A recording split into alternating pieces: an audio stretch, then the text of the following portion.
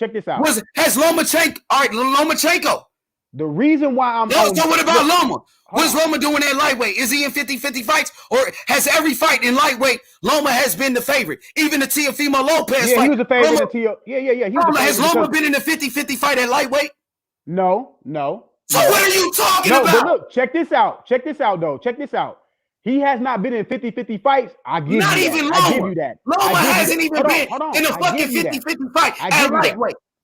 I give you that. He hasn't been in 50-50 fights at lightweight. Not even Devin Haney. How old is Loma? Now, but how old is Loma? Loma 33. Since you want to go by Loma got a better resume, though. Loma got a better resume. Hold on. So you trying to tell me that Tank Davis and Loma resume the same? Loma 33. Loma 33 years old. Loma only got 15 fights. No, he only got 15 fights. No, since you want to listen. He got now 15 listen, fights, bro. though. Listen. Since you want to go by age, Loma's 33 and Tank is 27. And Loma, he hasn't been in a 50-50 fight. Loma's older than Tank. So what the fuck? You know he got 15 fights, right?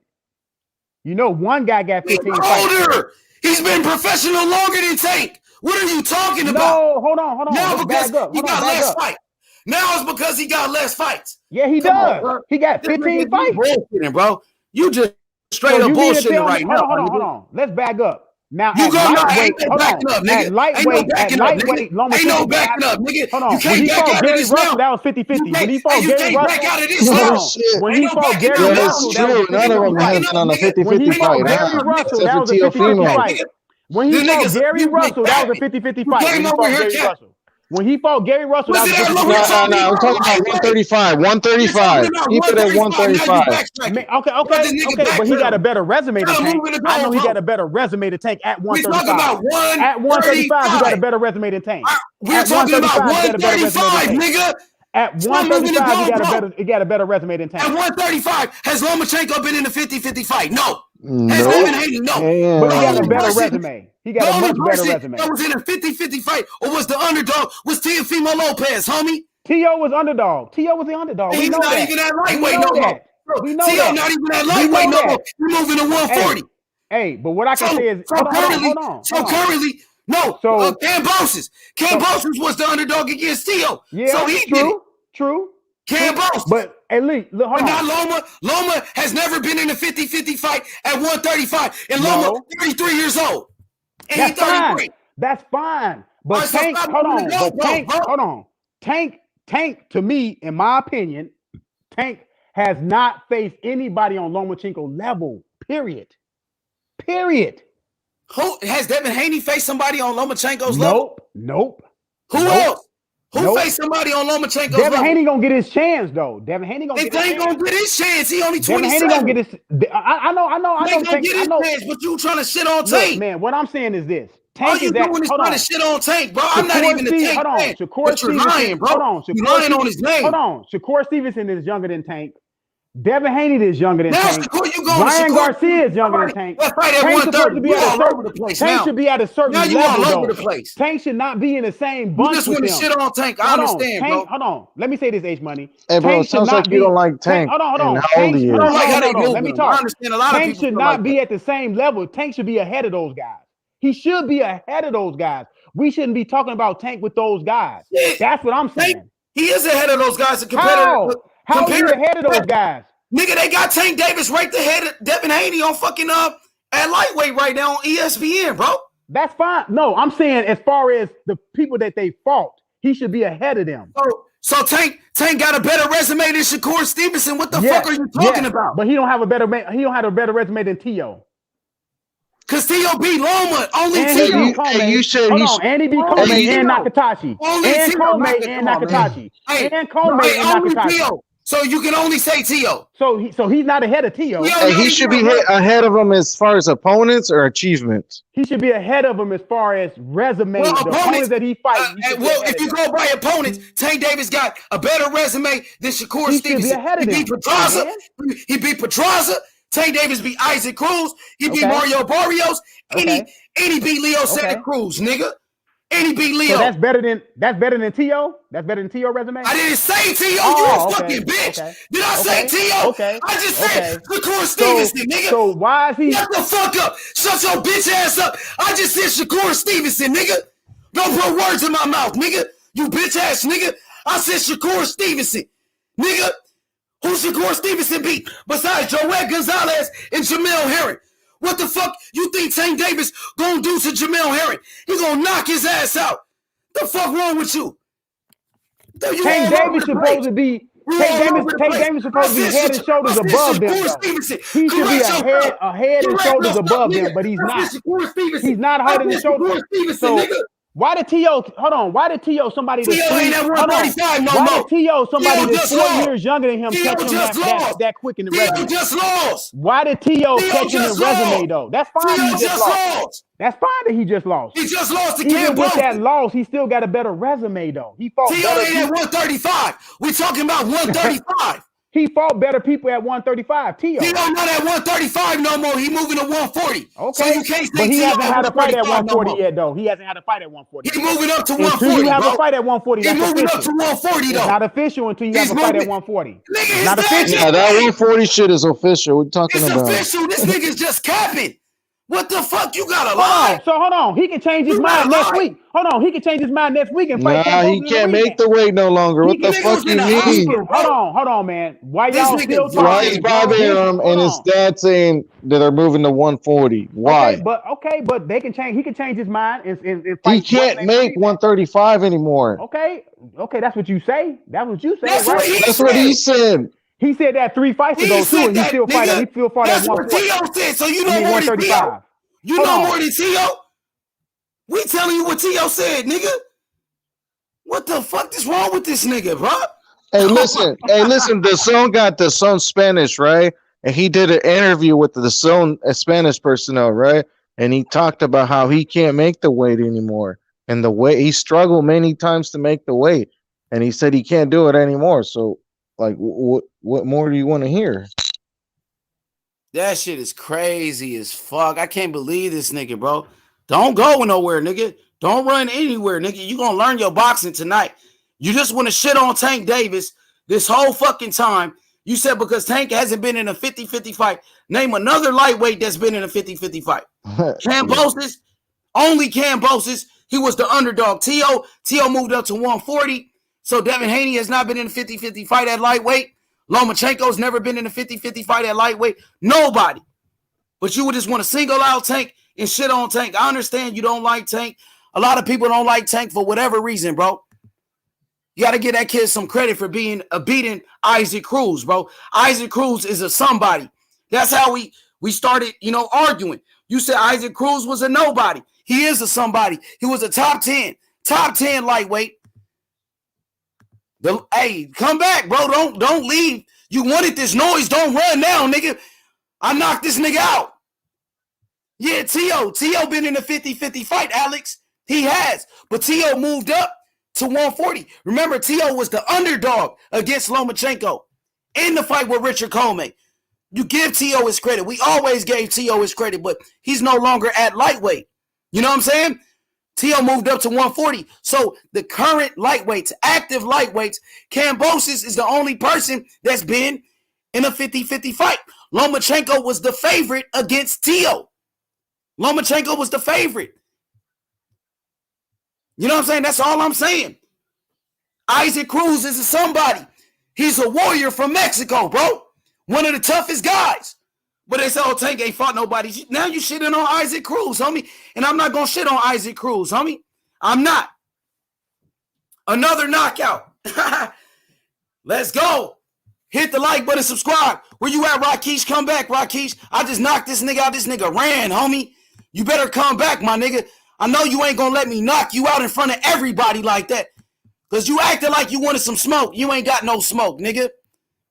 You ain't got no smoke. Saying Tank fighting nobodies. Isaac Cruz is a somebody. Jose Pedraza is still a somebody, homie. You know what I'm saying? He fighting Jose Ramirez next. So what you trying to say? Jose Ramirez is fighting a nobody in Pedraza? Tank beat Pedraza years ago. Lomachenko fought that same Pedraza for a world title. Hey, Ramirez is a former unified champion too, so. Yeah, and Lomachenko beat Pedraza at 135. The same guy that Tank beat. But it's okay for Lomachenko to fight Pedraza, but you got a problem with Tank do it, bro. Nah, bro, we got to give fighters they credit, my dude. That's all I'm saying. Give every fighter they credit that deserve it. Tank deserved credit for Isaac Cruz. Tank deserved credit for Jose Pedraza. Even Leo Santa Cruz. Oh, he back. He back. Okay, so Yo, you cooked that dude so bad, H brother. Yo, he I ran out like I a got knocked pussy. out. I got Yo, knocked you out. ran out, man. You ran out, motherfucker. Hold on. Hey, Fucking look. hating on Hey, Tank H Davis. Money. Hey, You you want gonna to hate continue on Tank talking or you Davis? gonna let this dude talk right here? You fucking pussy. Look, man, just calm down, man. Just you calm down, sit in the background. You stop Okay. hating, motherfucker, okay? Sit back in No, the no, you stop background and hating. shut up, man. Are Okay, you H mad? Money. Are you H mad at Money. him? Would you agree? You Would you fucking agree? bitch. Hold on. H Money, would you You the agree that soft ass Tank dude, Davis man. can fight You the anybody he soft want dude. to fight at lightweight? Would you agree with that? That he can fight anybody at lightweight he want to? Would you agree with that? That he can fight anybody at lightweight that he want to fight? No, Man, shut your You wouldn't bitch agree ass with up, that? man. You wouldn't agree with that? I think Tank Davis would want to fight anyone at lightweight, but he cannot based on his contract and his network deal. His network. Oh, okay. But one thing So is he sure would. is Tank Like is Look, the he making a would lot difference fight of money. anybody, between right? what Tank A wants lot and of what the money. network wants is different. So Nigga, and Tank said he want to fight Kambosos, who's the number yeah, one lightweight so right now. He just said he want to fight Okay. Kambosos. And So who is Kambosos That's number Kambosos? right. one lightweight Who in is boxing, Kambosos nigga. signed to? Who is Kambosos signed to? he doesn't have Drew anyone. DeBella. He a free agent, right? Drew Yep, DeBella. he's a Tank Yes, said he free want to Drew fight network DeBella. agent. Kambosos. Yep. So what you got to So he say about that? You so still gonna he's a shit free on? agent, Wait, right? let me So he's a talk, free Wayne. agent, Let right? me talk, Wayne. So you still gonna shit on Tank? And he said he want to fight the number one guy in Kambosos? Yeah, he want to fight Kambosos, but not in Australia though. You know that, Nah, right? now you wrong again. He said Because let me speak. Leonard Like, Ellerby said not in Australia. Let me speak. Because Steven Espinoza, the head of Showtime, he said that they will go fight in Australia if that's where the money is at. That's what they said. Well, Leonard Ellerby said they're not going to Australia. Espinoza said they will go fight in Australia if that's where the money is at. So who running it? Who running the show? Steven Espinoza run the network Okay, so he Showtime. run. So Who's wherever he Tank Davis said, signed to? Showtime. so wherever Yeah. he Okay, says then. goes. Hold on. So wherever he says goes, right? I didn't say that. Now you putting more words in my mouth, I'm bro. just asking you. No, because you saying Tank. No, this is what you said. You said Tank. He said he won't fight in Australia. First of all, send me a I link. said where Tank Leonard said it. Ellerby Nah, said not nigga. Australia. Send us a link. Show me the video where Tank said it out of his own mouth that he won't go to Australia. Send it. Yeah. Where's Hold on. Tank Did Davis Tank not say running that? his own Or career. Leonard That's Ellerby Mayweather. said Hold it? on. Mayweather Did runs. Tank say You it? fucking Or liar. Leonard Ellerby say it? Mayweather runs his career, not Answer the him. question. Did Tank say it? You would or never Leonard see Ellerby Tank. said You it? would never hear Tank say that. All I right, would then. never So hear why Tank you say say that. Tank Then said shut it the then? fuck up. Because I take what Leonard Ellerby say because And he's I'm telling running you his what career. Steven Espinoza Leonard said, nigga. Ellerby is running his career. Man, this nigga Him and capping, Mayweather, bro. right? Hold on. This nigga's Is him capping. or hold Okay, on? Is him or Mayweather? okay. You Hold on. Is basically proved the Leonard point, though. Ellerby or No, Mayweather listen. running the You career said or they're what? running their career, right? So what Tank wants and what they want is two different things. But Tank himself has never said he will not fight any of these guys. He said he will fight them. But like you said, Ellerby and Floyd and the network Showtime run his career, so it's what they want. Okay, I mean, Showtime is the but one you're putting saying, up the money. that Tank could choose Showtime is the one anyone, putting up the but he money, nigga. can't. okay. Yeah. Put it this way. No. Can Mayweather choose anybody for Tank to fight? Can Mayweather do it? That's who he signed to. That's his promoter. Hey, Can listen, Mayweather- you just said that Tank Davis said that he won't go to Australia, but now I you never say say you Tank. I now, said Leonard you Ellerby did, said they're not you did going say there. that. You said I Yeah, Tank you Davis say won't that. go to Australia. I said that You did Leonard say that. Ellerby No, said. you did just say that. You said it a couple of times. You said Tank won't go to Australia. Tank said that. But Leonard, Yeah. now you're saying Leonard Ellerby said it. Now I'm telling you, Steven Espinoza, he said they will go to Australia if that's where the money is at. Come on, bro. Now you saying Tank. You saying Hold on. Because I'm gonna pull it up right now. Steven Espinosa said it don't make no sense to go there. Not Steven Espinoza said that Hold if the money is over there, you a lying motherfucker. Steven Espinoza said if the money is in Australia, they will go fight there. Then you said Tank. You said Tank said he would never go to Australia, and that's a lie. Now you saying Yeah, you fucking liar.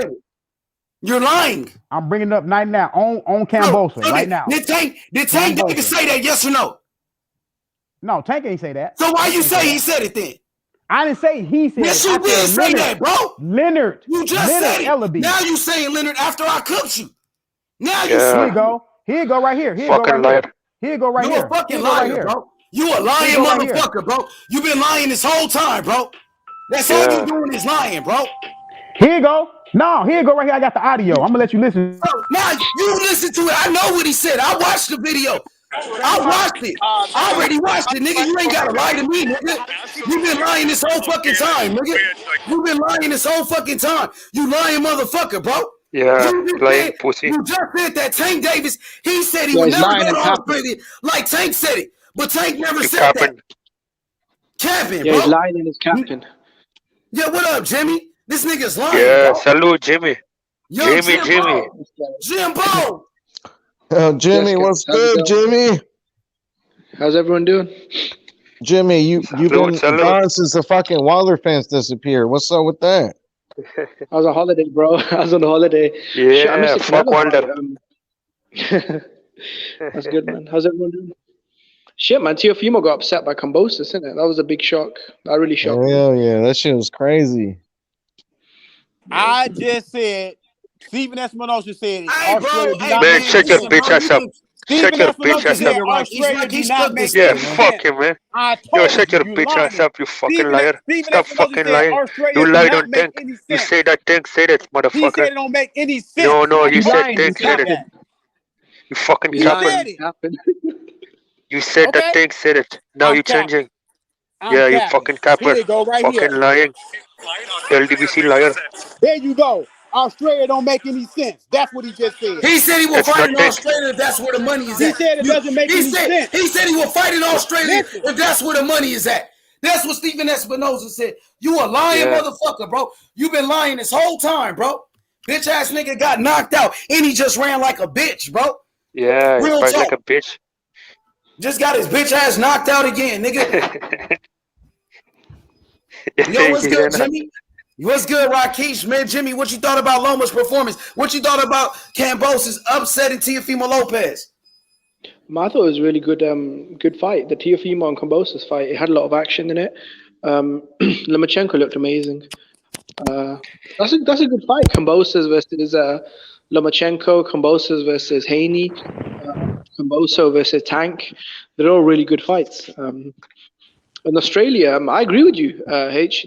I think in Australia he's a superstar because he's talking about selling out stadiums. Yeah, but this dude Wayne said Kambosos is not a star, and the motherfucker could pay 80,000 in Australia. That's what this lying nigga just said.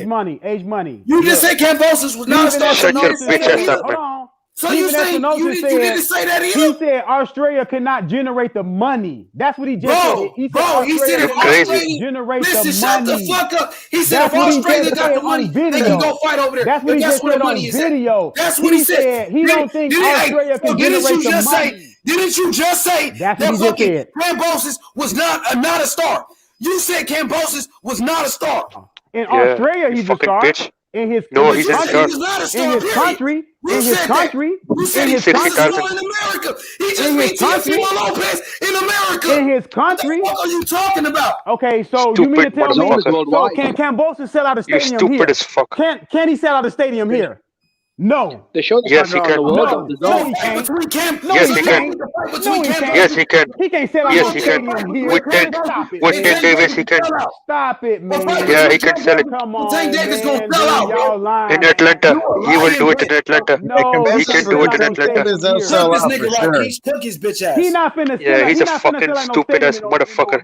Yeah, he can sell it in America with Tank Davis. Him and Tank can sell it. That's wishful thinking. Yeah, he can sell it. Him and Tank, he can sell it. You just said that Kambosos was not a star. Now he's In retracting Australia, you was right. Yeah, he's a bitch.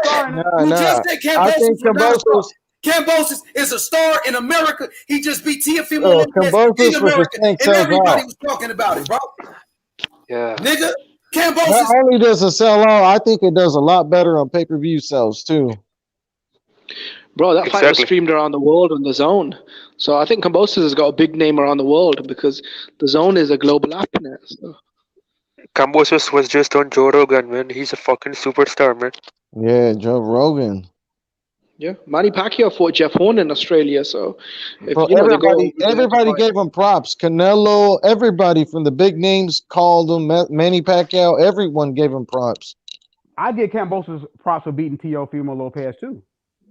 I think Teofimo should go up to 140 though, because if he's struggling to make weight, then he should go up to 140. Yeah, have a good run up there. Because I think Teofimo's still a really good fighter. I think he still have a bright future at 140. It's just Teofimo one cannot loss. beat Josh Taylor, man, at no 140. He's not gonna beat Josh Taylor. No. H but I think Money, I Josh have a Taylor's question, brother. No. the year after his next fight. No, He's he's not going gonna up to beat Josh Taylor at no Crawford. 140. No. Yeah, but Taylor's gonna be gone out of the division soon, isn't it? So all the belts are Yo, gonna get brother H. scattered. Rakesh, what up, Rakesh? What's good? Yeah, I have a question, man. What do you think about Tay Jones getting knocked out by Idongo, man? Tay Jones is a bum. He's a bum. Getting knocked out by Idongo, man. He got his bitch Oh ass shit, knocked where's out. T.Y.? No, listen. The funniest shit Where's I ever T.Y.? heard. No, listen, let me say this. The funniest shit I've ever heard was somebody telling that dude to check Indongo's gloves instead of fucking worrying about Fury's gloves when he was going around doing all that fucking dick riding for Wilder. Yeah, that Yo, dick guys, sucking motherfucker. is Yo, T.Y. in Jimmy, the what chat? about Because Malik's T.Y. cut is- working?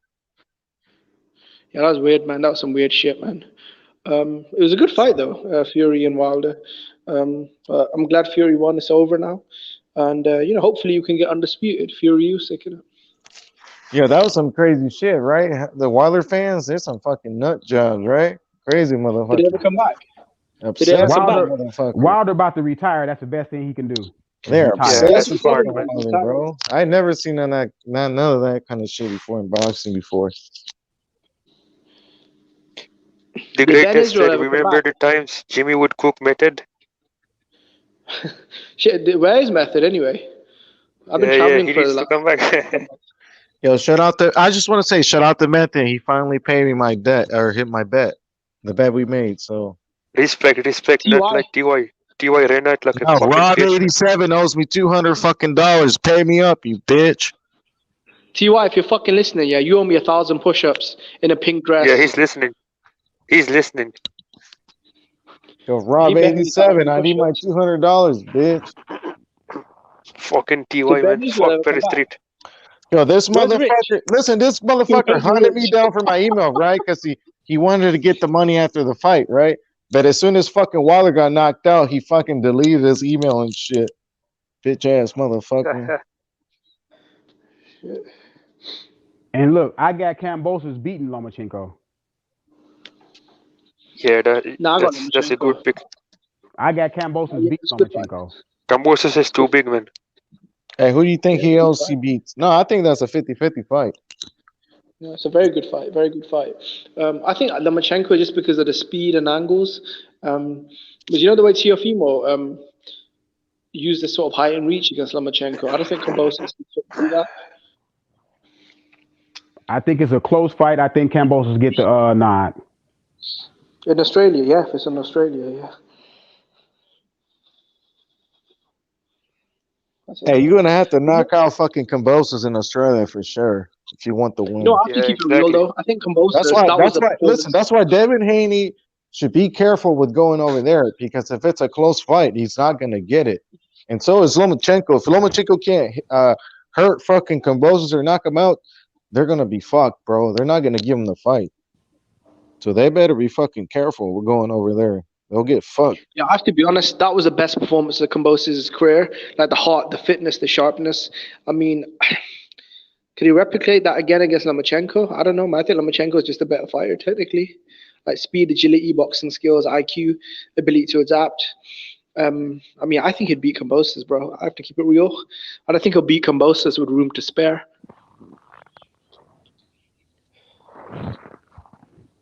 Hey, listen. I watched Jeff Horn almost get knocked out, and they still won the fight. So I'm just saying, be careful. Yeah, yeah. But it's a really good fight, you know. Kambosos, warrior. He's a true champion, man. He's the undisputed lightweight champion, top 10 pound for pound. That's one of the biggest upsets in the last several years. So Kambosos is a gangster. Yo, I got a question for Wayne. And the whole panel. Who wins between Tank and Kambosos? I got Kambosos. I got Tank Davis. I got Tank by knockout. Yeah, I think two things might knock him out, bro. No, actually, Yeah, Tank bro, Davis. Kambosos got a chin, It's a man. 50 fight. Man. Yeah, it's a 50-50 fight, but I think Tank might knock him out for sure. It's a He 50-50 doesn't break fight. his I'm going fucking with chin and Kambosos. shit. I agree with Wayne on that one. I got Kambosos. Yeah, one thing Kambosos got about a Tank chin. I is forgot. the one thing that bothers me a little bit about Tank when he's in the ring, he's lazy sometimes. Sometimes he takes time off when he shouldn't be taking time off. Tank has Hey, ability, he has power, he has agility, he has all of that. It's just when I want to sometimes ask when I you. see him fight, it seems like he takes too much of the round off, and you can't H, be I want to doing ask that. you a question. H, do you think maybe like Teofimo, like because obviously I don't want to make excuses for him, but do you think maybe Kambosos overperformed in that fight because Teofimo was a little weight drained? He was also maybe underestimated him a little bit. Do you think maybe Kambosos overperformed? No, man, we can't say that because at the end of the day, it's not our fault that Teofimo fucking underestimated him and didn't take him seriously. So Yeah. you can say all Because if you you follow, want, but he got his ass beaten. That's all you can say. Wait, So what do you mean? What do you mean he overperformed? I mean, I felt like that night he performed a lot better than. Because if you follow his career, Kambosos, he's a good fighter, but I mean, if you look at his other fights against Lee Selby and stuff like that, he's not. He's not. Yeah, yeah. I see Yeah, what you're you know saying, what I mean? but Like, if he's a good anything, it fighter. shows. He's nothing. Yeah, he prepared. He's The nothing thing is, special. he prepared for everything, and he Yeah. definitely had a strategy and a game plan, and he executed it really well. So that shows something about him, Yeah, but So he's I don't know if that was the best version of like when Lopez fought Lomachenko, he was so razor sharp in the best shape of his life, switched on. Like yeah. I'm not I sure if that mean, was the best version of Lopez. yeah, yeah. I but mean, you I saying don't think that so kind of either. But discredits what Kambosos did. So it doesn't No. It matter. doesn't. I think it no, was a no. great win. But The I only don't think he fucking discredits. version I saw was Teofimo Lopez, regardless of how he felt. He was in the fucking ring, so you can't say nothing else. All the extra shit, I mean, that's all it is. It's extra No, shit. no. But he's saying that Lopez looked different because he definitely looked a lot different in the Lomachenko fight and in the Yeah, Stanley because fight. he came That's a out with a fact. different kind of plan, though. Look how Yeah, exactly. reckless he fucking came out. That's not taking away from Kambosos. We just talking about how he came out I'm just angry. being honest in it. His emotions were Yeah, I'm off. just being honest. Exactly. That was part of the game plan, though. But yeah, Hey, listen, that's we like interview his it coach. doesn't take off We of him. interview his coach, and he talked about that was a part of the game plan to get Yeah, in his exactly. fucking head because they thought they were fucking mentally weak. So they got Yeah. in their head, and that was part of the plan, trying to get him to come with all he got in the first couple of rounds. Yeah. Shit, Yeah. Canelo's moving up to cruiserweight. Like, fuck it, I'm excited for that, man. That shit's gonna be crazy. Cruiserweight. I'm a Yeah. massive Canelo Yeah. fan, so it's history, man. 5 division champion. Just became undisputed at 168. Now going to become 5 division. Pound for pound king. First Mexican fighter in history to do that. So yeah, man, that's some really cool stuff. Yeah, man. Some people are calling it cherry picking, but they don't know what they're talking about. Nah, man, they don't know what they're talking about. Because if it was cherry picking, then Hey, Jimmy, look who's in the comment section. Yo, boy, Ben Israel. Look at his comment. He said, Shalom, Don King. They talking Loma versus Kambosos. That's bullshit. It's time for undisputed Kambosos versus Devin Haney. It's man down today, tomorrow, and forever. Yo, join the panel, Ben.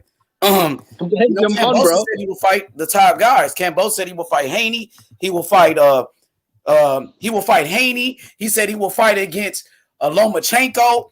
He said anybody can get it. He said it's free smoke Kambosos right now. But the WBC said he was undisputed already. So if he fight Lomachenko, they're going to say he's an undisputed fight. When Lomachenko, he just beat Richard Comey after the fight, they was asking him, Loma, are you going to fight Kambosos next for undisputed? They already calling Kambosos undisputed. Kambosos, he calling himself undisputed, bro. I want to see the Devin Haney fight, though, Ben. I'm with you on that one, though, Ben. Devin Haney deserves a shot to fight for undisputed, too. Hit that link. Go ahead, my boys. Yeah, I think that's the fight that's gonna happen next because I think the zone will probably put up the most money. Maybe I can't see Bob Arum. What about think ESPN? Devin You Haney will don't happen see next? ESPN doing it for a fight like that? Maybe that could be possible. But I think the zone because the Hey, global last platform. time Loma had a fight like that, it did like what 4 million views or some shit on ESPN against Teofimo. Yeah, but ESPN is just one TV network. The Zone's a global app in like 200 different But countries. ESPN is the worldwide leader in sports, bro. Yeah, in America. Yeah, that's true. That's true. Would that be pay per ESPN view? is bigger than the Zone in America, bro. Wait, Yeah. so you think it's Would gonna that be happen on the pay-per-view? Zone? The Would that Zone be ain't really pay-per-view? nothing in America. The Zone ain't shit in America, to be honest. But worldwide is pretty big, though. Yeah. Bro, Yeah. listen, Would that be pay per view? if Loma versus Kambosos is on fucking ESPN, that shit'll be shown in bars everywhere. And it's free because it's for a fucking free channel. So And you know that fight will be on a pay-per-view. So Yeah, you I think know it'll be pay-per-view. it might be like on a Sky Sports pay-per-view. You never know. Because I know that I think Top Rank yeah, signed. overseas, yeah. Yep, Top in the Rank signed a UK. deal with them with Sky Sports. Yeah. Loma fought on Sky Sports before against oh boy, what's his name? Luke Campbell on a Sky Sports pay-per-view, right? Yo, Yeah, it's pay-per-view. ESPN is the place to be. I'm telling you, that's the biggest platform right now for boxers. Yeah. You know I mean, what? Yeah, I like think the Zone. I probably wish Haney get that shot though. You know, that'd be great. Devin Haney gets an opportunity to make history, to become the youngest undisputed champion in the history of boxing. You know what I mean? I want Devin Haney to get his shot. I want Devin Haney to get his opportunity. It's about that time, Ben Israel. You know what I mean? But Kambosos got options. He might fight Tank. He might fight Loma. He got Devin Haney. Hey, Garen, the only way I see that he ends up fighting Devin Haney is if he pays. He needs Eddie Hearn. If Eddie Hearn really loves Devin Haney as a boxer, under his fucking banner, right? He needs to put up massive amount of money to get that fight, to secure that fight, you know? Not fucking around, none of You'll that probably shit. have to overpay, right? Yeah, you have to overpay at this point. You have to, if you really want that fight to secure it on the Zone, you have to go above and beyond to make sure that nobody can fucking match your offer. So that's the only way I see it. So I'd they laugh gotta if be Ryan above. Garcia. Go ahead. I'd laugh if Ryan Garcia got that fight because he's talking about it as well. Hell no, bro. Don't even say Man, that shit. he doesn't deserve that fight. Yeah, fuck no. It's funny how What if he does get Golden it? Boy's not gonna put up the money to fight George Kambosos on the Zone. What the fuck? Yeah, Hell, but George Kambosos, he said he wants everyone, and he's gonna fight them one after another. I don't know, like if he truly believes that or if he actually is gonna do it, but we'll see, man. I think Lomachenko's probably the only fighter that'd be willing to. I think he's probably more likely to go to Australia. I think maybe Haney might Devin go as Haney well. said he would go to Australia. He said he'll fight him anywhere. Haney does too. hey, if you gotta watch Kambosos fight Tank, you gotta pay. If you gotta watch Kambosos and Devin Haney, you gotta pay. If you gotta watch Kambosos and Lomachenko, it'll be on ESPN for free if you already have cable. Yeah, that'd be cool in Australia. They might put that 80,000. on the pay-per-view, So though. I I got ain't a gonna question. lie. No, they better not put that. Kambosos versus Loma, that's a big fight, bro. I'll pay for you. Yeah, they might. Tio versus Loma was supposed to be pay-per-view at first too, right? But then the pandemic came, so they put it on free. You know, so Yeah. Wait, so who do you guys have in the Kambosos Devin Haney fight? Who do you think is gonna win? I got, man, that's a 50-50 fight. I think it's a close fight, but I give it to Devin Haney. But it's so close. It's a close fight. I got Haney, though. I think Haney can win. What about you? Unanimous decision? You said unanimous?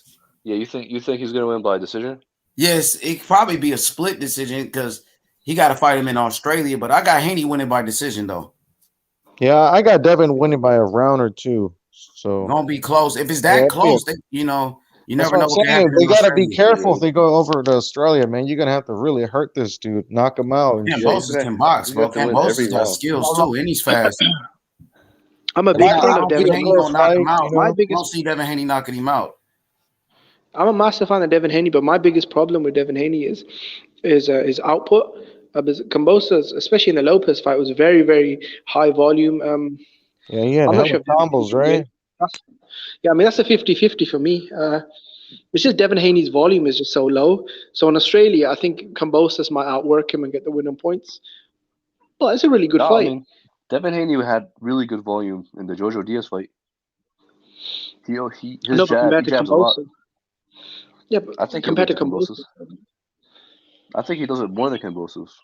He has a really good jab. He does it really well, and he keeps his distance really well too. So I think don't it'll know. be a close fight, though, for real. Yeah, it will be close. I favor Devin Haney. Yeah, me too. Devin's more He's how talented. big he is. He's got It's a way bigger close, reach though, than bro. You Kambosos, can't right? count on Kambosos, I swear. But I'd No, give I Devin know, Haney a I slight understand, but edge. based on his 50-50 attributes, you fight, can. though, for me. Hmm. I think Kambosos is going to be the favorite in that fight. Matter of fact, I think even Really? Sergio Mora said he picked Kambosos to beat Devin Haney. So some people are picking Kambosos. It's a good fight.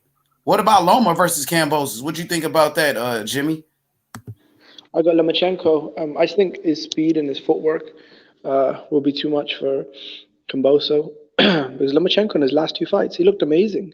You know, he blew out Nakatani, just completely destroyed him, and then put on a clinic against Richard Comey. So I think Lomachenko's back with a vengeance. I just think style-wise, I just think Lomachenko's speed, agility, angles, skill, IQ will be too much. But Kambosos, he's a very live dog, and he could pull off another big upset. But I think Lomachenko by unanimous decision, because if you follow, if you've seen his other fights on Kamboso, he just struggles sometimes against boxers like Lee Selby, and Lomachenko is Lee Selby times 10,000. Bro, Kambosos definitely got a shot in that fight, though. Look what he did to fucking Teofimo. Lomachenko couldn't even do that to Teofimo. He fucked his ass up, and he dropped him. Say, I think it'll be a closer fight than when most people think. But Jimmy brought I up a think a good lot of point. people are picking Kamboso. I think Lomachenko's being underrated here. A lot of people are saying that Kamboso beat the shit out of Lomachenko. I'm not sure who the favorite would be, though, out of them two. I got to go with Kambosos in that one. I like Loma, but I think Kambosos is young. He's bigger than Lomachenko. It's another 50-50 fight. Kambosos, he could match him skill for skill. But, man, Loma looked so good in his last fight. I would just give the slight edge to Kambosos. But I think Loma give him some problems, too, though. I'm going to be honest with you. Loma's a problem for anybody. Hey, see what I'm saying? Those are all close fights and good fights. So why would you call him a duck if he doesn't pick one or the other? Like, they're all good fights, so. Who's a duck? No, the only person that said that was boxing historian. He was calling Kambosos a duck. He's the only one that said that. No, I think it was somebody. Was it him or was it somebody else? That's his brother boxing. Brother boxing. Brother boxing. Not boxing. Sorry, brother boxing. I'm sorry. Yeah. Typical brother boxing. Nah, but I think Loma will beat Kambosos easily, because the thing about Kambosos was, I think Jimmy brought it up.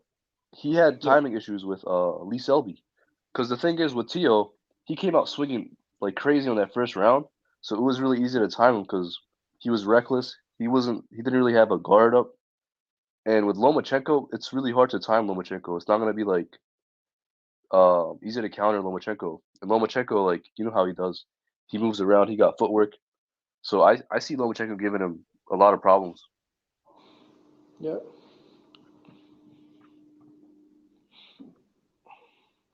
Hell yeah. Go ahead, Jimmy. I think Lopez made it a lot easier for Kambosos. I don't know where his mind was at, man. He was just slugging away in it. Yeah, that man was on Bro, he got in his head for sure, man. The way he came out, holy fuck. See, yeah, the thing is, I think that loss really affected Teofimo a lot, man. Because he got in his head and then he lost. Like, I've been seeing Teo around. He doesn't even care. Like, I've been seeing him he in his head. He did an interview, right? Yeah, they don't even give a fuck. Yeah, they don't care. They think they won the fight. So, I mean, I hope he still doesn't think that, because he's straight up delusional. No, I think he's still a young. I like Teo though. I still like him. Yeah, hey, I hope he doesn't change still that rock for with real. Teo. I hope he still comes out at 140 and talks shit and everything. Like, I think Josh Taylor's gonna move up soon. This is his last fight at 140. He wants to go up to 47 and fight Ugas and Crawford and Spence. And I think the division will be wide open for Lopez. So he could do a lot of good things there. Still a young kid. I don't think Josh Taylor's gonna get any of those fights being with Top Rank. I think he'll get the Crawford fight. Yeah, there's no way. He's not gonna fight Errol Spence or Ugas at all. But isn't he with MTK Global though?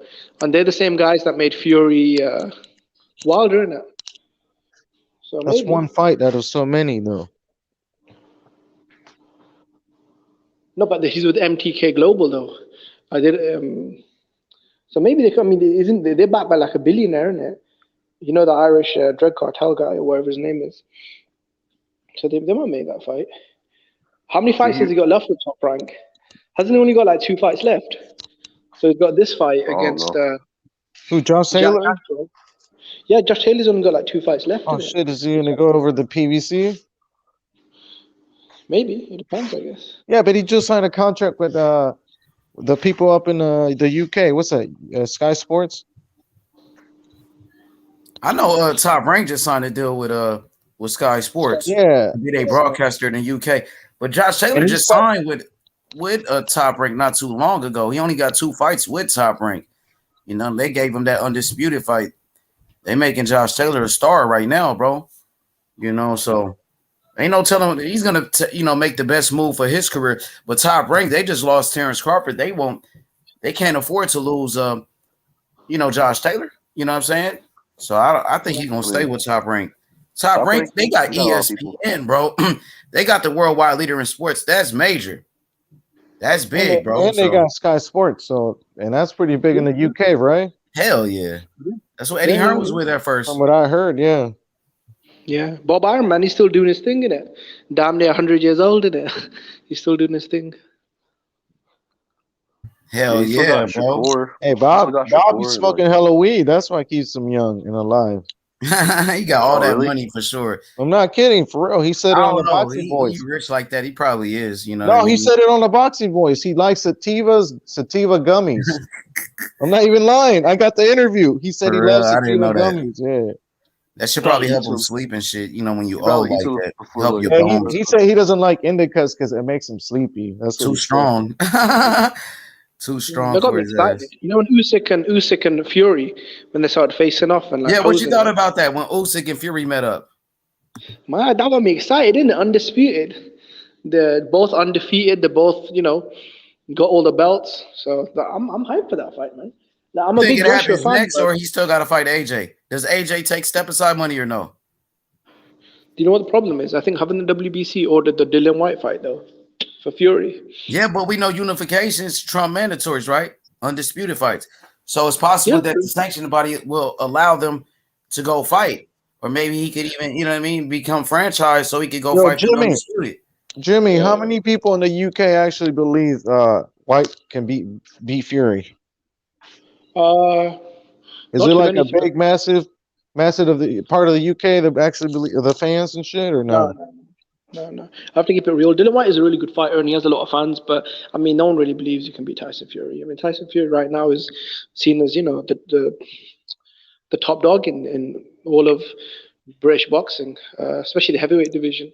Hey, but that's a big fight in the UK, though, right? Oh yeah, massive fight in the UK. I think that sell out the Manchester United football stadium and do really big pay-per-view numbers. It's the biggest fight out there for Fury outside of Usyk or Joshua. Yeah, Dillian White is popular in the UK because he fought Anthony Joshua. That's why. He fought AJ. He had a rivalry with AJ since the amateurs. So that's why he's popular. What's good? Best of the best, my brother. Salute. H Money, what's goody? What's goody with everybody on the panel? Man, I'm good, bro. What you thought about Lomachenko's performance this weekend, and how do you compare his performance to Tank Davis and Devin Haney's? And who's gonna be next for Kambosos? Who deserved to fight with Kambosos next? Man, let me tell you something. Lomachenko had me sitting stuck this weekend. Like, oh my goodness gracious, what the fuck we got going on here? Hey, let me tell you something. Hey, I was just listening to y'all before I got on. And I heard you talking about that fight and him edging him. That's what made me say, let me get on here with him. I don't know, man. He looked better. He looked better than he looked better than he did before he got beat. Like, he on some other shit. Like, he back. Like, he want that. He want them straps. Like he said, the mission is to get them straps. He want them. And so him and Kambosos, though, for real though, I respect Kambosos. So I don't know. I mean, but he looked good. He looked good. Him and Tank and them, all them. Oh, I'm not worried about none of them. All that right there, he not worrying about none of them. If they really want that smoke, they can come get it. He running through all that. All that right there, they my only one I'm worrying about right now is I'm worrying about the Kambosos, because Kambosos, I don't really know. He might could pull that shit off. I ain't putting shit past him no more. But he the only one though. Loma want them belts back. He mean that shit. He want them belts back. Yeah.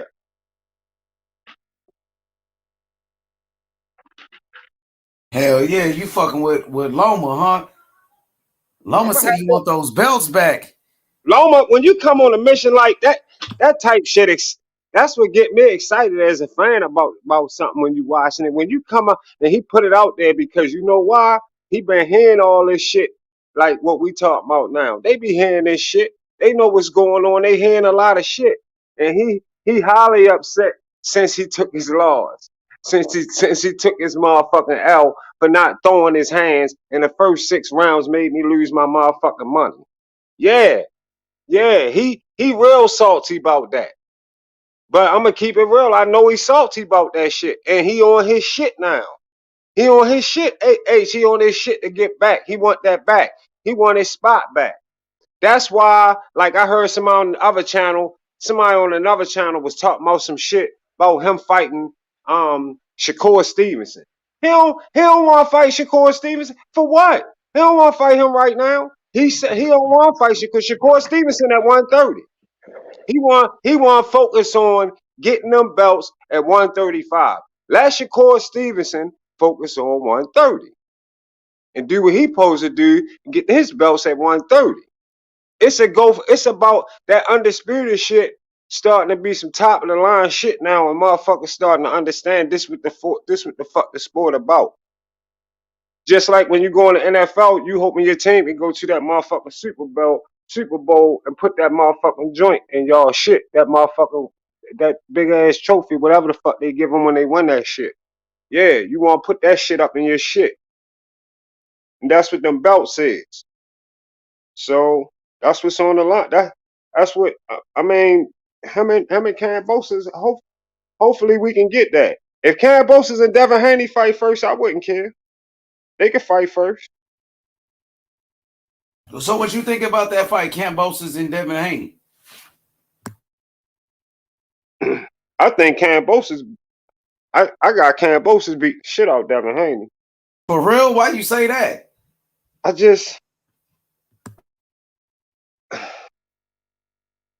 think Kambosos like the way he Kambosos fast. First of all, he extremely fast and like he gonna give you that. He give you that war. He put in that work. It's just another level of work that I see coming from Kambosos than I can see. Man, you got heart though, for real. It's something about him. And I'm still getting to know him. That's why I just don't want to put Loma I got Loma. I think Loma can beat him though, but Loma gotta be careful though. But if Loma be on his shit like he was just with Comey, he should be all right. He gotta stay just like that right now to get everything he want. If Loma want everything he want right now, he gotta stay just like he is right now. And don't be coming in no motherfucking fights with nobody holding up, waiting, and all that shit. Do what you do, because if you're going to lose any motherfucking way. So what the fuck is you waiting for? You might as well get your little fill out, 1 or 2, 3 rounds, get your little fill out, and then you should be get ready to go in. You know? So, I mean, I'm going to tell you, Ace Money, that 135-pound division right now is just on fire.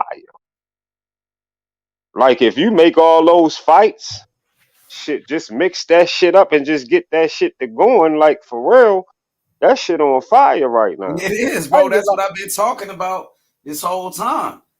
I even like that shit. I like everything I seen this weekend. Period on that card. Watching that motherfucking top rank card. Yeah, Keyshawn Davis lightweight too coming up. He was on the undercard. He looked good. Yeah, that's what I meant to ask you. What weight class is that's his name? That's his name, Davis, the dude with the hair. Keyshawn Davis. Keyshawn Davis. What weight class he fight in? He fight at 135. He fight at lightweight too. You said the guy with the hat. You talking about Jared Anderson? No, Oh, the I was talking heavyweight. about the guy with the hair that had the hair. Oh, the hair. He talking Tall, about skinny Keyshawn guy. had like a little afro. Yeah, his name was Davis. Oh, the hair, not hat. Yeah, that dude the truth, bro. Hey, listen, best of the best. That he fight at lightweight. He fight at 135. Oh, he fight at 135? God damn. He fight, I thought he was a 147 fighter or something. What the He fuck? looks strong though, huh? Oh my God. So that's one. Oh my goodness, 135. Oh my goodness.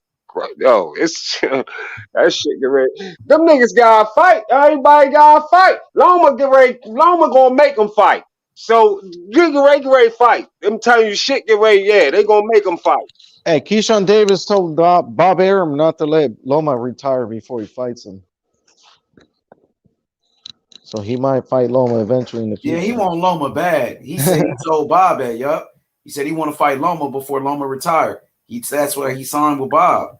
He want that fight. Bob will give him that. He'll get that done. If Bob's still around, he'll give him that. Yeah, because Loma ain't gonna be around for too long. Loma's already 33. He probably got like 4 years left. 3 years left. Loma. That's so right. That's why I said he gotta do what he gonna do. Loma gotta do what he gonna do now and get ready to get out. Because it's get ready to be, like you said, his time gonna be up in a couple more years. Hey, Loma left his I guess his print in the books of the history of the boxing history books. He's the first, so I'll always remember Loma. So yeah, I always had love for Loma too. That motherfucker's a dog. He fight the best guys. Since his second fight, he fought for a world title against Orlando Salido. Third fight, Gary Russell. The fastest man to win a 3-division world champion. You know what I mean? The fastest man to do that in the history of boxing. Yes, indeed, man. That guy, that little guy, nice, man. I watched him this week and I said, look at this little motherfucker nice as a bitch. You see how he throwing them hands? Look how he twisting, he man. Just see shit. Then he just like patient. Like he be standing in front of you and know something come. Boom, boom, boom. He like boom, boom, boom, boom, boom, boom. And he just gone. He over there. Bro, he was telling the corner to stop it. Damn. That's how bad he was beating the fuck out of him. That's why they won't let that's why Floyd and them ain't letting Tank fight him, man. Is y'all fuck crazy? Floyd ain't letting Tank fight that man, yo. Fuck that shit. He gonna fuck Floyd shit up. Floyd ain't. The whole thing is what motherfuckers just gonna have to. We just gonna have to simply understand. I think it is what it is. Floyd just gonna let Tank have his regular career, get his money. He good. He must be good with his money. What he getting? And hell yeah. I mean, fighting on paper. You gonna take that mill fight. Think about it, though, y'all. Listen to it. H Money. Think about it like a regular like us. Think about it. Nigga, Tank said he will fight Kambosos though, my nigga. They said they want that fight. All right, but listen, if he don't, in case we keep getting the bullshit, think about it. Will you take $1 million? Will you take $1 million twice a year to go fight a motherfucker that you could beat up and just get $1 million and go off about your business? And man, a lot of fighters are doing that, bro. Shit. You motherfucking right. That's what I'm saying. Doing? Yeah. Isn't that what Demetrius Andrade is doing? Yeah. You know he gonna beat? Yeah. Yo, they just in there. They get it. Some of them in there for that. I'm telling you, a lot of people be surprised who on that ticket, who doing that shit. It's a lot of motherfuckers that, man, I'm not fucking getting all fucked up. Hey, is it true that Andrade is about to vacate? Or is that not true? Yeah, I heard Eddie Hearn say something like that because he got a mandatory Johnny Beck, who's a tough fighter. Yeah, tough and once this motherfucker. dude became the mandatory, Andrade's all of a sudden ready to drop the belt. What kind of shit is that? Now he wants to move up because this guy's is mandatory. That's crazy. It's crazy.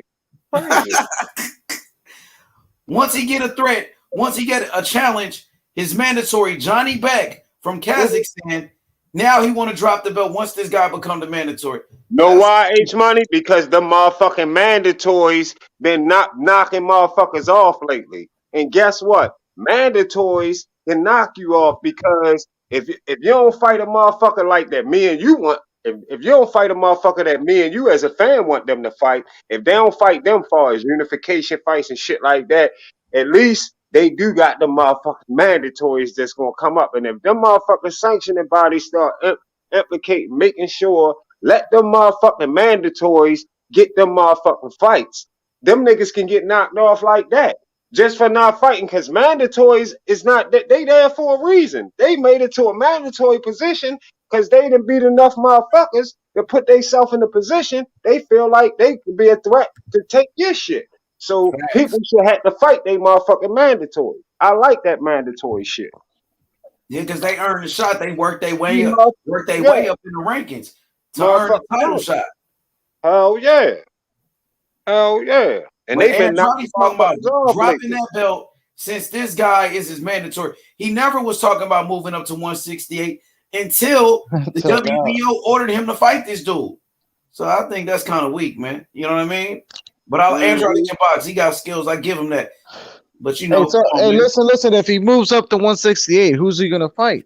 I guess he's gonna try to become the mandatory for the WBO. And like, isn't Canelo the mandatory? I mean, isn't Canelo the champion? Yeah, but if you're vacating, why would you get that kind of fucking But that's just how that's what happens in the WBO. Jaime Munguia vacated. He became the mandatory to fight Andrade at 160. Munguia. Oh, so right? even if you vacate, you still can even get if you vacate. I ain't know that. Vacated his belt and moved up to 160 and still was the mandatory. Damn. Oh, Crawford moved up to 147. He was the mandatory to fight Jeff Horn, WBO. Vacated his belt at 140. But he relinquished. So I think that's what they were talking about, but they never said that until, you know, of course, this guy was the mandatory. But I mean, relinquish and vacate the same thing. No, I think vacate is when you vacate because of you've been mandated to fight somebody, you know. Relinquish is when you got control of everything and you just fucking say, I'm moving to a different division, you know. Right. So that's what I take it as. What do you? Yeah, man, it's about time Andrade step it up, but he does got skills. I ain't gonna shit on him and say he's not a good fighter. That motherfucker, he do got skills for sure. He could box his ass off, but you know, it's about time we see him in there with some top guys, man. Yeah, well, he go up there in that David Benavidez water. That'd be a good fight. That'd be a good fight. Eddie Hearn should put up the money for that fight. Yeah. I don't think he got the power to knock out Benavidez. I got David walking him down. What do you think about David Benavidez? You think he's a beast? Yeah, I think David Benavidez is a motherfucker. I think David Benavidez is the Canelo problem. I'm gonna tell you the truth. And much as like, you know, I don't really like Canelo. I like him. Yeah, I don't like him because the reason my story on Canelo started back when he was doing that Canelo weight shit at 155. Hey, so you think he ducking Benavidez? I don't think that Canelo is ducking Benavidez. I wouldn't call it that. I think right now Canelo is focused on trying to outdo Floyd shit, trying to get 5 divisions real quick. And then maybe after if he go up there and do what he gonna do right there at cruiserweight, if he gonna take that fight, maybe he might just come back and take that fight. I don't know. I know that's a big go up and go down in weight, but shit, he walk around in that kind of weight, all the regular them weights, any motherfucking weight. So he should be able to make any of them. And I think maybe he might give us a David Benavidez fight before it's all said and done. He's just not going to give it to us now. But no, I don't think that he ducking David Benavidez. But I do think that David Benavidez, I think that Canelo do know that David Benavidez is the one problem, and for some reason, I just see him being a problem for Canelo in that fight. Hey, so listen, if Jermall Charlo, Andrade move up to 168, and Benavidez, out of that 3 possible opponents, if Triple G also moves up to 168, out of those possible 4 opponents, who would you say gives Canelo the hardest fight at 168? Out of them that you just said, GGG, Charlo. Yeah, that's crazy, bro. I'm happy you brought up Triple G. Why would Andrade move up? Well, let me just say this. Why would Andrade move up from 160 when he could unify with Triple G and Eddie Hearn got both fighters? Right. What the fuck is that about? Because that mandatory is too much of a threat. You know, a big. That's crazy, man. Just like you just said, H Money, like y'all saying, that mandatory got something to do with him running, because he don't want to go the Triple G way. See, that's what make me think, like, what's up with him? Like, What are you doing? Like your career, say he a cousin of mine or somebody I gotta see right now. I'm sitting at him and I'm in the boxing like I am. I'm just a real nigga like that. We sitting around at the family thing. I'm in the backyard. I'm like, damn, man, you don't be doing shit. What the fuck they doing with your career? Why you don't be taking no fights or you ain't getting no fight? You don't be fighting no motherfucking body. These motherfuckers on the internet talk about you all the time. Like, this shit crazy, yo. You don't be fighting shit. Like, what the fuck? Why don't you fight Triple G? You can't get a fight with Triple G. He on the fuck, ain't he on ass and with you? You can't get a fight with Triple G, and he on. Why you can't talk to your man Eddie Hearn and get that shit together if y'all on the same shit? Why you can't do that? Like, what the fuck going on with that? You keep Hey, calling out Canelo. Tom Loeffner said that Triple G will move up to 168 to fight Canelo. And then why the fuck they can't let? Then I don't know why they don't just put Charlo and Demetrius Andre in the unification fight. Bro, What the anybody will fuck? move up to fight Canelo. Fucking Amir Khan jumped up 2 weight classes to fight Canelo. You got motherfucking Andrade said he'll move up to fight him. Charlo will move up to fight him. You know what I mean? Because that's Canelo. Hey, bro, it's like the gold rush. You know, whoever gets there first. Right. And the crazy part about it, want me to tell you what the crazy part about it, all of them like looking and having that rush to get in there with Canelo and get that big bread and get in there. But don't they know? I feel like either one of them, when they get up in there, they get that big bread, they gonna get punished. That's just how I feel. Any of them at 160. Triple G might, could, I don't know, but I don't know. I don't think he don't got it no more. The way Canelo fighting right now, and like I said, I ain't like that motherfucker, but you know I'm straight down the middle, yo. You gonna always know me straight down the middle, real talk. I can't, just because I don't like a person, I can't just say some dumb shit. And Canelo beating shit out motherfuckers right now. He on his shit. I'm just straight like, you know what I mean? I can't, hey, he beating the shit out motherfuckers, yo. Yeah, he is. She ain't playing no games. He ain't playing no games. That little walk down shit, his little shit. He put his little shit together. He'll never fill you out. He gonna give you like 3, 4 rounds. You get in there, he gonna give you 3, 4 rounds, some shit like that. Okay, then about that time, then here it go. Once he turn that motherfucker on, once he turn it up and he start pressing, then it's a wrap. I don't be saying nobody don't be doing shit about it, yo. It's like they can't even do shit about it. Once he turn it on, he turn it on. And I think him and Crawford be doing the same shit. They do the same shit. Crawford be doing that same shit. H Money, he be fucking filling them niggas out for like 4 or 5 rounds. He fill you out. Kell Brook just got knocked out in the fill out process. That's all. But he be filling you out for a minute. And then once he actually know what you throwing and see how you coming and y'all they bringing it and all that, then all his shit that he know. Hey, Kell Brook was shocked. He didn't know what the fuck hit him. He didn't. Go watch the highlight, you'll see it. His face, his eyes were all fucking wide open, like what the fuck was that? Yo, shout out to YB, my boy Young Bill. He said Demetrius Andrade may vacate WBO and move to 168 to become Canelo's mandatory boxing news. So there go the link right there. Yeah, but boxing news is like a pro PVC fucking he's not PBC Andrade though. No, pro BP, like anything that doesn't like I guess whatever they don't like. Just go back and read some of the articles they got, and you'll see through it. Shit. They also, hey, listen, if you go back and watch their fucking website, they also put up an article saying that Canelo is not undisputed because he has to fight Benavidez. Like, so that's from the same website. So, the thing is, Demetrius Andrade wasn't talking about moving up to become Canelo's mandatory until this guy became his mandatory, until Johnny Beck was ordered to fight Andrade. Once they ordered this fight, now he's talking about doing that. But I remember Shelton Moore months ago when Andrade came to Canelo's press conference, was calling him out. Shelton Moore came to the panel and said, Andrade should just move up. You'll become the mandatory with the WBO. Why you don't do that? But he wasn't trying to do that. He went to go fight Quigley.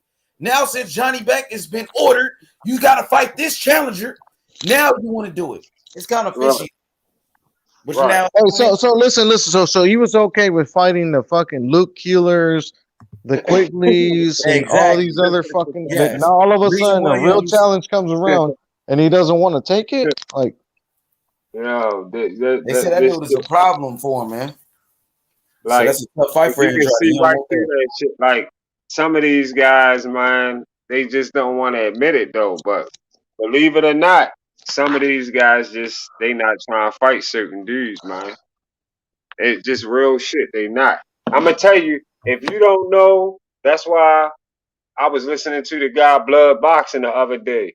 If you don't know, he was saying some real shit. Like, if you just don't like understand what's real and what's going on, some motherfuckers just not taking certain fights. Like Floyd said, the phrase is, like he said, work smarter, not harder, and that's what the fuck it means. He don't want to say it directly out and say it like that. And then he try to on top of that, he's been recently over and over every interview you catch Floyd in. He keep on saying Muhammad Ali was slow. You know Muhammad Ali fucking family losing, they going fucking crazy about hearing that motherfucking nigga say that motherfucking bullshit. Can you imagine how the fuck these people feeling? That's why that dude Blood wild Floyd the fuck out like he did on that motherfucking show the other day, and he needed that. He should have what? done like that. Yeah, he said Floyd he keeps saying it over and over. He keep getting in interviews and saying Muhammad Ali was slow because he pleased the fans. Because he said because why would he shouldn't have took all them fan friendly fights for the fans who was watching at that time. Why the fuck would he been trying to please the fans when the fans don't care about you? He said the fans don't care about you. He said they didn't care about Ali until he was slow, till he was fucked up.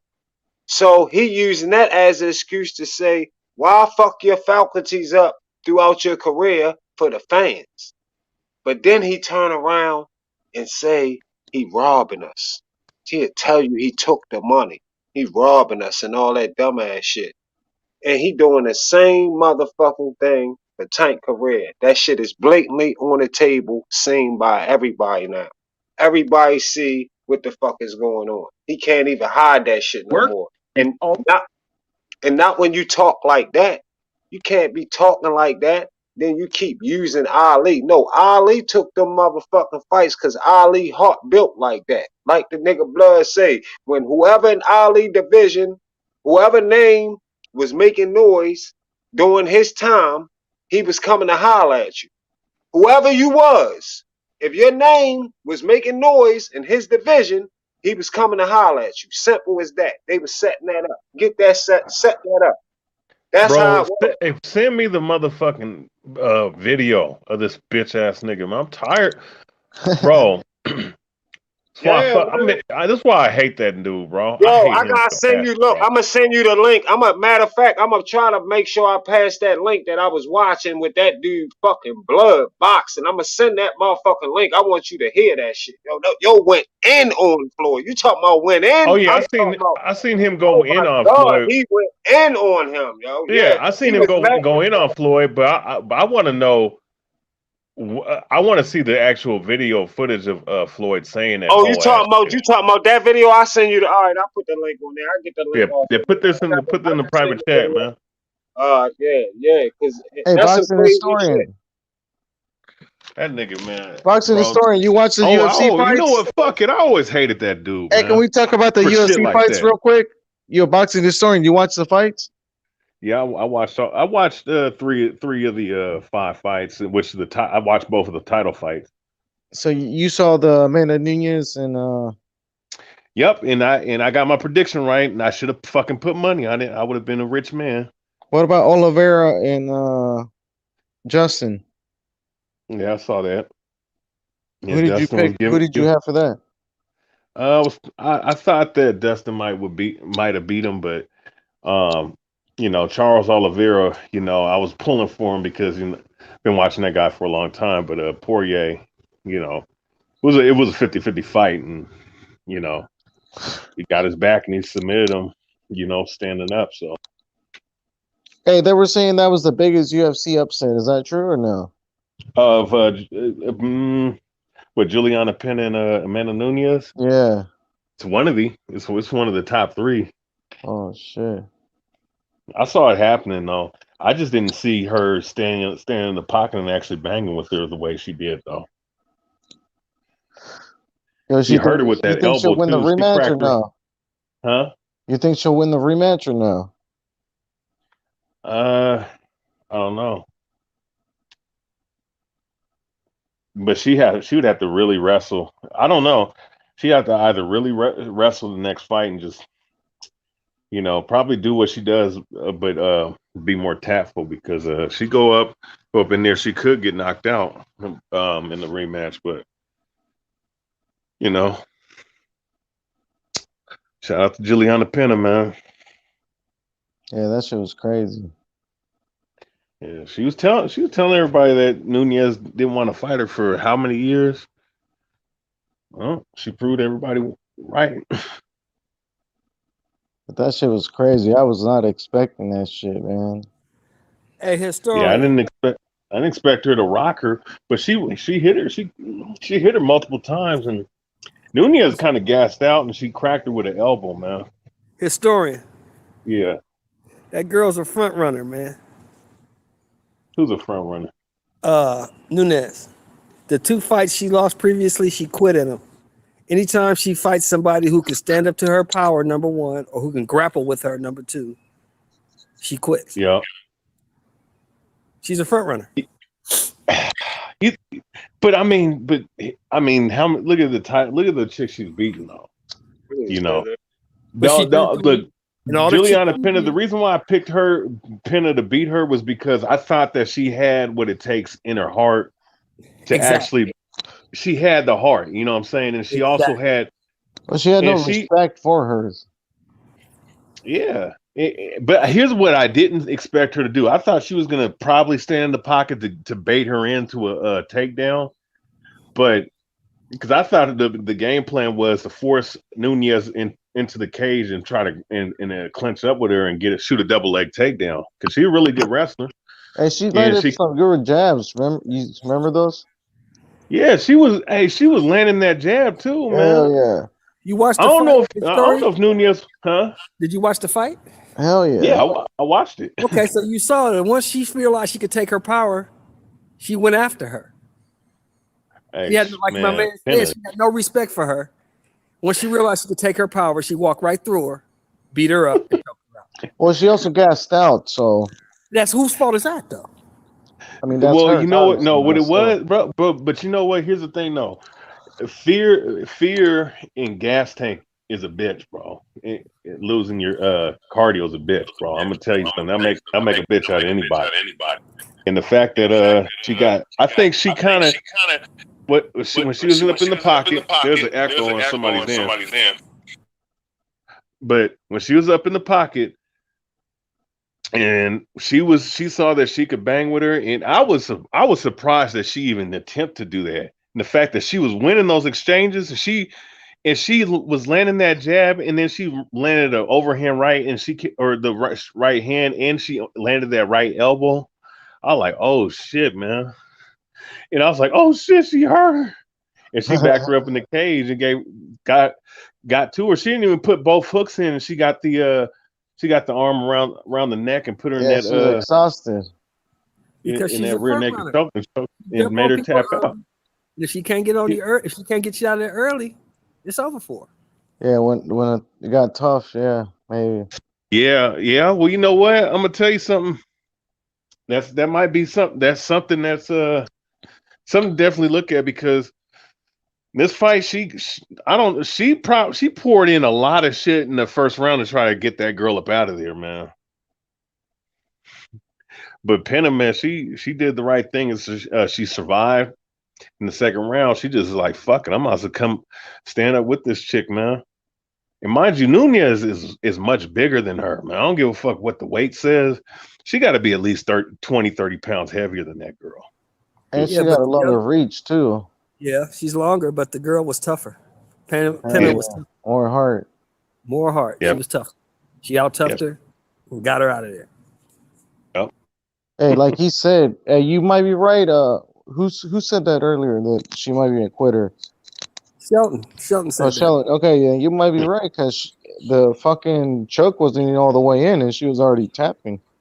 So every fight, go look at her history. The 2 fights she lost previously, she quit it.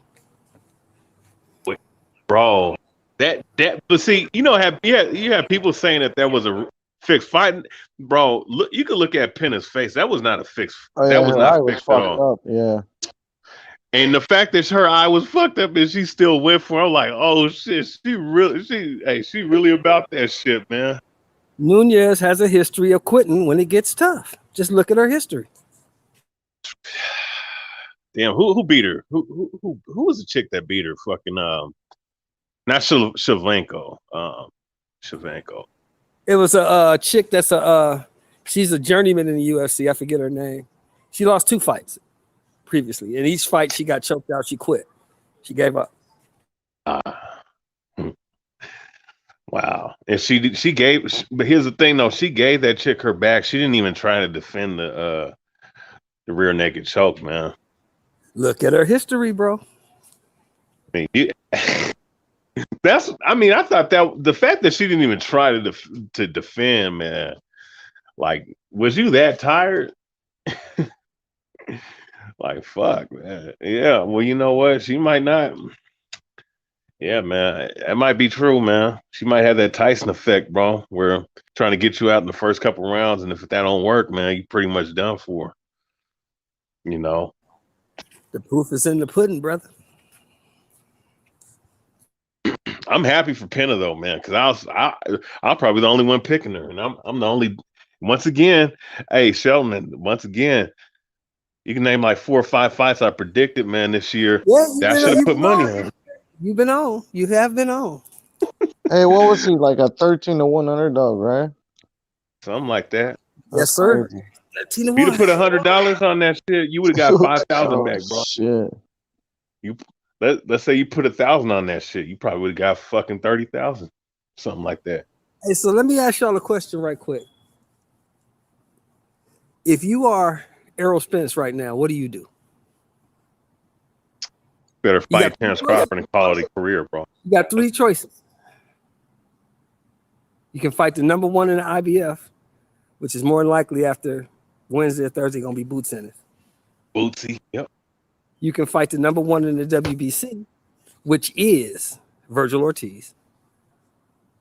Or you can fight the WBO champion, Terrence Crawford. Historian, what would you do? Oh, man. Well, hey, oh, shit. They don't even want, you can't fight Ugas because they order. Oh, man. Shit, pick your poison. Do you fight a power punching boxer in Boots Ennis? Do you fight a tough, rugged puncher in Virgil Ortiz, or do you fight the best boxer at welterweight right now, which is Terrence Crawford? If Spence don't want his eye socket broken again, what if you offer step aside money to Sionis and you fight Ugas? That'd be bitch ass shit. WBA's already mandated that Ugas fight Stanionis and then Butayev, so I don't think he's allowed to take step aside money. It's a mandated fight.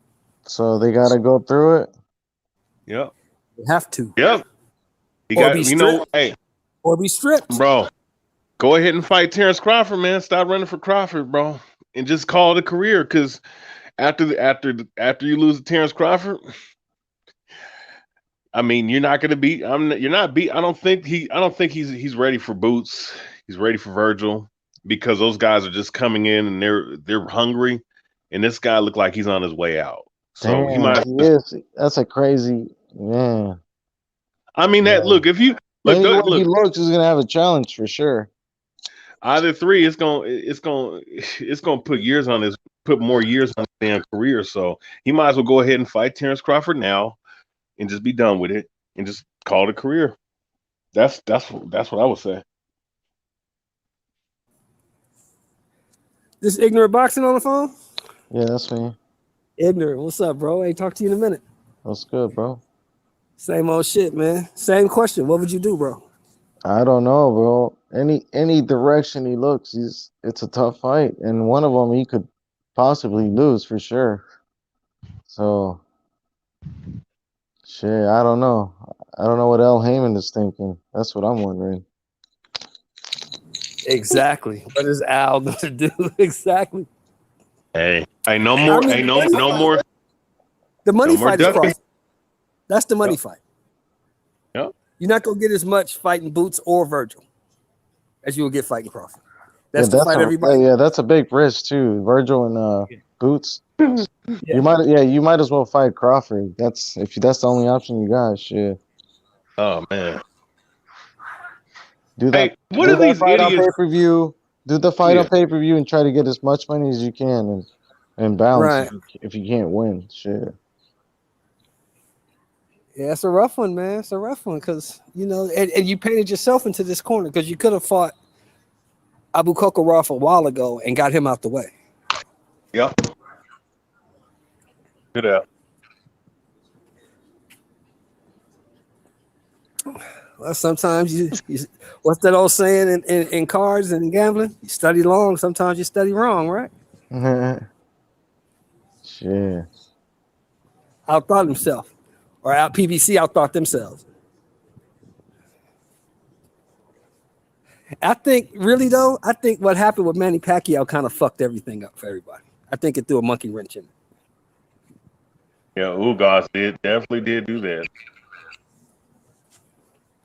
And nobody thought Ugas could win. That's the craziest shit.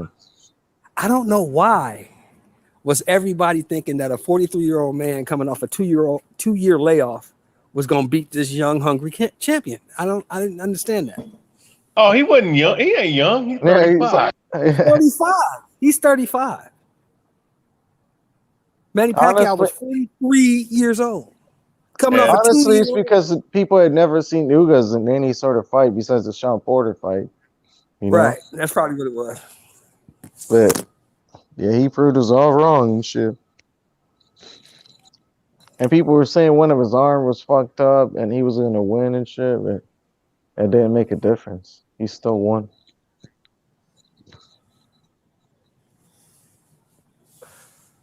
Well, I know this. In the next 6 months, we're gonna find out exactly what's happening and who's who at 147. Hey, what if he vacates though? What do you think about that? What if he vacates some of the titles or one or two? How many's he got? 3? Kills his legacy. It kills his legacy. Why? He can get him back. He just needs to get a fucking tune-up fight and try to get him back. I'm gonna tell you something. Right now, Errol Spence does not have a Hall of Fame career. Okay. So what if he vacates? Which title would you vacate? The IBF or the WBC? IBF and WBC. No. He's got an option to pick one. IBF. He's gonna have to vacate the IBF. But let me ask you this: whoever gets mandated first, which is next? The IBF. Let me ask you this, Ignorant. If he vacates the IBF, what are the fans gonna say? I mean, the same shit. Even if he doesn't vacate, it doesn't matter. Fans always got an opinion, so you got to do what you got to do. For your career, shit. I'm saying for his career, they're gonna say he dug boots, right? Yeah, most likely. Yeah, boxing fans. Yep. If I'm gonna he go vacates with the that too. WBC, he dug Virgil, right? Yep. Yeah, but he only has to. Yep. You're right. He's in a situation he can't even win, even if he vacates. So he can get a tune-up. Damn. He's got. He said no tune-up. He said no tune-ups, right? That's what he said. Yeah, that's what he said. Sure. So if he vacates and drops the belt, not to fight a guy. Man, Come on. What a situation he's in. I don't know. I'm not sure what I would do, to be honest. Then you got to come off the couch after a 15, 16-month layoff and go right in the ring with Bud Crawford. Who are you picking in that fight? think?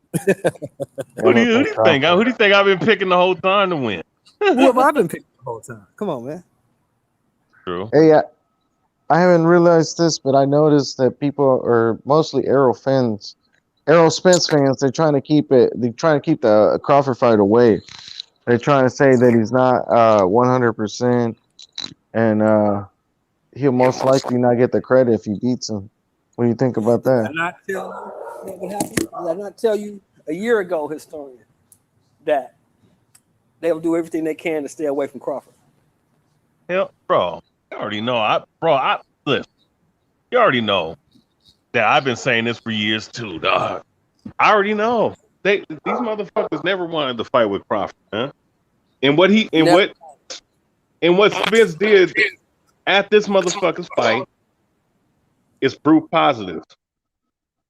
Hey, if Errol Spence doesn't believe in tune-ups, which, considerably, Virgil Ortiz and Boots are kind of tune-ups because they're not the best fighters, right?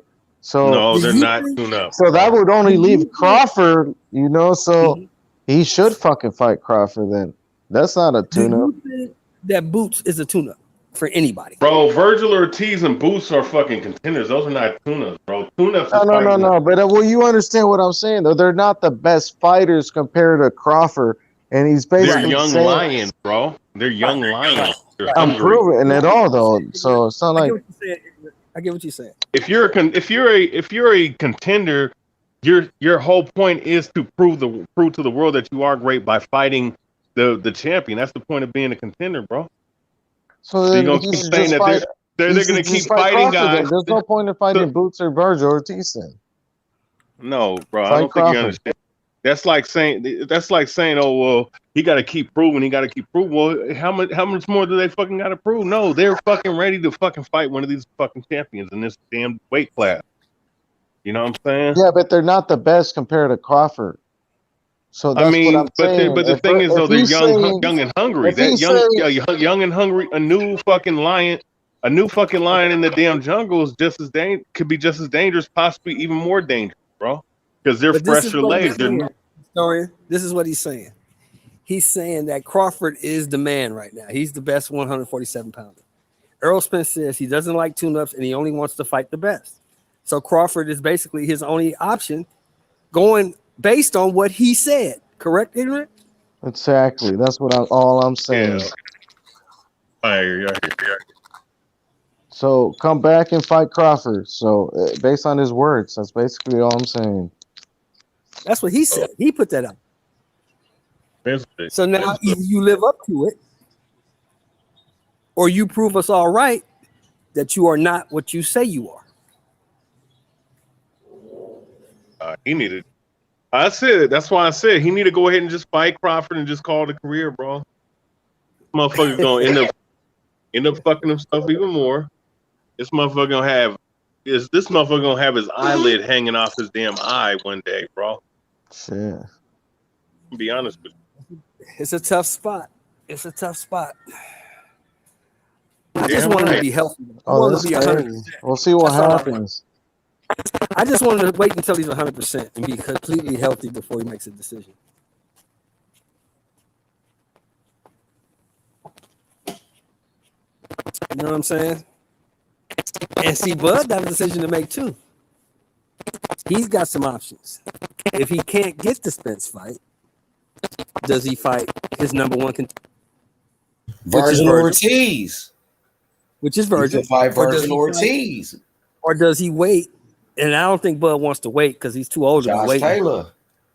Does he wait for Josh Taylor? Because Taylor fights on the 26th of February. He got options, bro. You can fight Josh Taylor. You can fight against who else? You can fight Josh Taylor. You can fight against Virgil Ortiz. Earl Spence is available. Boots Ennis is an option. Why not? You know what I mean? Boots is an option. Yep. Boots is incredible. Boots is number 3 in the WBO. He's number 3 in the WBO too. That's right. Mm-hmm. He's number 3 in the WBO as well. I mean, Ugas is busy. Hey, yo, you know that dude you was telling me about, Butayev, Sheldon? Yeah. That dude is actually good. He actually really is good. I seen him in the amateurs. He was a beast. He was a beast in the amateurs back in the day, Butayev. Yeah. So you was actually right about him. I need to pay more attention to him. He's actually pretty good.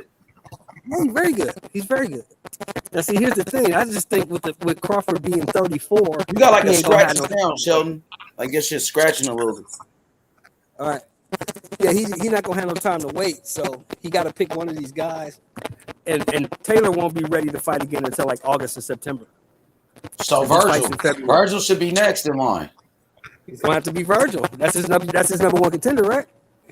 Yeah, it hasn't been ordered yet. It hasn't been ordered or anything. So Virgil is one of the best options.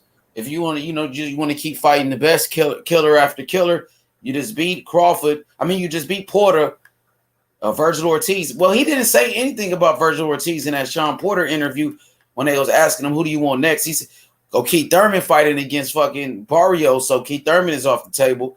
He said Thurman, he said Earl, and he said Ugas. And all of these, I don't know what Earl is doing, Ain't that Keith Thurman and Barrios fight really on pay-per-view? Is that a joke?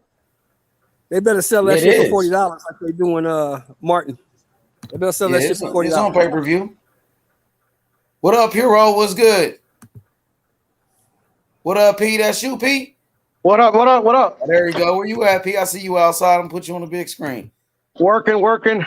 Oh, my bad. I had the camera on. Yeah. It's all good.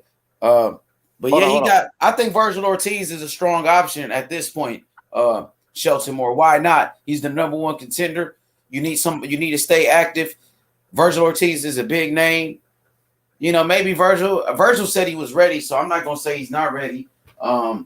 Virgil Ortiz is an option. No, but the WBC ordered Virgil Ortiz to fight that dude Avanesian or whatever his name is. Oh, he did, David Avanesian. Yeah, so the winner of that has to fight Errol Spence. And Virgil Ortiz already got a fight scheduled for the beginning of the year. So yeah, January he fights Avanesian. Yeah, I mean, Bud got to figure something out too. They both got to figure some shit out. Damn, bro, that's crazy the way the 147 is at right now. Shit, now that I think about it. Earl should fight Crawford, man. Fuck it. They might as well link up and fight each other, bro. Exactly. Just saying fucking do it. Pay-per-view, fuck it. Before you came back, H, that's what we were saying. He's in a no-win situation. If he drops a belt, you duck Boots. If you drop the WBC, you duck Virgil. So keep your belts and fight Crawford because unification trumps mandatory. Those are your two mandos. So you got to pick somebody. Yeah, so that dude Abdul Kokorov just lost. So I've been hearing that Jaron Ennis is the mandatory in the IBF. In the IBF, they don't play that shit. You seen they made that fight with Tio and Kambosos. They mandated that fight. So, we got to see what happens with Earl, man. Earl, he's still coming off that serious eye surgery. That's a big deal, man. Surgery to your eye like that, that's no game. We don't know when he's going to return back to the ring. How long have I been saying That's what I'm saying. He maybe vacate one title, one of them.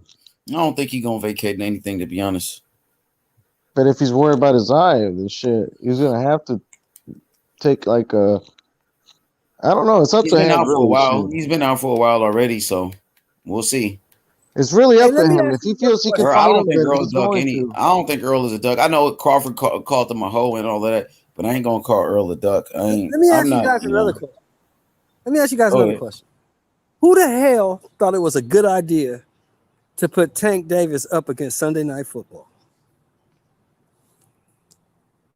I think Taco liked it, that idea of boxing. That was the same people that were criticizing Eddie Hearn for putting up Devin Haney up against was it Martin Lawrence or whatever? Oh yeah, that was Leonard Ellerby that was saying that Martin Lawrence had a show in Vegas, but that shit still had 15,000 people in Staples Center though. Motherfucker still showed up though for sure. The shit was packed in that motherfucker on a Sunday. If you want to keep living off live gates, that's fine. But that pay-per-view was terrible. Well, I don't know how many pay-per-views it did. Crawford only did 190 with Sean Porter, so I mean, I really don't keep up with the pay-per-view buys. The reports are it did less than 75. Listen, there's I two don't know ways. about that. There's I two mean, ways I you haven't can heard look at. anything like Listen, that. listen. There's two ways you can look at this pay-per-view, right? Oh, if you don't like Tank, you can use it against him, right? And use whatever his fans have said. Like, obviously, you can say he's not a star or whatever. You can go however you want it, right? The other, you can really not give a fuck about it because it doesn't really affect us at all, right? Like at all, unless you pay for it. Yeah, people are lying about Unless you those pay numbers. They for it just don't. and we're You got people that disappointed just by don't it. You like know what I'm Floyd saying? Mayweather. You got people that's pushing narratives that don't know shit about boxing, is making up false narratives, bro. You know what I mean? I already know that. There was certain channels that's putting it out that's saying that, but nobody else. Ain't no official report. But it's certain channels that got something against the PBC, Floyd Mayweather, Al Heyman, who are Eddie Hearn fanboys and fangirls that's doing that. So I already know what's going on. They just hating on Tank and Mayweather. That's all that is. None of these dudes. Ain't nobody said no about Terrence Crawford pay-per-view buys when his shit came out. So all of that shit is people are just pushing narratives and lying. So ain't no official numbers came out. The thing is, none of these dudes are as big as stars as they think they are. That's the whole point. I mean, but he is a star. Like, as far as American boxing, Tank is one of the biggest names in America for sure. They got to start marketing themselves bigger and better. Yeah, but Tank is a big star in America. Motherfuckers who's not even from America talking about how big a star Tank is. You're not even in America. Y'all don't even know what the fuck going on. Tank is a star. Motherfucking casuals calling my phone. Hey, Sheldon, you yourself went to a Tank fight, and you said, "Yeah." So and you said that was packed in there. So, I went to the one in Atlanta. Yeah, I did. Yeah, that shit was packed and it was cracking. So that's what I hear. Every time I hear about a Tank fight, it's like, oh wow, look at the women. Look at the women. Look at the cars. Look at the environment. Look at the rappers. It was lit. And like I said, this motherfuckers not even in every time America. a fucking Tank fight It's comes these around. bitches out here that don't know shit about boxing, that's pushing a false narrative, that was just hating on Tank. And said it was lit. It was lit. But it was also, he had a better dance partner too. I mean, Isaac Cruz is a star now, bro. Bro, I've been seeing the shit, man. All those Spanish channels, nigga. Isaac Cruz is big time now, bro. I swear to God, I've been seeing that shit, bro. His name is everywhere. Really? Hell yeah. Isaac Cruz is a star now after that fight with Tank. That's how big that fight was. That fight made Isaac Cruz a fucking star. So for people that saying Tank ain't a big star, Isaac Cruz became a star after that Tank Davis fight, bro. If you look it up on all the Spanish channels, this motherfucking name is going crazy, Isaac Cruz. Sheldon, like nuts. They all over Isaac Cruz, bro. Good for him. Overnight became a star just because he fought Tank. It was a good fight. It was a good fight. So good for him. I'm happy for him. We need more stars in boxing. All of his views are crazy right now. Canelo even vouching for him, bro. Really? Hell yeah. Hey, hold up. I heard that Floyd Mayweather was complaining about saying that he shouldn't use his gloves because Canelo picked against him, right? Oh yeah, because Floyd and Canelo they beat. That's not true, though. That's not true. All that message said, he was saying, "Hey, try your hardest, keep training," or some shit like that. And he never said, "I'm picking you to beat Tank Davis." I guess somebody flipped the words and told Floyd that, and Floyd ran with it. But yeah, Floyd and Canelo got a rivalry going on, and you know, Tank Davis is Floyd Mayweather's fighter, so you know his fighter likes Canelo, his rival. So yeah, of course, man, there's something going on, you know. Car 54, where are you? On Tank, lying on Tank, making up false pay-per-view numbers. Why the fuck is people even worried about pay-per-views or a nigga ticket sales? Tank Davis, his fight in Atlanta was sold out with Gamboa. His fight with Barrios was sold out in Atlanta. His fight in LA was fucking sold out. You know, 15,000 at Staples Center in LA on a Sunday. But you got these bitches who don't know shit about boxing, who not even in America, speaking on Tank and just hating on them. But that's the age we live in. H-Money don't know shit about boxing. You said what? You heard that one, huh? I think that's the age we live in. Everybody talks about pay-per-view. It's the truth. Tank Davis is a fucking star. He's a star, bro. Casual fans, they call my phone, man. You ready for Tank? Man, Tank fighting. I can't wait to watch Tank. Hey, how many more pay-per-views did Tank do than Haney? How many more pay-per-views did he do than Kambosos? How many more did He's he the only do? one on pay-per-view besides him Exactly. and So at the Canelo. end of the day, it's a win-win. Even if he sold fucking 10, the other Tank be guys are doing not more even a pay-per-view fucking buys than Terrence pay-per-view. Crawford. He do more pay-per-view sales than Terrence Crawford. And at the end of the day, it doesn't really fucking affect us at all. How much Terrence Crawford and Victor Post to do? Yo, can y'all hear me? Yeah, we hear you. Was good. Oh, nothing much, man. What's going on, guys? Who on the panel? We got a historian. We got a ignorant boxing and Sheldon Moore. Hey, Shelton, what's up, ignorant? What's up, historian? What's up with it? Hey, Yo. Plata, what up? Yo, what up, P? What's good? I heard you cooking motherfuckers earlier. Not because Hey, they who was wasn't- hating on Tank. who wasn't Motherfucker clowns just that was was on hating on early? Tank for no reason and saying Tank fighting a nobody like Isaac Cruz was a nobody. Motherfucking Isaac Cruz is a warrior from Mexico, homie, who was a top 10 lightweight, bro. Then he started putting some respect on these fighters' name. Tank beat Jose Pedraza. Tank became the youngest champion in boxing. That was a good win. He beat Leo Santa Cruz. Even though Leo Santa Cruz was a smaller guy, he still beat Leo Santa Cruz, and Leo Santa Cruz at one point was on the pound-for-pound list, bro. So that like Tank ain't did nothing, but he did more than Demetrius Andrade did, bro. Hey, Leo Santa Cruz was a 2-division champion, right? I think he was like 4-division champion, Leo Santa Cruz. Oh, It's like a 4-division champion. He started off at 118. Legitimate championships, too. I thought it was 2. No, yeah, 118, 120, 122, 126, 130. He's a 4-division champion, bro. Who is this? Leo Santa Cruz. Leo Santa Cruz. Oh yeah, Leo Santa Cruz, a legit champ. Yeah. Yeah, so you got people got to start putting respect on Tank's name for real, bro. For sure. I mean, I'll say this about the Tank thing. I mean, from what the shit that I'm hearing, and I'm not hearing this from people on YouTube. Some of the numbers some of the things that I'm hearing is that it's most likely it's not doing over anything over 75. But that first of all, that's some bullshit. You know what I mean? I believe it. I'm not going off like YouTube. I said, that's some bullshit. I ain't going off of Pete, YouTube. it's some bullshit. Cause motherfuckers don't like PBC. Motherfuckers are fanboys. Well, I don't know why people got a problem with networks all of a sudden. I'm not talking about nobody on Since when people became fans of promoters and fans of networks? That's what it is. Motherfuckers just want to hate on PBC fighters for whatever reason. Just like the LDBC want to hate on DAZN fighters. It's all bullshit. But I'm not talking about YouTube though, H. I'm not talking about that. I'm talking about what are their sources? Hey, what was that? Are they just talking out their ass or they got some sources? Well, that's what I'm saying. That's where's the proof at? Where's the evidence? Like we was asking yesterday. Where's the proof and evidence? Well, my thing. Well, here's another thing. Somebody just telling me their opinion. I think in my they haven't revealed the numbers though yet. That's the most alarming thing about it is that it's been a whole week and they haven't put out the numbers like they normally do. Hey, Splata, he could have sold 2 of them. Until they release the numbers, motherfuckers don't know what until they release the numbers, motherfuckers don't know what they talking about. He could have sold 10 of them, H. Plata. They don't matter. It don't even matter. But Tank, you could look at his numbers in the past. They were doing 200,000, 250,000. That's more than Terrence Crawford.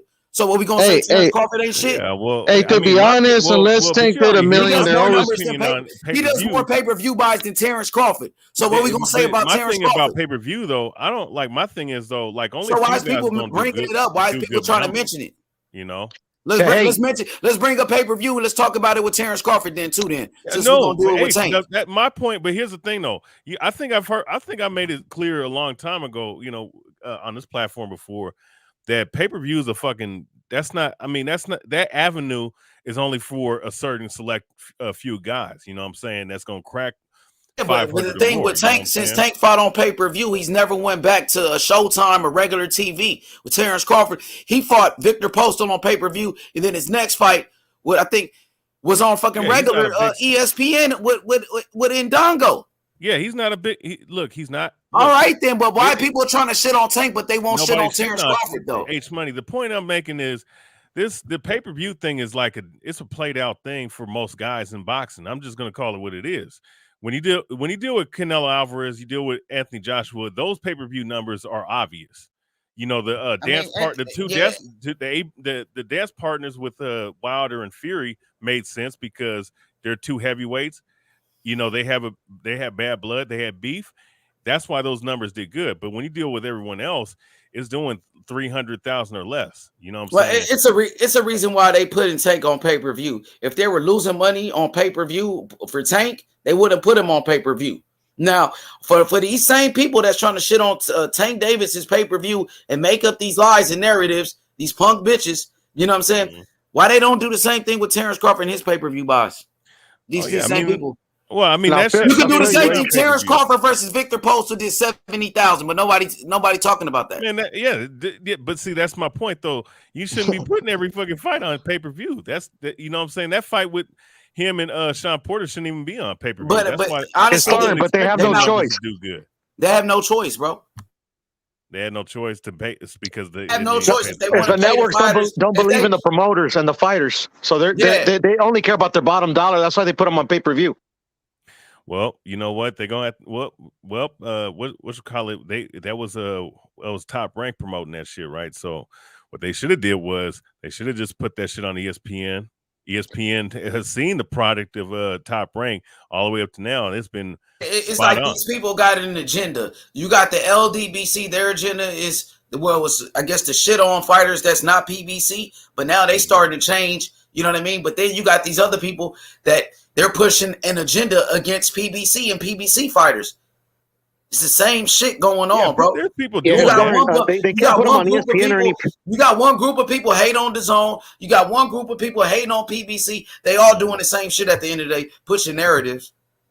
Yeah, but I mean, at the end of the day, regardless of whose side someone's on or whatever, you know, I'm looking at pay-per-view like that's like going to be an obsolete option as an avenue for these fighters and with boxing, man, because if you're not able to build up a guy who can captivate enough people to buy, it's like how Canelo did, how he was able to do 800-something thousand pay-per-view buys in the time that we're in right now. You know what I'm saying? That's very impressive. And the same day as but that's an anomaly. UFC pay-per-view. The same day as the UFC major pay-per-view. Exactly. And that shit was stacked. Let's not forget that. Yeah, the UFC. He did that shit the same day with college football and the UFC. I think something else was on too. So that's impressive. You know what I'm saying? It's not even that impressive, bro. But how many hey, to be honest, can I say this? I was actually disappointed it only did 800. To be honest, I thought it would sell. I thought it would go over 1 million. I told y'all that I didn't see it going more than 8,500, bro. I knew didn't that. see it doing 800. I thought it was going to do 6. Oh yeah, well, that's I thought I was going to do 5 that's myself. Successful, you know what I'm saying? Like no. I thought it would like, go over the 1 million because of the promotion it got. It was everywhere. Well, you know, I think there's people out here now. I Well, mean, you know, with the streaming stuff, you know, and I'm gonna tell you something too. I mean, you can't blame fans nowadays. How many Canelos are there? Because if they're not, look, if the fights are supposed to be on, if you're trying to promote a fight on pay-per-view that's should be on cable television. And now that these streams are working really well now, guys are gonna be like, you know what, fuck all this shit. You know what I'm saying? Because I mean, most of these motherfuckers, we're not here to see Crawford versus Porter. We're here to see. I'm just saying from a fan's perspective, we should have been seeing Spence and Terrence Crawford. You know what I'm saying? So they're looking at it like this. Well, these guys ain't getting up in the ring. They ain't fighting. You know what? Fuck this. I'm gonna stream this shit. I think people are going to start doing that once they start figuring out that these guys don't really want. A lot of these guys don't want to fight, or they don't. Something's not being done for the fights to be happen. You know what I'm saying? So guys are going to be like, "Fuck this, man. We're going to force this shit until we get what we want." And eventually, a lot of guys are going to be like, "You know what? This pay-per-view avenue is not going to work because." The same formula we've been using is going to be obsolete, and the numbers going to keep going down and down and down. They're streaming this shit anyway, so yeah, they're streaming this shit anyway. People ain't paying for this. It pretty much is. Well, they fucked up. They fucked up by putting it on a Sunday and doing a last replacement opponent. So, and that who you blame Saturday wouldn't have made a difference. That fucking hating. I think it would have made a difference. Floyd Mayweather, who hates on everybody in the sport, hates on fucking Ali, hates on Canelo. If the numbers did horrible, good. You know what I'm saying? Fuck that idiot, man. his dumbass has no business promoting nobody, man. He's No, he is a he is a But the horrible pay-per-view promoter. option is not on Floyd. And fuck Floyd, man. And fuck that fucking mascara wearing fat piece of shit Ellerby too, man. I hope Tank leaves the motherfuckers, man. Bro, he got nothing to do with it, man. This is all the networks don't want to guarantee the promoter or the fighters a guaranteed purse, so they're going to give him a base fee, and they're going to offer him a percentage of the pay-per-view sales. Listen, if you look at his nose, it looks like two rockets and the ship getting ready to take off in the space. Yeah. Hey, this but the nose don't got nothing to do with it, man. It's all about the numbers. Said he's gonna fight. He was gonna slap the shit out of Eddie Hearn. Like, oh, that'd be a good fight, man. Fight him. This dude probably got high blood pressure and shit. Oh, fat ass man, he ain't gonna slap shit. And if he does, I don't think he's gonna do shit either. Look, this is the same fucking Ellerby. No. Hey, this is the star. There's money to be made, so you know. Listen, this is the same fucking Ellerby that said that Tank will move up to 147 and beat Keith Thurman, and then Keith Thurman called him nanosecond and to send the contract, and that motherfucker went silent. So that goes to show you. See, Ellerby's doing what he's supposed to be doing, capping. And then you got Tank saying, "Oh, he's irrelevant," blah blah blah. But he was in the same fucking place that he was when you were saying all that shit. So what's the difference? The dude still hasn't even fought. Yeah, that's called cap, but that's called promoting the fight. That's called being a piece of shit, man. They better make talking about fight, it, right? Man. There's no look. If you want to make Tank look good, put him in there with Keith Thurman, and if he knock out Keith Thurman, then shit, the sky's the limit. That point's moot. Tank already looks good. I mean, he looked good. I'm just saying. I'm talking about not boxing wise, just star power wise. Oh, I mean, yeah, he's a star. former unified champion. Why not? Move up and knock him out. You know, it's the fighter's job to fight and produce in the ring. Yeah, I mean, look. You think Tank will knock out Keith Thurman? I mean, he I has power. He has the potential to knock out most people. I will go with Shelton and say no. But I think that but Keith Thurman been out the ring for a minute, man. He ain't hungry. He had 2+ years. Water, in my opinion. That's what I'm saying. If you want to pick an opponent, that's what I'm saying. That would make Tank look real good if he was to beat him. You know what I'm saying? But since Tank ain't gonna fight no Haneys or Lomachenkos or Teofimo Lopez or Kambosos, fight that dude, man. That's I don't know, man. I'm a little frustrated. I'm just frustrated with what they've done with Tank. I mean, Tank, you see the potential and the talent and the potential greatness that he can have, but with a bunch of morons as promoters, and Floyd is probably the worst promoter. You know what I'm saying? That's in boxing right now. This is what we getting right now. Yeah, I'm frustrated as well, bro. Minus the last fight. I mean, yeah, the fight was an entertaining fight. It's just that the fight was more than will be expected. Let's be honest, all right. It was more than before the fucking fight, everybody was saying that they were gonna knock him out and then all this shit. Get the stoppage, but here's the thing. I thought Tank would get the stoppage, but I didn't think that. I did expect Tank to actually make an adjustment because I didn't think that his punches were going to land that much cleanly, and I thought that he had to figure out a guy who's smaller than he is and who likes to come forward. So I knew that was going to happen, and like I said, I had the fight as a draw. Tank he didn't really fight. He fought, what I'm saying, competitively, but I didn't think he fought to win, and I thought Cruz won the last 2 rounds, which I thought would equal a draw, but of course they gave it a Tank, but I thought the 115-113 score was on point. But as far as the promotion of the fight and the whole presentation of the fight, I mean, any one of you guys on the damn panel could have did a better job than that shit. I'm gonna be honest with you. You could have with the money that they had, they could have did a whole lot more in terms of promoting. Stupid. And even with and think of this, even with the last minute replacement with Isaac Cruz, they could have did a whole lot better.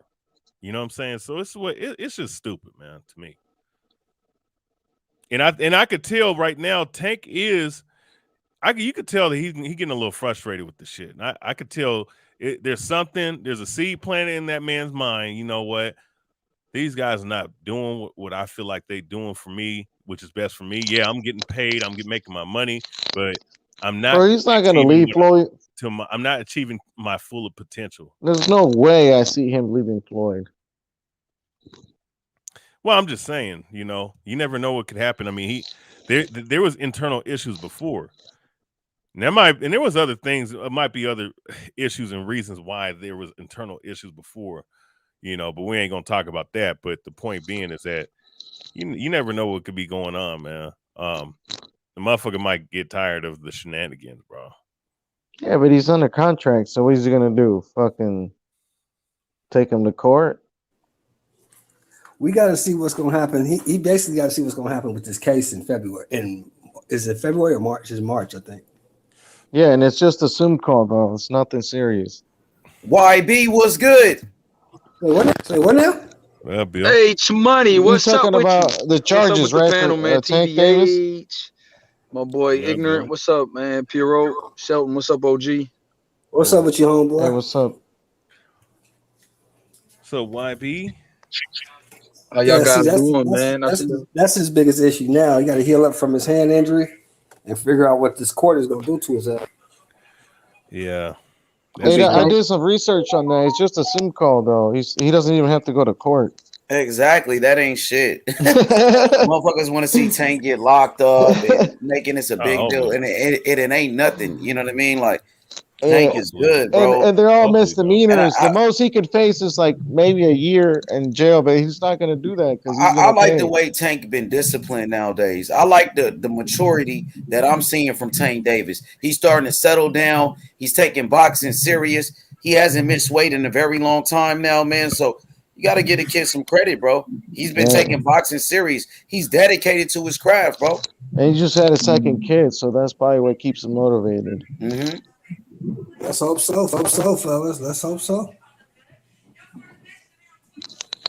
You don't see nobody go to jail. You don't wish that shit on nobody.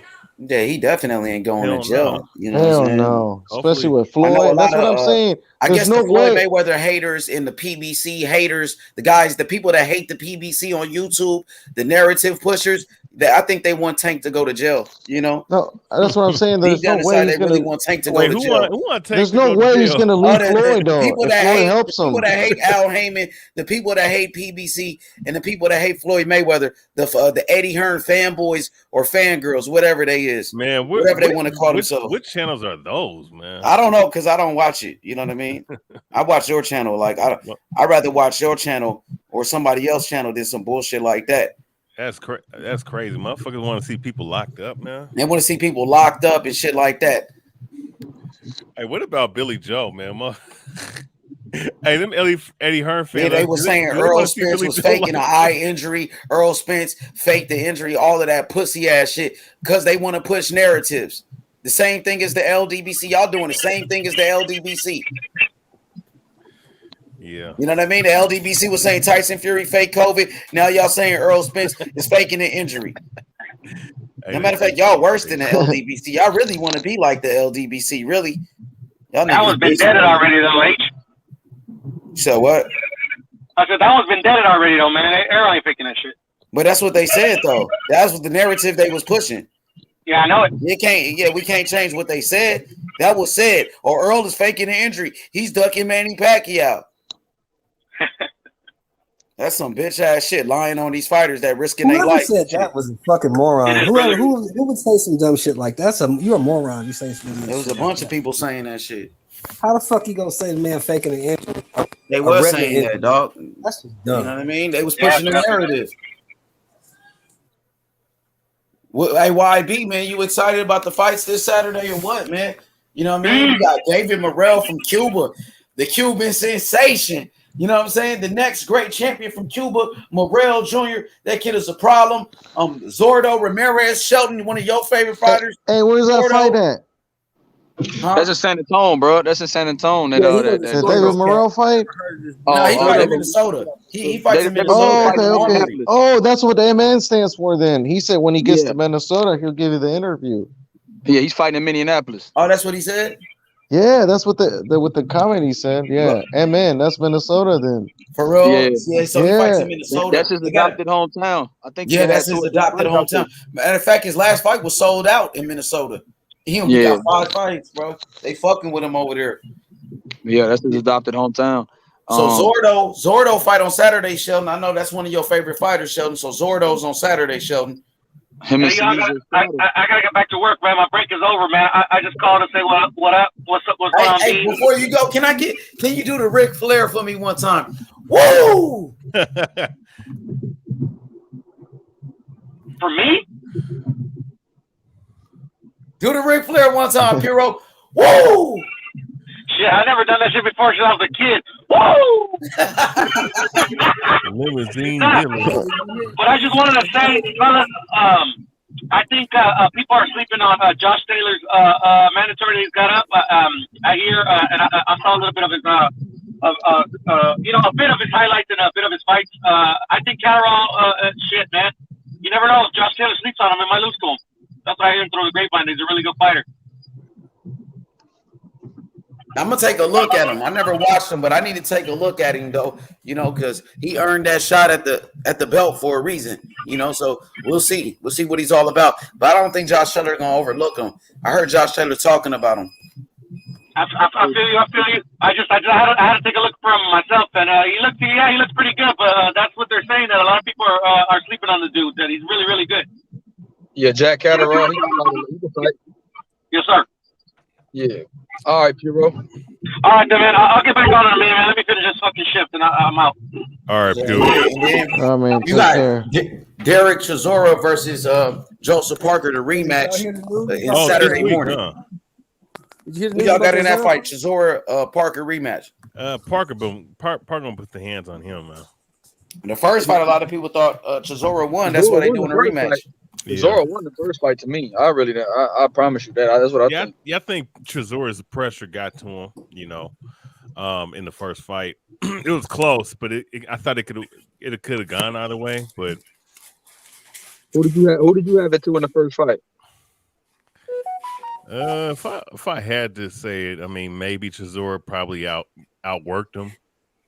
Yeah, that's what I had it.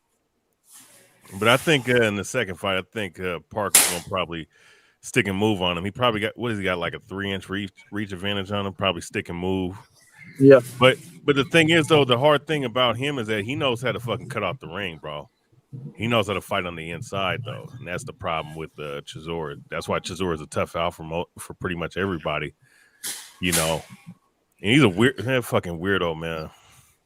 Chisora. I don't know. I can't pick that. I can't stand that motherfucker. I don't know. Well, are they both British? Nah. Yeah. Joseph Parker from New Zealand. New Zealand, right? Okay. Yeah. Well, yeah. You got that fight. That's gonna be a good little fight under the zone app, mind you, too. Who else is fighting this week?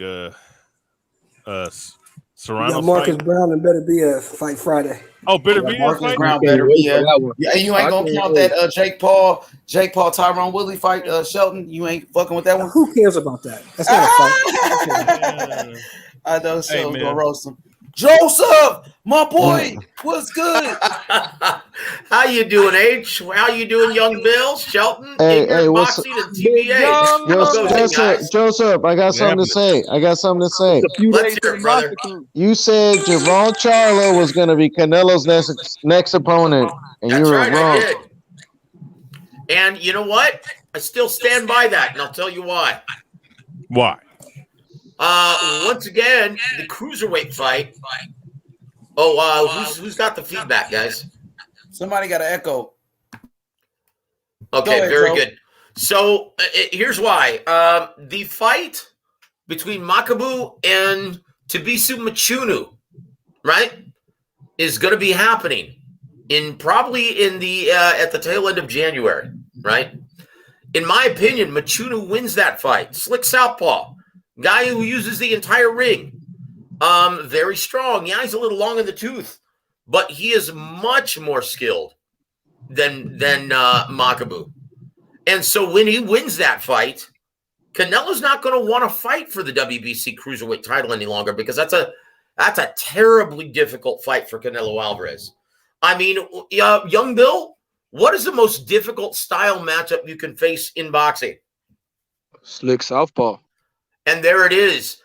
And this guy is big, much bigger. I mean, he's a small size cruiserweight, but he's still much bigger and stronger than Canelo. Canelo's not going to want to have any part of that. Then the next potential candidate is going to go down to Jamal Charlo. Watch and see, ignorant. I'm sorry. I'm going to call you IB, brother. I don't like ignorant boxing. I don't like calling you ignorant, my friend. Yeah, but we already got an IB. Hey, that's my name, though. We already got somebody called IB already. Okay, brother. So I'll call me ignorant boxing. I don't care. All right, my friend. All right, brother. But yeah, that's why. So watch and see how it plays out, man, because I don't think that. You said Jamal and Jermel? I'm sorry. Oh, I said Jamal. Okay. So Joe, what's up with Benavidez? What's it? Do you think Benavidez should go up to 175, or do you think he's going to keep staying at 68? What's up with Benavidez? You know what, brother? There's so many great fights for David Benavidez. Unfortunately, though, when you look at the way the PBC handles their business, who's going to fight at 175? Yeah, I mean everybody else. Yeah, really nobody at PBC is. Besides Marcus Brown is with PBC at 75. Exactly. But they have a lot of talent. But they have, well, not a lot of talent, but they have some talent moving up from 60 that are going to make great fights for David Benavidez eventually. Unfortunately, though, I give him another 6 to 12 months before he's forced to move up to 75. He's not going to have any say in the matter.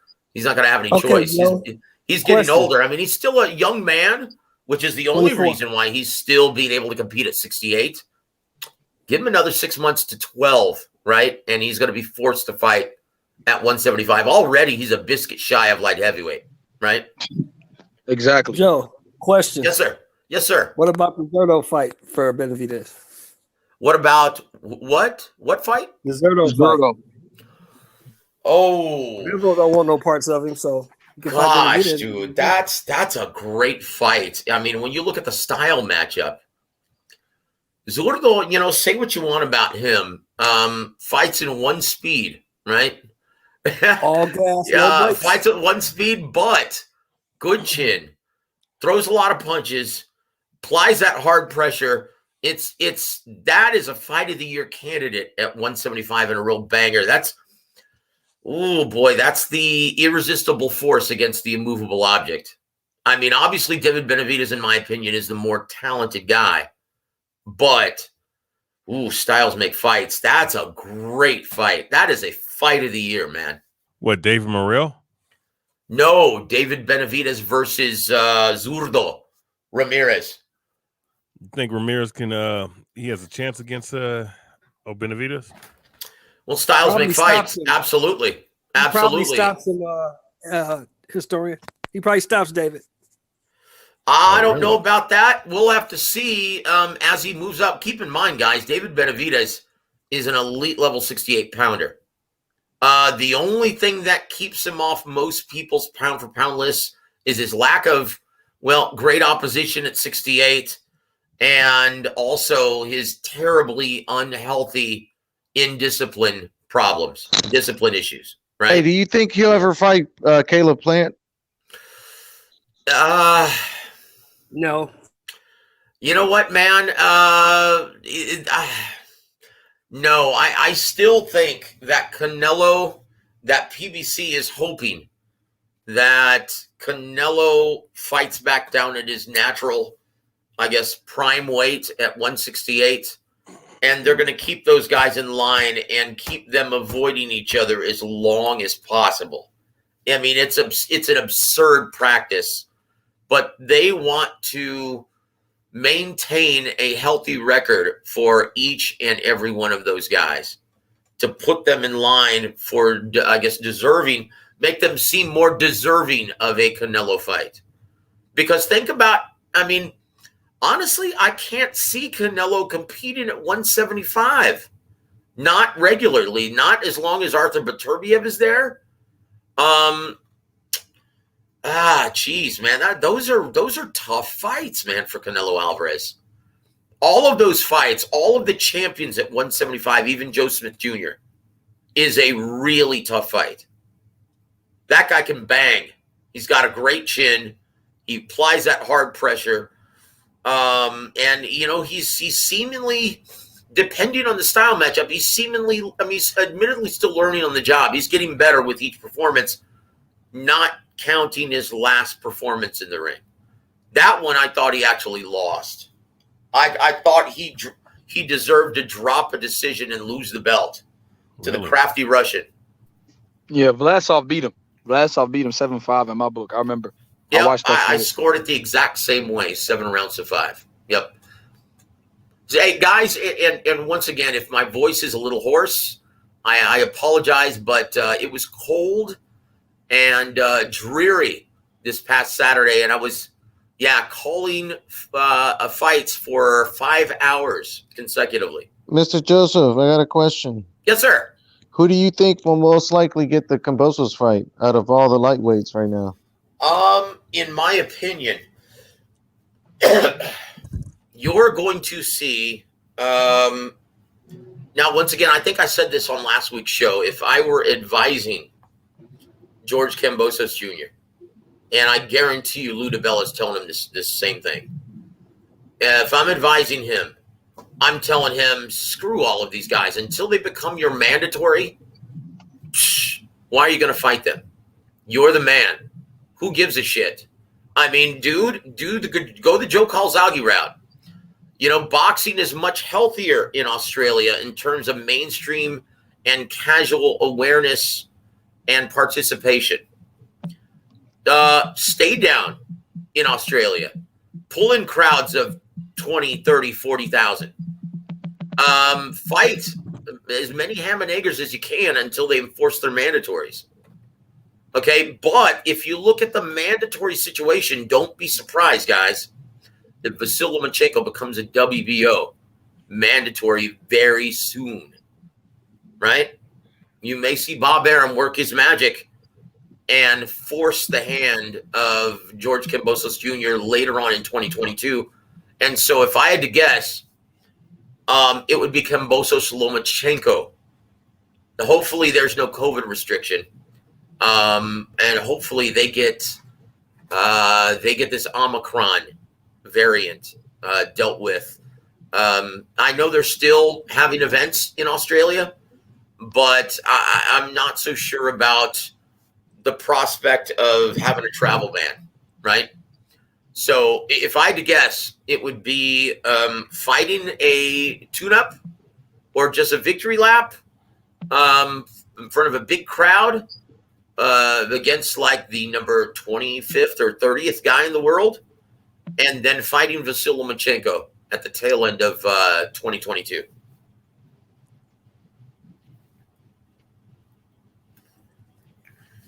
Yeah, so Vasily Lomachenko is looking like, huh? Yeah, that's if I had to guess, that would be it.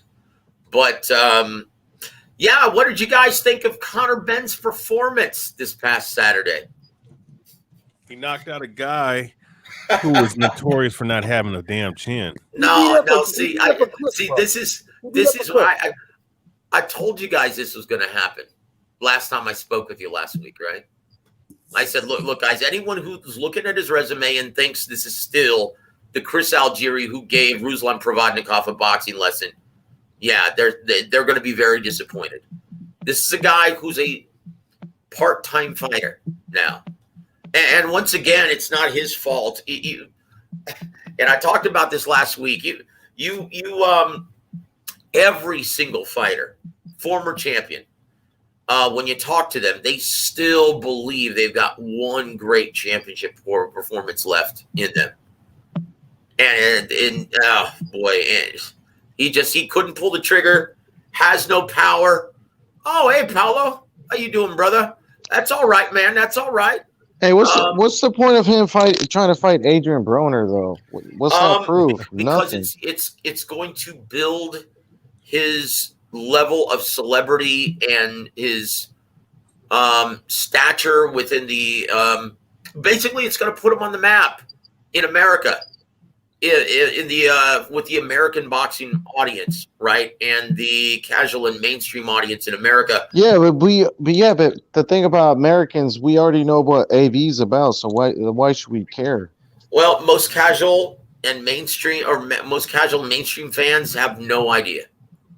Now, the diehards are very smart. They're very informed. You guys all know, yeah, that AB's a shot fighter. But the mainstream and casual audiences, they have no idea. They have no idea. They can't tell you the difference between today's AB and the AB at 126 or 130 rather. They can't tell the difference. All they know, he's loud, abrasive, and funny. That's it. That's all they know about Adrian Broner, and that he's a prize fighter. According, to them, he's still a 4-division world champion. Yeah, and so that's, dude, when you talk about Bum of the Month Club, Chris Algieri and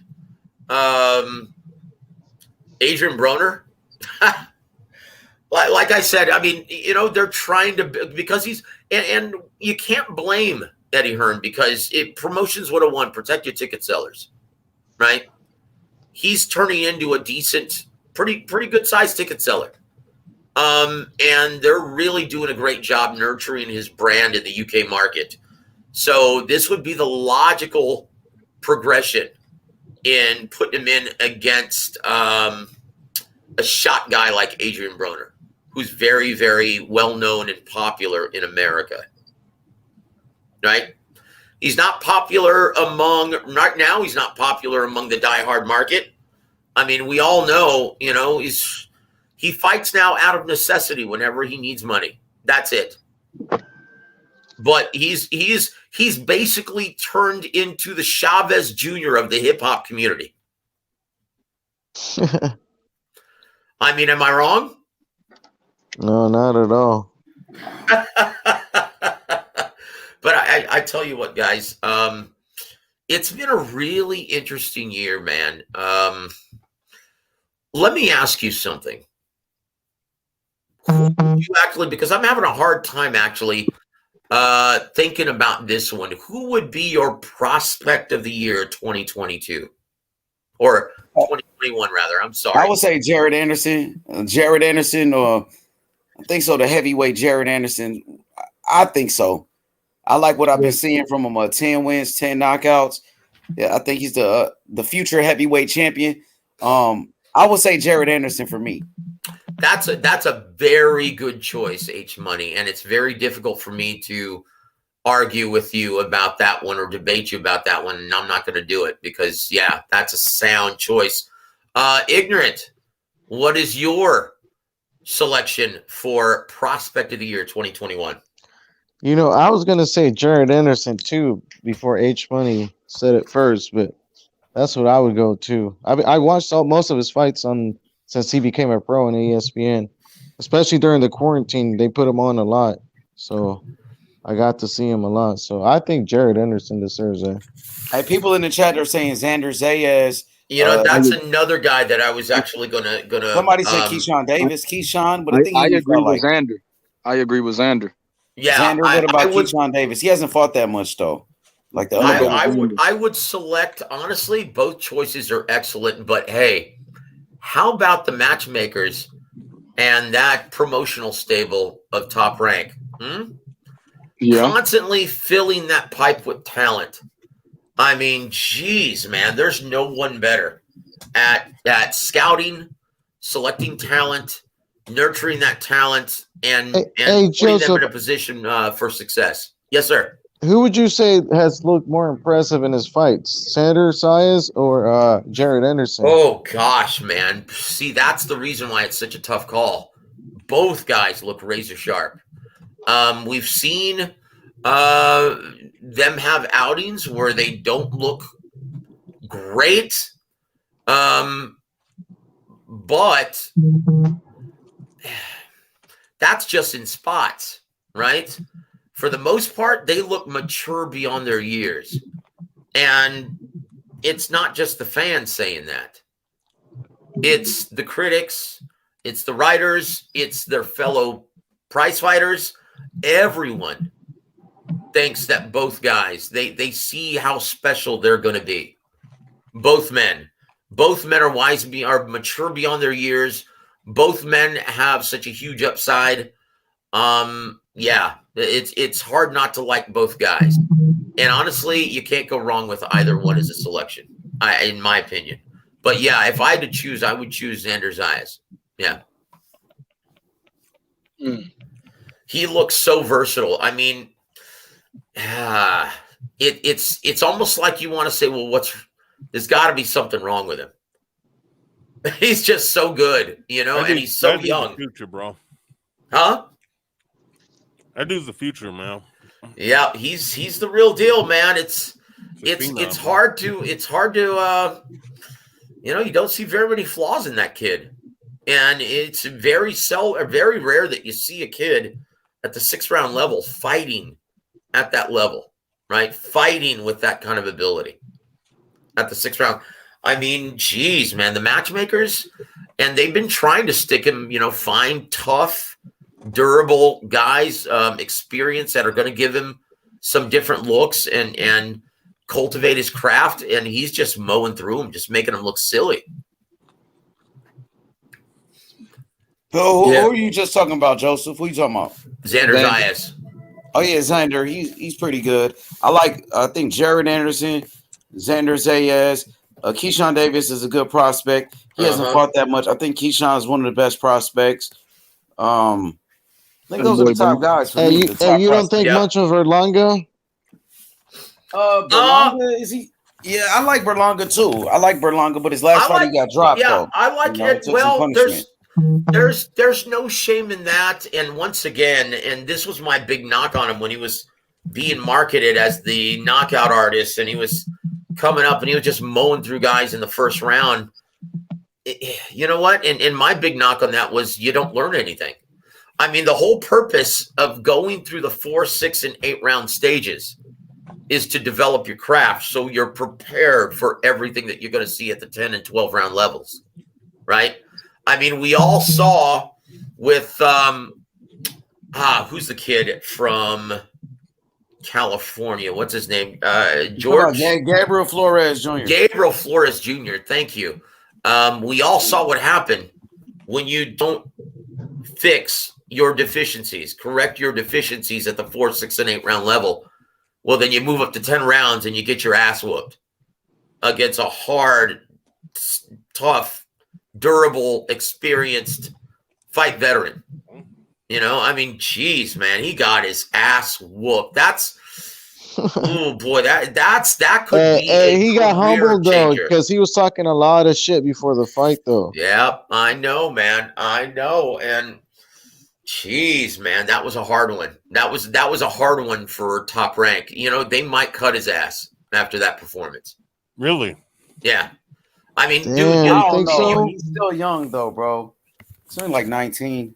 No, he's. I don't know if is he that young really? No, he's like 20 now. He's probably 21. Yeah, he's real young. Yeah, he is young. He is young, but that is that could be a potential. It depends on what he's made of. That could be a potential career changer. Hey, I believe it. They caught Elvis after what? A loss or 2? Yeah. As far as prospects, his first loss, yeah. Yeah, I believe it. As far as prospects, I like Mark Castro as well. I think he's one of the best prospects. He should be, considered as prospect of the year. Mark Castro's excellent. Yeah, absolutely, man. I'm sorry, who? He beat Keyshawn Davis in the amateurs. Yeah. Who else I like? All right, I like Mark Castro. Brandon Lee looked pretty good on Saturday. Brandon is now a 10-round fighter, isn't he? Yeah, he is. His last fight was 10 rounds. Now, Joe? He is a legitimate contender at 140 pounds. Let me tell you something. That guy's going to be avoided like the plague. Because that motherfucker can punch, Joe. Oh, dude, he's got heavy hands. When you just see him just touch a guy, with just the jab. Oh, geez. It gets their attention right away. I don't know very many guys at 40 who are going to want to tangle with Brandon Lee. He's going to have a really hard time getting top matchups. I mean, and so this is where the sanctioning bodies really have to come into play. They have to do their job of enforcing their bylaws and move this guy. Cameron Duncan's already trying to move this guy up, but they need to keep him more active. He needs to fight more. And who else I like? I like what's his name? Gary Antoine Russell. I would consider him still a prospect.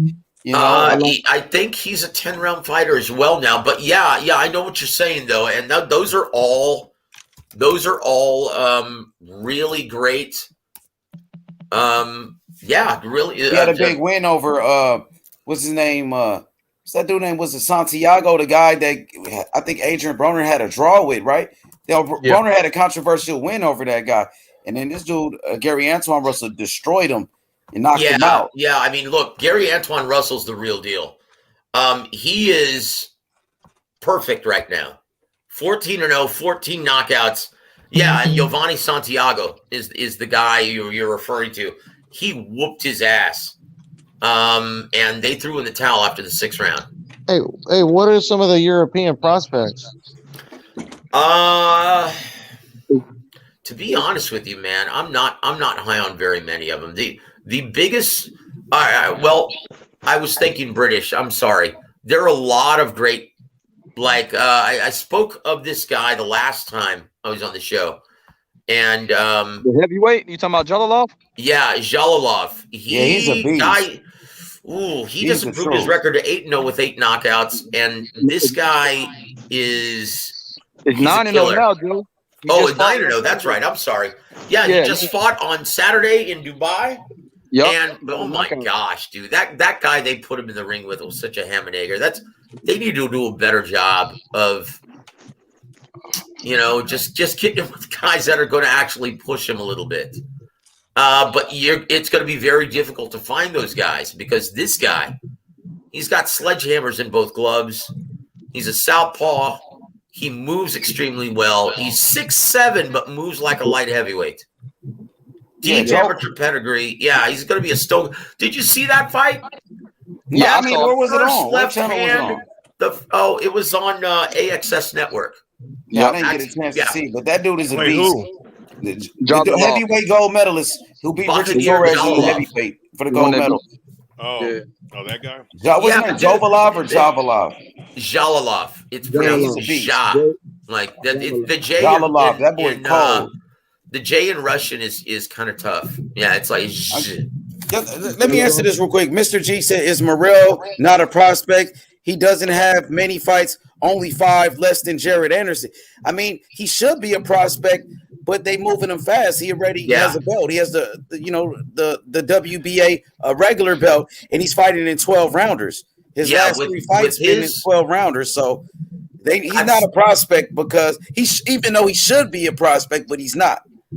That's an excellent point, H Money, and that's right on the mark because they can move him along a lot quicker, just like the guys like Jalalov that DeBella's going to move him up or move him along that quickly because because of his deep amateur pedigree, just like his name eludes me right now. The Kazakh prosper contender who was just named Demetrius Andrade's Matador challenger. Janabek. Yeah, Janabek Alim Anala. Yeah.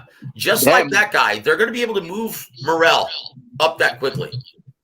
Morrell is already moving faster than him. Morrell's he became the champion in only 3 fights. So Morrell, they moving him like Lomachenko. They're trying to move him the way they move Loma. Well, that is if you consider that belt an actual belt. Yeah, it is a real belt. That's why you got people like Tank Davis collecting that belt. The regular belt has mandatories for the WBA, and they recognize that as a world title. Canelo fought for that belt a couple times. Canelo fought for that belt when he fought against Rocky Fielding, and Austin even before Trout that, at also. 154. Yeah, Austin Trout, right? He fought Austin Trout for that belt. Yeah. I mean, it's not the legitimate title, but regardless, though, if you're talking about how Morrell's being moved, I mean, pretty unprecedented. You know what I'm saying? So, I mean, I would say like 8th or 9th fight in his career, man. I like to see where he's at because it looked like he can beat most of these guys at 168, if not all of them. You know. Well, we'll see, and you know, you would think he's a live dog in any of those matchups, but yeah, man, I don't know if he should be moved up that quickly. I'm a big believer in the 4, 6, and 8 round developmental stages. You know, if you really think that you have a guy who's the goods, you know, move him up slowly because the professionals, it's different. It's different. It's much, yeah, it is different. You know, you've really it's a marathon if you don't have that one punch knockout power. You know, and there's always going to be a guy when you're moving up the 4, 6, and 8 round stages who's going to come into the ring with a record of 29 and 15, who's going to give you hell because of the style matchup and because of the experience. You know, you really should respect those stages. We've been seeing prospects lately. I don't know if lately getting beat by these guys that are not shit. You know what I'm saying? That having losing records and shit, bro. You know, and it's funny. I just called a fight in which there was a guy who had lost his last 8 fights, and who was the opponent for the promoter's fighter.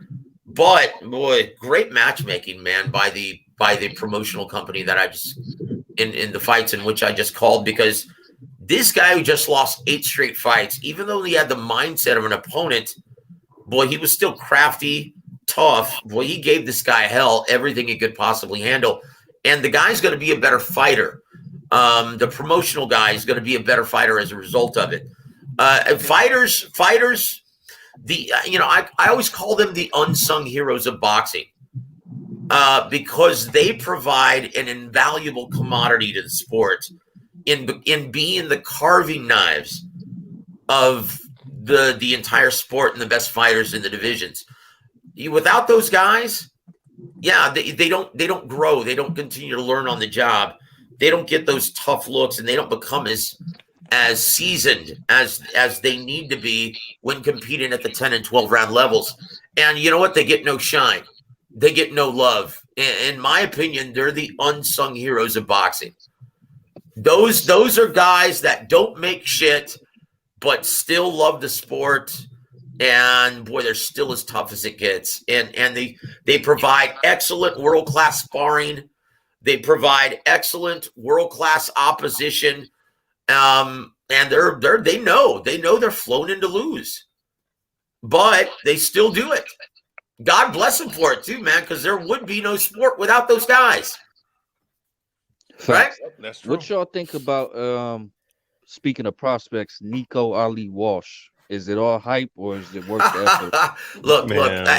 Look, Sugar's he's gonna be on my show later this week. And excuse me. I'll say this.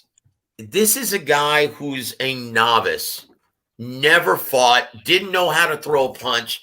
So he is starting from the novice level, no amateur background. This is a guy who's as green as it gets, right? So this is a real project for Top Rank and for Sugar Hill.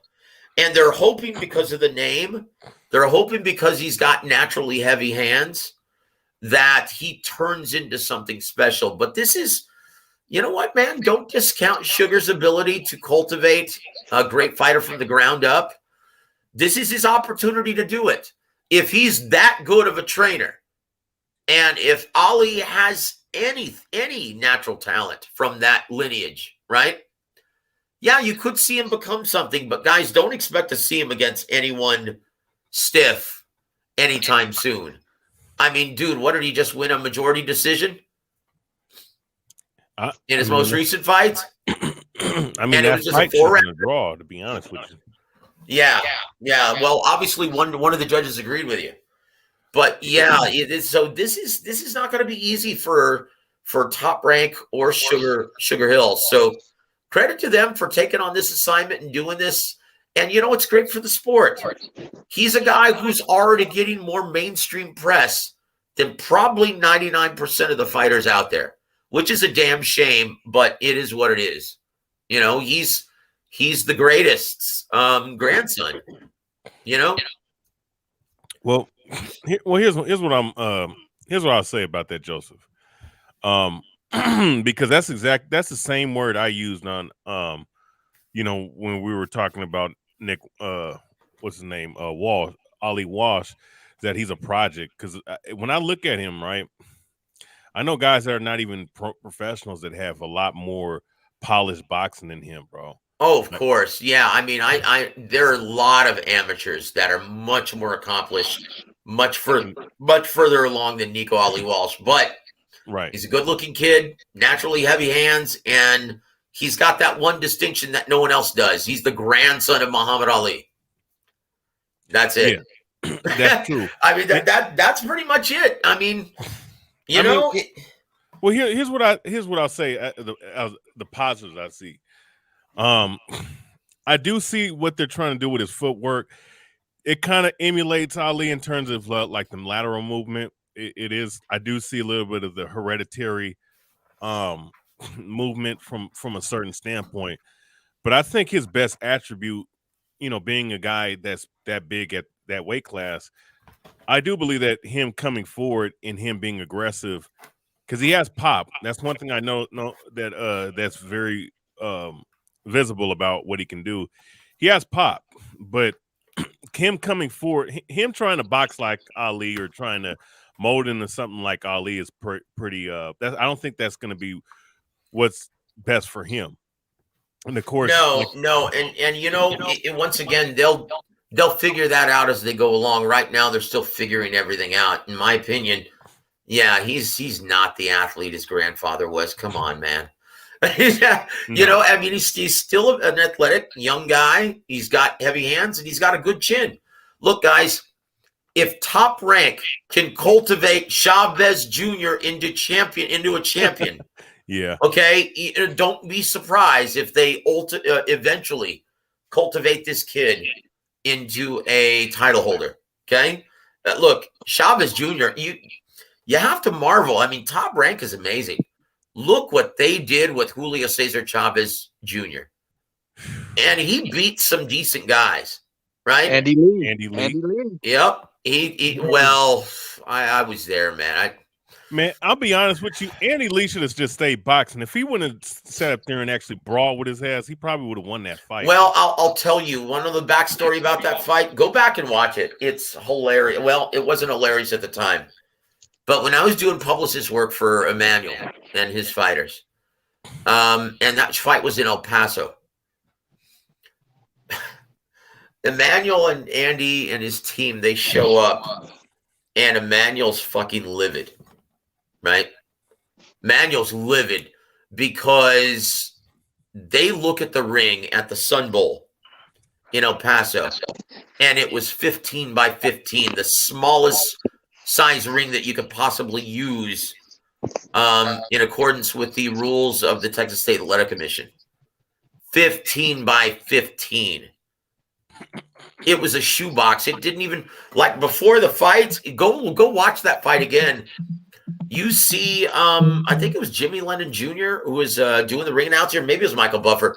But you see, he's like crowded in a crowded area. You see everyone around him when he's making the fighter introductions, right?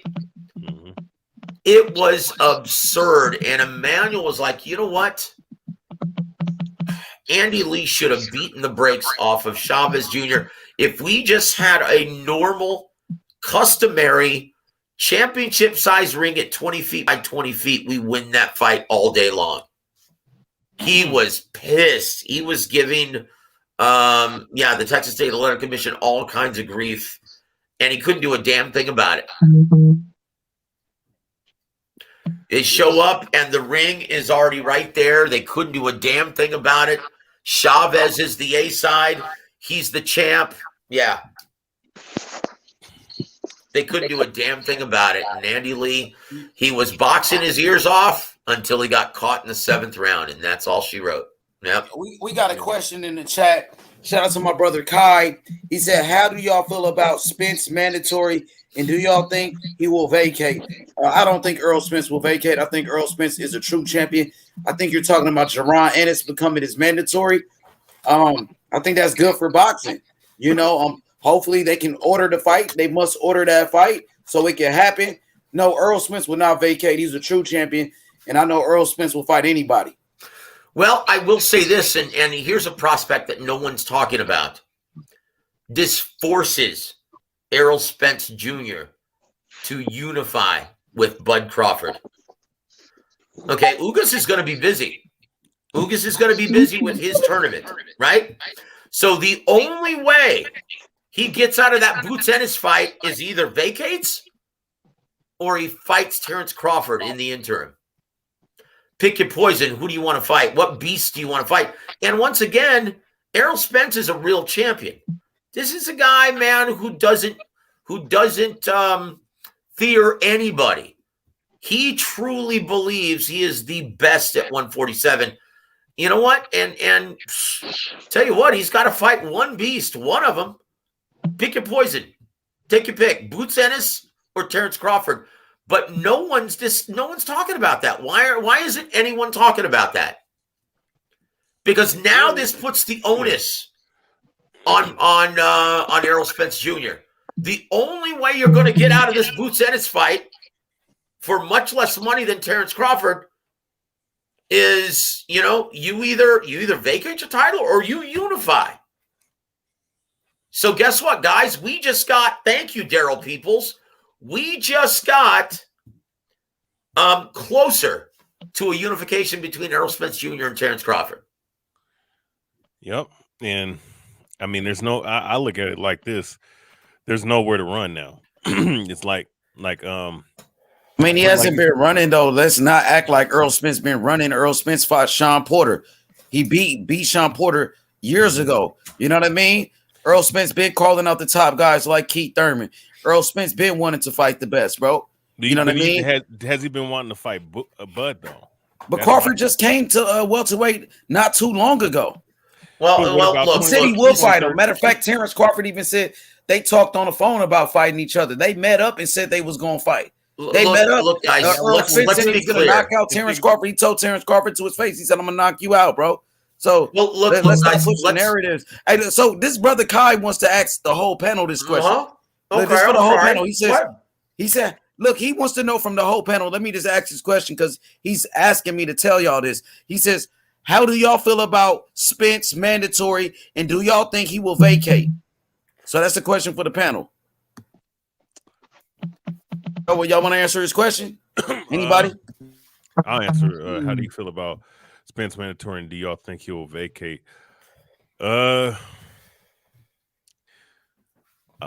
Well, I look at this. I don't think because if he does, he's gonna lose the belt, and he's not gonna be making the money he would normally make. So I would have to say that he's gonna be forced to take the fight, either his mandatory or Bud. You know what I'm saying? He'd have to be forced to, and I think that y'all acting like this nigga Earl Spence ain't fought nobody. He beat Sean Porter years ago. He was calling to fight Keith Thurman in unification fights. He just wanted to fight Ugas, who just beat Manny Pacquiao. Earl Spence been trying to fight the top guys. Now, as far as Terrence Crawford, we know Terrence Crawford was signed to Top Rank, and we know that Top Rank and PBC sometimes they have a hard time making fights. Even the Manny Pacquiao and Floyd Mayweather fight didn't happen for years. So let's not act like Earl Spence ain't fighting the top guys. My dude, he been fighting the top welterweights. Yeah, he fought the top dudes. It's just that so let's stop it. Came in. I'm talking specifically about Crawford. When Crawford came in, it's been 4 years since that shit. Yeah, but Crawford was signed to Top Rank. Crawford is now a free agent. You know what I mean? Crawford could go to the PBC. That's where they got all those welterweights at. All of those welterweights that Crawford is calling out, from Earl Spence, Ugas, and Keith Thurman, they all fight on PBC. Well, it's like this, right? We're going to see in the next couple of months if he wants to fight or not, because they just forced his hand. He got to do something now. Yeah. You know what I'm saying? Because at this point, it's been 4. I mean, regardless of what's been going on, you know what I'm saying, outside the ring, at the end of the day, it's been 4 years, man. And it's almost like a repeat of the Manny Repeat of Pacquiao. what has Earl been doing besides fighting top welterweights like Danny Garcia, who's a former welterweight champion? He beat those guys. That's not the issue. Okay. The point I'm saying is that they could have already have fought by now. If you meet up with somebody and you're talking about fighting somebody, then that means that you should be fighting real soon. When it takes 4 years, regardless of promotional companies, and it's been proven multiple times that it's all about it's up to the fighters at the end of the day. If the fighters want the fight, the fight is gonna happen. Well, yes and no. If you're a money making commodity and a big attraction, right? You can pretty much fight whomever you want. But if you're not a big money making commodity, you fight who your promoter puts in front of you. And if you don't, it's not going to end well. Look what happened to Teofimo Lopez. Look what happened to Mikey Garcia. Those guys, and once again, this is why I really don't like it when fans use the ducking term, because there is no ducking within the business of boxing. If you don't fight who your promoters and you're a pain in the ass who they put in front of you, they'll put you on the shelf and they'll put you on ice. Okay? That's the way it goes. They will not fight you. Speaking with Bruce Trampler about Miguel Cotto, right, who just got inducted into Hall of Fame. Congratulations to him. But, you know, one of the things that Bruce says, he goes, you know what? One of the things I always loved about Miguel Cotto, when he was coming up, he fought whoever we put in front of him. And he said the same thing about Bud Crawford. That's how both guys made their bones in this business. They did not turn down any opportunities, and that's why their promoters absolutely loved to work with him. Unfortunately, one became a big popular pay-per-view guy, and the other one hasn't yet. But both guys were special. You know, Terrence Crawford's a special fighter. Miguel Cotto was a special fighter, and he didn't turn down any smoke. I mean, anyone who takes on heavy-handed Ricardo Torres on 2 weeks' notice, that's something. Miguel Cotto. So Ricardo Torres from Brazil, he dropped Cotto. Yeah. Ooh, great fight, guys. And that was on Boxing After Dark for free, co-main event to Vladimir Klitschko, Sam Peter on Boxing After. That's the kind of shit we used to get for free. Now we're having to pay for it on Fox. Anyway, that's another discussion. But look, guys. So my point is, and the reason why I'm bringing that up, on PBC side of the street, no one fights the bidding of Al Heyman, because if you do, just ask Vanya Martirosyan what happens. You get put on ice. He doesn't use you. He has 200 fighters with a limited amount of TV dates. He will put your ass on ice. You know, look what's happened to Gary Russell. Yo, we got the brother Kai on the panel. What up, Kai? He's the one that asked the question. What up, Kai? What's good?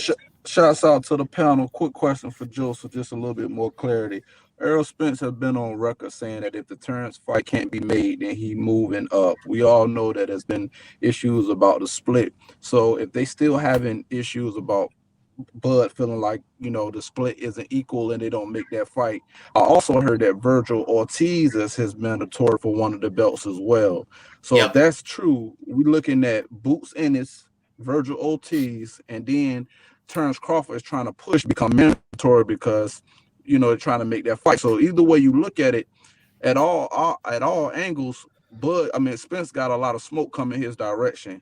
And if that fight can't be made for financial reasons with Bud, do you think that he's still going to fight those two guys, or you think he's going to vacate and move up? If I had to guess, now once again, we have no idea if he's even sparring yet and taking shots to the head yet. We have no idea. This is a very delicate injury that you're looking at. And I know medicine has advanced since Sugar Ray Leonard had that surgery back in the 80s, but he was out for 3 years before he felt comfortable in making his return to the ring. We just don't know, guys. I haven't been back since that same injury. Yep. Look, we have no idea. Only Errol Spence knows, and his trainer. Only they know what his timetable looks like.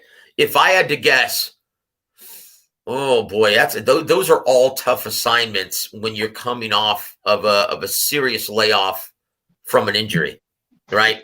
Think about how inactive he's going to be, right? Think about how inactive he's been, and he's going to be going into these three monsters, right? Now, keep in mind, Errol Spence Jr. is a special fighter. Okay, let's make no mistake about it. Talk about him avoiding Terrence Crawford. This is why everyone wants to see this fight. He's a special fighter. He's a guy who is probably one of the most effective aggressors in boxing. He's got one of the most intelligent jabs in boxing. Former Olympian, undefeated. This is a guy who's no slouch in the ring. That's why everyone wants to see these fights. So don't get, if Errol Spence Jr. comes back and he's still Errol Spence, boy, these are all very, very tough fights for him, but these are all fights that he can win. All three of them. Don't discount Errol Spence Jr. until we see it with our own eyes. Until then, you've got to give him the benefit of the doubt. Even after the car wreck, he looked great in his performance against Danny Garcia. Pitched a virtual shutout. It was hard to find rounds to give him, right? We'll see how he looks from this eye injury, but look, don't count him out yet, man. He's the truth for a reason. His moniker is the truth for a reason. He is one of the most versatile fighters in boxing. He can take the lead effectively. He can fight you from mid to long range effectively. He's one of the smartest fighters in boxing. And you know what? It's hard not to like him in all three fights. Well, I say this, right? One thing that he's susceptible to, and this barring him not, coming back without being fucked up. One thing I noticed that he's susceptible to, and Sean Porter, he's not a jabber, but one thing about him is that he's a high octane offensive fighter that brings the fight to you with a high volume of punches, and he's a tough dude. One thing I can see, and it's not like what's the name, Spence not like he can't protect himself or he doesn't have any defense. But one thing that he's not faced in his career is a guy with a really, really good jab. And the three guys that he's would be facing not only has a sizable reach advantage on him, but has a very good accurate jab. And Virgil Ortiz, a powerful jab. Terrence Crawford has a well-educated jab himself. Yeah, of course. Absolutely.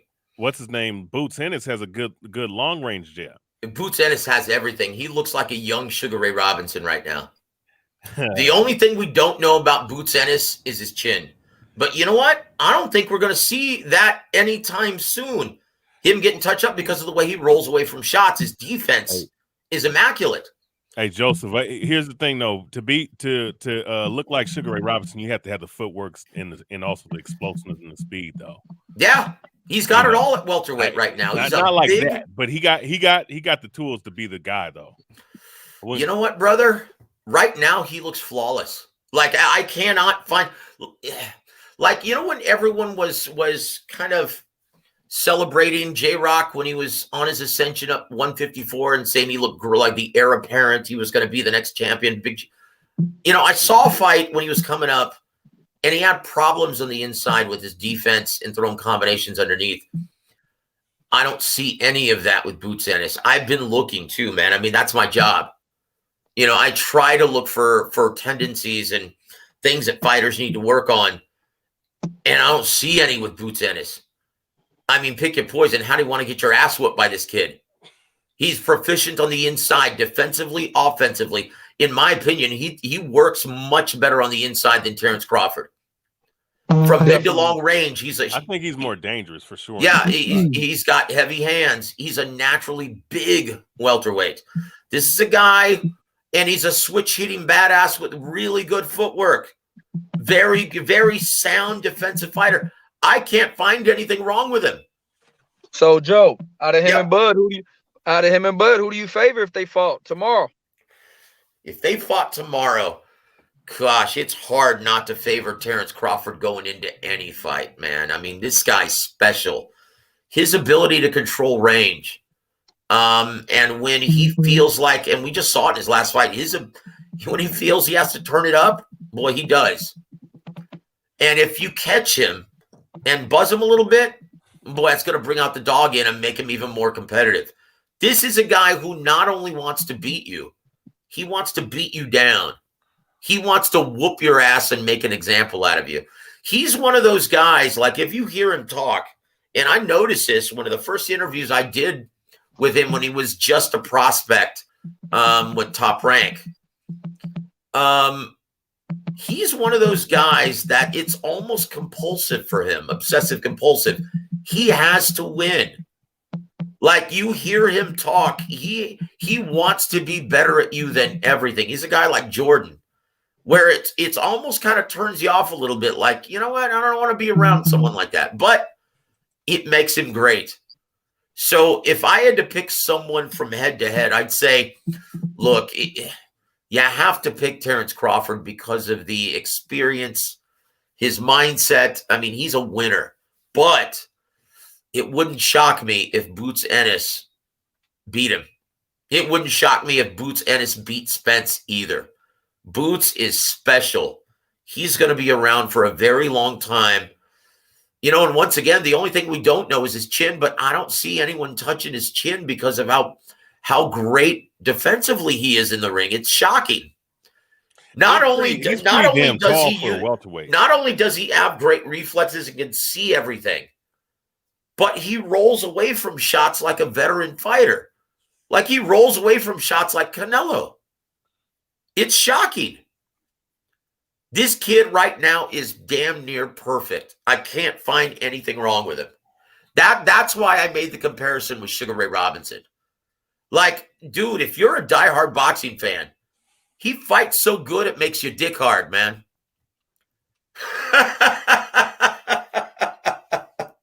Like the old Richard Pryor skit, right? About Sugar Ray Robinson. But like I said, but look, no, I believe in Boots, but like I said, man, the footwork, the speed, you know what I'm saying, the foot movement, the fluidity. If you have to take that out, and maybe I can understand why you say that. Take that out.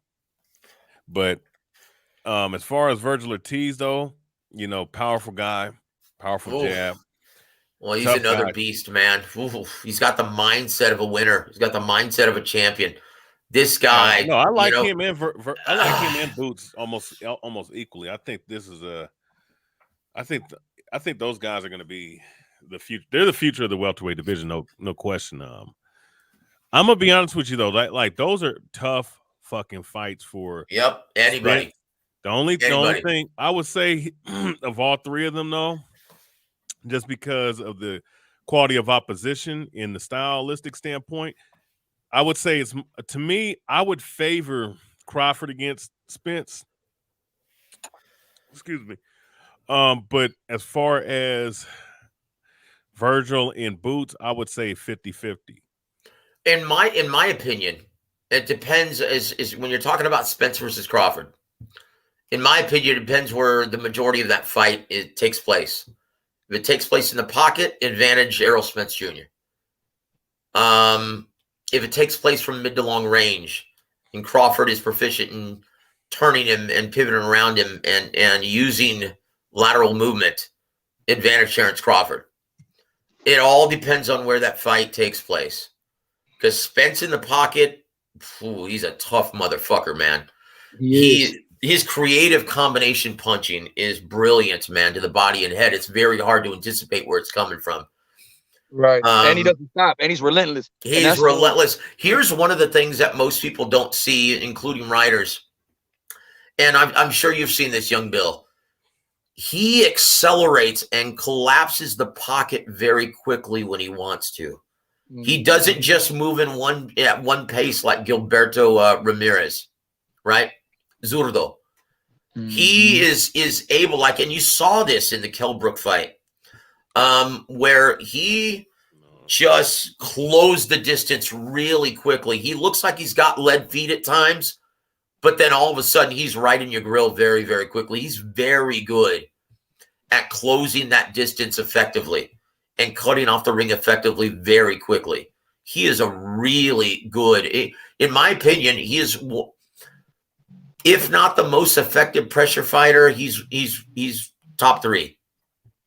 Yeah, and one of the and probably top 3 body punchers in the game too. Indeed, that's it.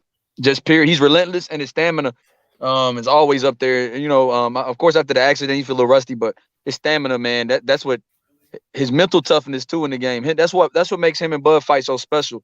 They both have a high degree of self-belief and extreme, uber confidence where they don't believe nobody can beat them, and that's why it's so important.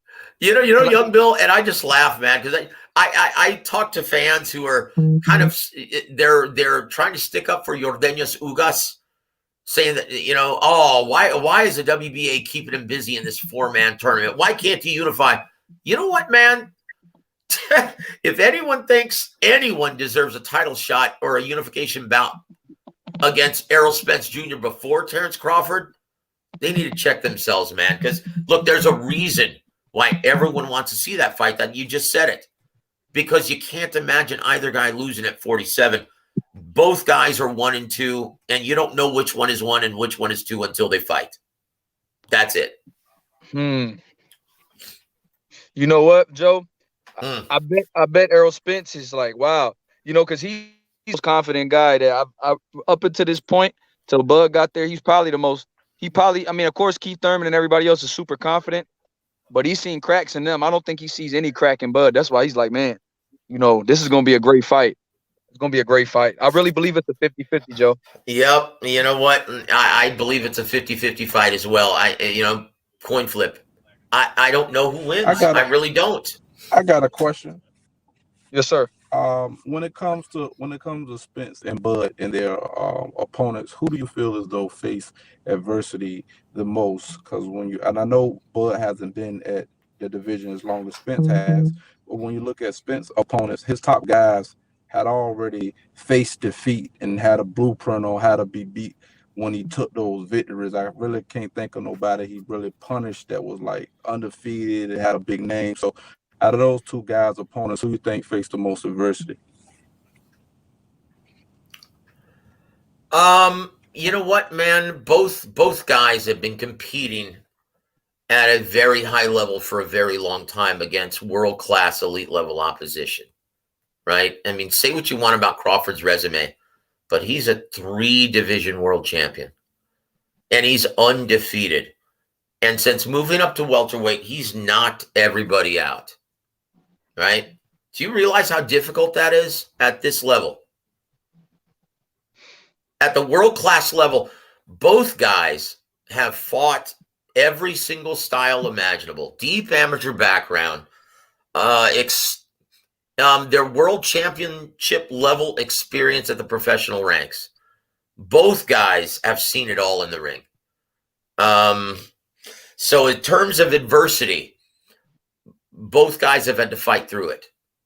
You know, we saw Errol Spence Jr. in winning his first world title against a very seasoned guy and a very good champion in Kell Brook. Yes, he had been knocked out in his previous fight, but we saw Errol Spence have to fight through adversity in Kell Brook's hometown. He was behind on the scorecards in the first half of the fight. He had to fight through that in someone else's backyard, and boy, he put a stop to it. He had to fight through a bit of adversity against Sean Porter. I mean, but Terrence Crawford, God damn, man, he's so good at figuring out the puzzle. You know, and he's so good at controlling range. He's not going to let you fight your fight. Geez, dude, this is such a tough matchup. I really don't know who wins because I've never seen anyone impose their will and be able to fight their fight against Terrence Crawford. I mean, look what he did to Sean Porter. Sean Porter had to go to plan B very quickly. Sean Porter tried to close the distance and fight him in the pocket, be the pressure fighter. And what did Terrence Crawford do? Wrapped his ass up every single time he got inside. And so he depended on the referee breaking them and creating that distance for him. And so Porter found out very, very quickly, hey, man, I'm going to have to use a different strategy because he's not allowing this. He wasn't as sporting as Errol Spence Jr. And Terrence Crawford is so smart, he understands that's a disadvantage for him if he allows that. And so I've never seen anyone fight his fight against Terrence Crawford. Terrence Crawford always controls range, always controls the action in the ring. So, yeah, this is a super fight, guys. There's a reason why it's been mandated by the real bosses of boxing, the fans. You know what? How you guys feel about Thurman and Barrios 140 just being knocked out? Like Barrios just be knocked out by somebody come from 130. So why would he?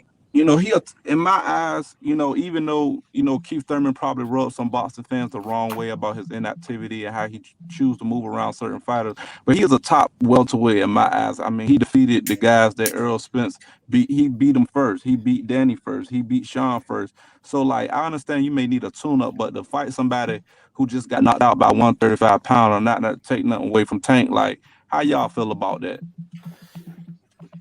Well, I tell you what, if I could just speak first. I just spoke with Mario Varrios' co-trainer this past Saturday, Ricky Nunez. And they have a very healthy outlook going into this. They understand that he's been out of the ring for 2.5 years, right? Before he gets back in the ring, it'll be 2.5 years, right? Right. They understand that he was quite injury prone before he became inactive, right?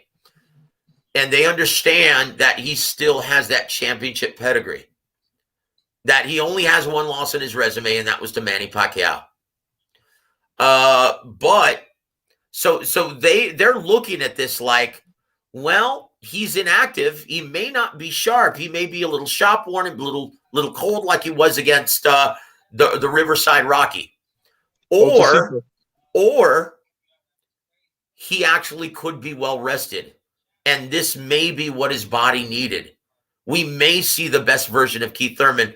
So that's who we're going to prepare for, the best version of Keith Thurman. And I tell you what, if they get that guy, if they get the best version of Keith Thurman, look out, man. He's a complete fighter. He's a jack of all trades in the ring. But with due respect, is that the best version of Keith Thurman fighting a Barrios? See, that's the whole question. Even if he is spectacular, like, are we not expecting that with, his opponent coming from 140 and being Barrios? Like, no disrespect to Barrios and him being a champion, but, like, aren't we expecting to see that? Yes, and I'll tell you why. Because Mario Varrios, most people, I don't know if you know this, he's from San Antonio. He's from where I reside. So I talk with his camp a lot. And he was going to move up to 47 before he got the prospect of the Gervonta Davis fight. He was having a lot of trouble making weight. That wasn't the best version of Mario Varrios that you saw against Gervonta Davis. At 47, you're going to see a big, strong guy who's not killing himself to make weight. So, in my opinion, I love this fight. I think this is a great job of matchmaking by Tom Brown. But damn it, it's not pay-per-view worthy. It's not. That's the only problem. Yeah, I mean, dude, why? I mean, this is not good for boxing. Fox is deliberately keeping the best product from the mainstream and casual audiences. Guys, and what's the point of even having these fights then if no one's going to see it? Yeah. That's the problem. Otherwise, this is a great job of matchmaking. And a true crossroads fight for both men. This is a great fight. Like, and don't be surprised if both guys bring it and both guys have moments of brilliance. This is a great fight. And to be honest with you, I really don't know who wins. Man. Hey Joe, how good is Virgil Ortiz going to be with Reynoso? What do you think Reynoso brings to his game?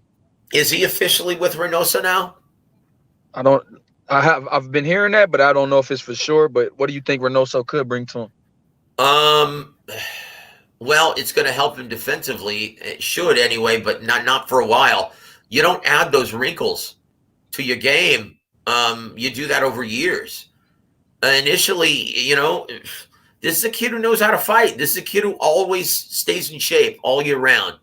He plays video games and plays guitar. He doesn't party and act like a pendejo outside of the ring, right? This kid loves to fight, and he wants to punish his opponent, and he's got a brilliant jab. He's got a very intelligent jab. But as far as working with Reynoso, we'll see. Look, guys, this is Eddie Reynoso's not the magician here. You know, I could be a great trainer if I got those talented guys as well. I mean, come on, dude. And Don, it's funny. Who said this? It was Emmanuel Stewart always used to say, a trainer is only as strong as the horses that he jockeys. And right now, Eddie Reynoso is attracting all the talent because he's got the biggest star. But he's not the cure-all for everybody. And you're going to see that with Andy Ruiz, right? It's what can you do with Andy Ruiz? Eddie Reynoso doesn't teach that philosophy, that aggressive, relentless philosophy. He doesn't teach that. He's a guy who teaches pocket counterpunching, right? So it remains to be seen whether he has any kind of success with Virgil Ortiz Jr. in terms of improving his defense. We'll have to see. I just don't see him doing very much to change any. I mean, dude, he already knows how to fight. He knows all he has to do is just keep him sharp, keep him disciplined. And this kid really doesn't have any problem with discipline and staying in the gym. Honestly, Virgil Ortiz Jr. would be fine just staying with his father, to be honest with you. In my opinion, he's making this move to help his portfolio and his level of attraction. That to me, that's the only reason why he's doing it. Otherwise, he really doesn't need Reynoso. I think Reynoso will help him improve his defense, his head movement, his waist movement. And I think, you know, it's going to make him a better fighter. I think he's ready to take his game to the next level. And Virgil Ortiz, his last fight, he got hit with some big shots by Mean Machine. And I think he needs to improve his defense. And Eddie Reynoso, he's one of the best. He's one of the best trainers in the game. He is one of the best trainers in the game. I don't mean to discount his ability. Yeah, but I agree with you when you say that, you know, maybe it's going to help his profile, you know, get him some more fans, more followers by training with Canelo and Eddie Reynoso. It'll help his popularity. But I think most importantly, it will help him improve his defense, his head movement, waist movement, you know, help his defense. That will help him become a better fighter. That's what I think. Well, we'll see. We'll see what happens. In my opinion, though, you don't want to take anything away from what makes him special. And what makes Virgil Ortiz Jr. special at this point is his focus and ability and his mindset in wanting to beat you fucking down, beat you down like a fucking dog. And you know, it's not like he gets hit like Oscar Valdez. Oscar Valdez was in serious need of defensive help. That's not the case with Virgil Ortiz Jr. And in terms of getting caught and getting hit by Igas Cavallasquez, guys, everyone gets hit by Igas Cavallasquez. This is why it was considered his toughest matchup to date. He tests everybody. Keep in mind his only two losses are to Virgil Ortiz and Terrence Crawford. In my opinion, this is why no one wants to fight him. Top Rank ultimately cut him because they couldn't get him any bigger fights. He's not a big ticket seller. And he's arguably the hardest puncher at 147 pounds. Deep amateur pedigree, former 2-time Olympian. Yeah, this is why no one wants to fight him. I mean, Virgil just fought him though, right? And Crawford fought him. Of course. And once again, who else fought him? Somebody else. Ray Robinson fought him. He had a draw with Ray Robinson as well. He did. He had an off night that night. Yeah. But Egas, he tests everybody who fights him. He's going to touch you with those heavy hands. So there's no indictment or no shame in that. In my opinion, because of the Virgil Ortiz jab, he's a much more sound defensive fighter than Oscar Valdez was before he started working with Eddie Reynoso. This is why I stated I don't know if it's going to prove fruitful, this merger, right? Once again, you don't want to take away what makes Virgil Ortiz special, and that's his seek and destroy mentality and his offensive mindset. But I agree. Hey, Joseph. It can't hurt trying to add those new defensive wrinkles, H. I agree with you, man. Go ahead, Pierrot. Hey, what's going on, Joseph? How you doing, my brother? Man, I'm doing, man. I'm actually working, but I'm almost done. I just want to chime in really quickly. Yeah, I agree. Virgil doesn't have the same defensive deficiencies that Oscar Valdez had, but at least in my eyes, the way I see it, I mean, like he still has some that he could shore up on. So to me, it's kind of potato. Like if he had the same, I think he could still benefit of somebody like Eddie. Because like Valdez, minus the Conceição fight and anything that was reported about Valdez, Burchell being, he had the COVID, he had the lung issue, being weight drained and stuff like that. Like he literally looked like a completely different fighter in my eyes. It took 3 fights for Valdez. Mm-hmm.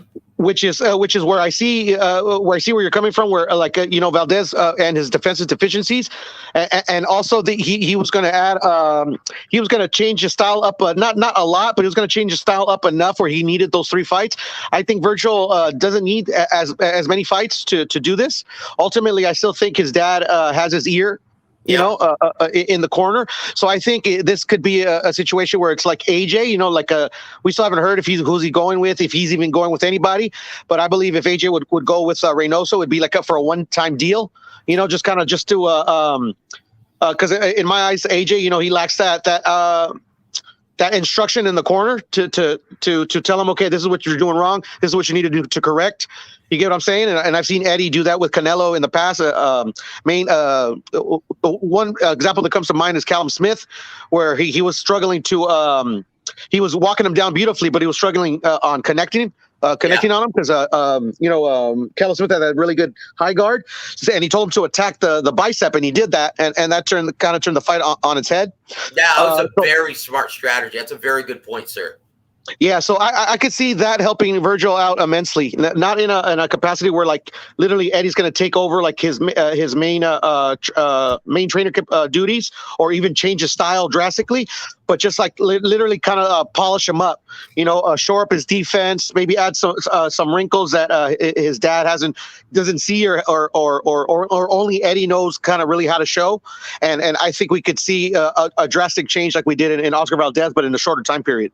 Well, I really like your optimism, and guys, I apologize. I didn't mean to, and I guess I gave off this impression, but I did it, Joseph. Not for me. You didn't give it off with me, Joseph. You didn't get off with me.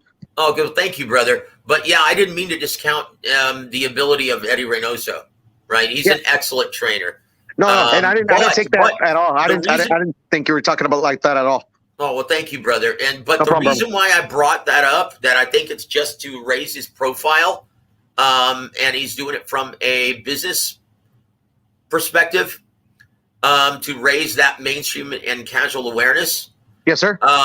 Because he came from 2 excellent trainers. I mean, keep in mind, he was with Joel Diaz. Yes, Joel Diaz is a brilliant trainer, right? And he was a very good fighter. Robert Garcia is a brilliant trainer and was an excellent fighter.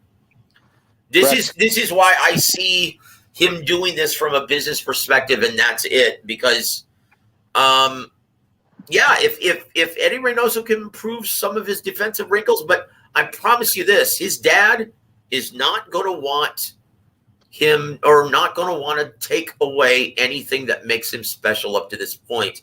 And that's his offensive mindset. He wants to whoop your ass. And he's got one of the most intelligent jabs in the division. I agree. And also, Joseph, I was going to say, I don't know if you remember, we actually discussed this a while back about, I actually brought it up to you on why, it's kind of weird him changing trainers. This will be his third trainer. You get what I'm saying? And we discussed it, and you brought up the same similar points. But the way what gives me more optimism is that literally what makes Oscar Valdez so good is his killer mindset, and I don't think he lost it. You get what I'm saying? Well, yeah, and sometimes it happens to fighters, though, man. If they start adding those defensive wrinkles, they'll become enamored with their defense and their ability to slip shots, and it'll take away from their killer instinct at times, and you don't want to do that. And in my opinion, that's kind of what's happening to Andy Ruiz Jr. You think so? I do. Well, I could see where you're coming from, Joseph, because even though I thought he dominated that fight with Chris Arreola, and he looked like he didn't look much improved, but he did dominate that fight. That's the first time since I started watching Andy where he actually dominated a former top heavyweight or a heavyweight. But I do kind of see where you're coming from, where he's kind of maybe he doesn't want to engage as much. Yep, and look, he won that fight. But yeah, Chris Arreola was competitive in every round. And he wasn't the same relentless machine that we're used to seeing, even against Joseph Parker, which I thought he won that fight too. He was a relentless machine against Anthony Joshua. Anthony Joshua is a relentless machine. We didn't see that against Chris Arreola. Okay, and Joseph Parker and Anthony Joshua, you can't tell me that they don't punch as hard as Chris Arreola? Or harder. They're not as crafty in terms of counterpunching as Chris Arreola? Yeah, no, right? No, I'm not, and I totally see where you're coming from on Andy's perspective. So I get where you're coming from, Joseph.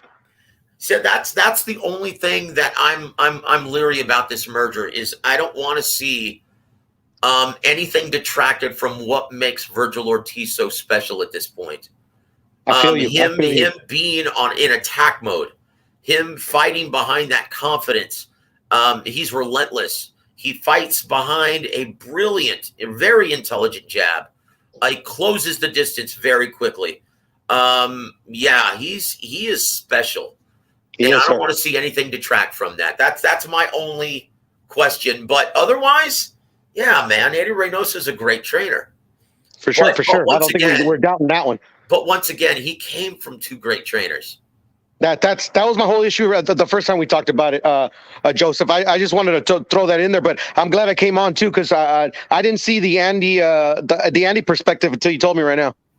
Well, hey, God bless you, brother. It's always great to speak with you, Poodle. No, and if you're not sure about who's training AJ, tune in to my show with Ronnie Shields. You never know. An announcement may come up tomorrow. Okay, I'll tune in, Joseph. I usually forget. I don't forget, but there's so many shows that I try to get on and say hi and debate a little bit of boxing that I forget some shows. But Joseph, I'll definitely tune in tomorrow. All right, God bless you, Poodle. It's good to talk with you. God bless you. All right, back to work. All right, see you, boss. Hey, Joe, let me ask you this. Remember we were talking about Virgil not being so happy with Robert Garcia going with Joshua Franco over him? Yeah, I knew that was going to happen. Yeah. And Robert Garcia said that was one of the reasons that Yep. That's the reason why he left, and I knew that was going to happen. And what's funny is Fight Saga sent Correa to go cover that fight and do those interviews. And he told me, I was in shock when he told me that Robert Garcia wasn't in attendance. And I said, oh shit, that's not good. That's not going to be good. And I understand why he did it. Even though this was Virgil Ortiz's toughest test to date, that was a Golden Boy show. That was the Virgil Ortiz show. He was the A side, and Josh Franco, even though he was the title holder and he was defending his title against the gentleman from Australia, Maloney. Yeah, Maloney. Maloney was actually favored going into that fight, slight betting favorite going into that fight. And they had no Golden Boy representation with him, right? So what do? Do you send a guy who's been there, right, since the beginning of his professional career, someone who's been with you since he turned pro, right? Do you abandon that kid and just, hey, you're on your own? On an ESPN card, on a top-ranked card, when Maloney is the top-ranked fighter and you've got no representation from Golden Boy? Do you send him in there with Big G? Do you send him there with his dad? Do you send him there with Tanahara Sr.? I honestly, I think he made a very, very well thought out decision. But yeah, Virgil Ortiz is on the verge of becoming a superstar. And from a business perspective, he made the wrong choice. But I love his loyalty. Keep in mind, Virgil Ortiz left Joel Diaz and to work with Robert Garcia. He's not a very loyal guy. And he hadn't been there as long as Josh Franco. Right. So I can understand why he made that decision. Well, it just wasn't a good business move, though. I mean, because the ceiling for Virgil Ortiz Jr., geez, I mean, he's going to do well at 54 and 60 also. Yeah. And that's the thing, Joe. I believe he made the right. I mean, like you said, Robert Garcia picked the loyalty over money in this one. You know, he went with the guy. And like you said, that was a bigger, like you said, Franco was the underdog in that fight. Yeah. So, and he was on a different platform. That's tough to do, you know. So you know what? And you know, God bless Robert Garcia. He really cares about his entire stable of fighters. And you know what? That's what makes Robert such a great trainer, is the relationship he has with all of his fighters. Right? And he genuinely cares about their best interest. I was hoping that Virgil and his dad would take it as a compliment that Robert said, hey, you know what? You're still in good hands. You've been working with all of these trainers anyway. My son, Big G, Hector Tanahara Sr., you know all these guys. You were already used to working with them in the gym. I mean, Emmanuel used to do the same thing when he couldn't be at two places at once.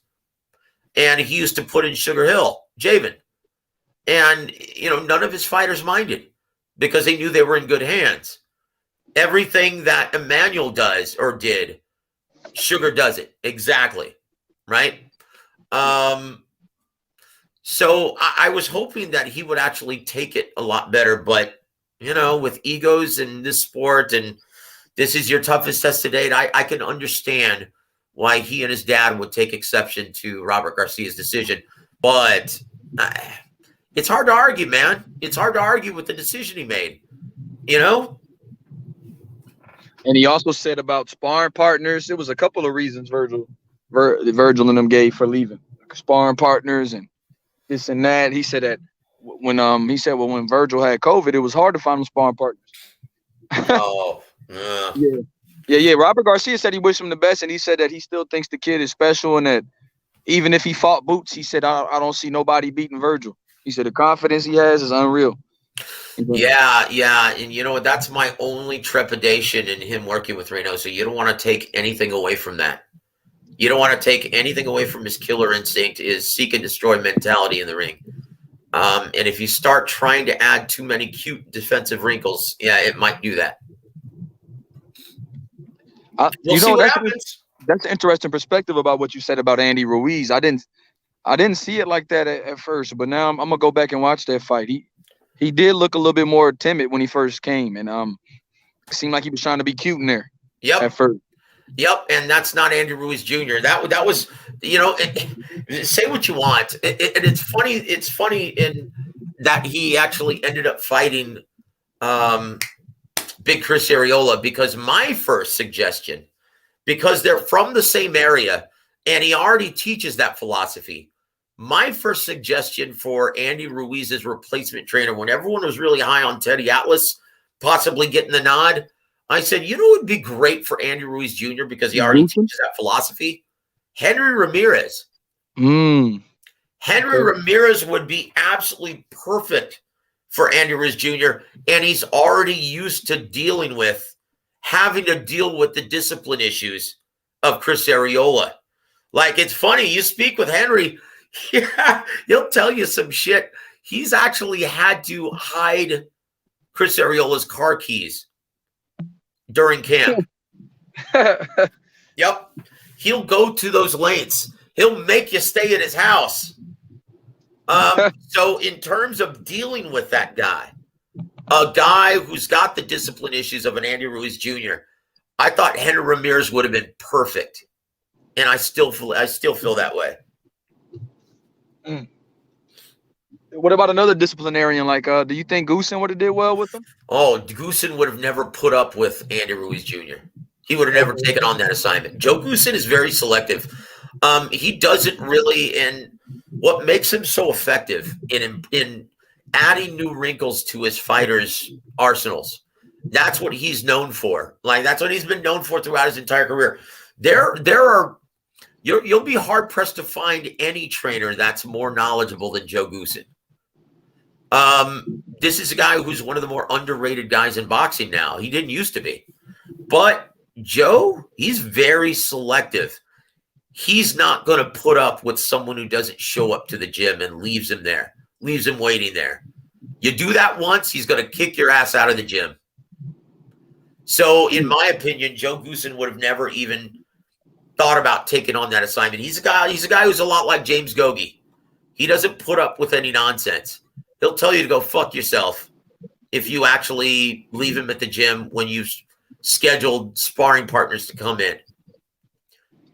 Right? That Goosen doesn't put up with that nonsense, but Goosen is among the very best in adding new wrinkles to an already established veteran fighter. And that's why he's so effective, because he only gets like maybe 3 or 4 fighters at a time. He doesn't have a huge stable. Never. In fact, he actually took some time away from boxing and was training the stars. He used to train Adam Sandler and Rob Schneider. Fun fact. I think I seen Adam Sandler posted at Goosen's gym one time. Yep. He used to train the stars. He took some time away from boxing because he was so disgusted with the way prize fighters, their mentality has become. They're lackadaisical. The fact that they're on their phone more than they're sparring. It seems like he much rather commentate because of the fact that these guys get on his damn nerves. That's what I take from him. No, you're absolutely right. And he's very good at it. He's an excellent commentator. And he's one of the last true teachers of the fight game. He can teach you from mid to long range how to box effectively using the entire ring. And he can actually teach you how to fight on the inside. Very few guys these days truly teach that becoming a lost art of being able to fight and defend yourself effectively on the inside. I mean, look around the entire sport. How often do you see it?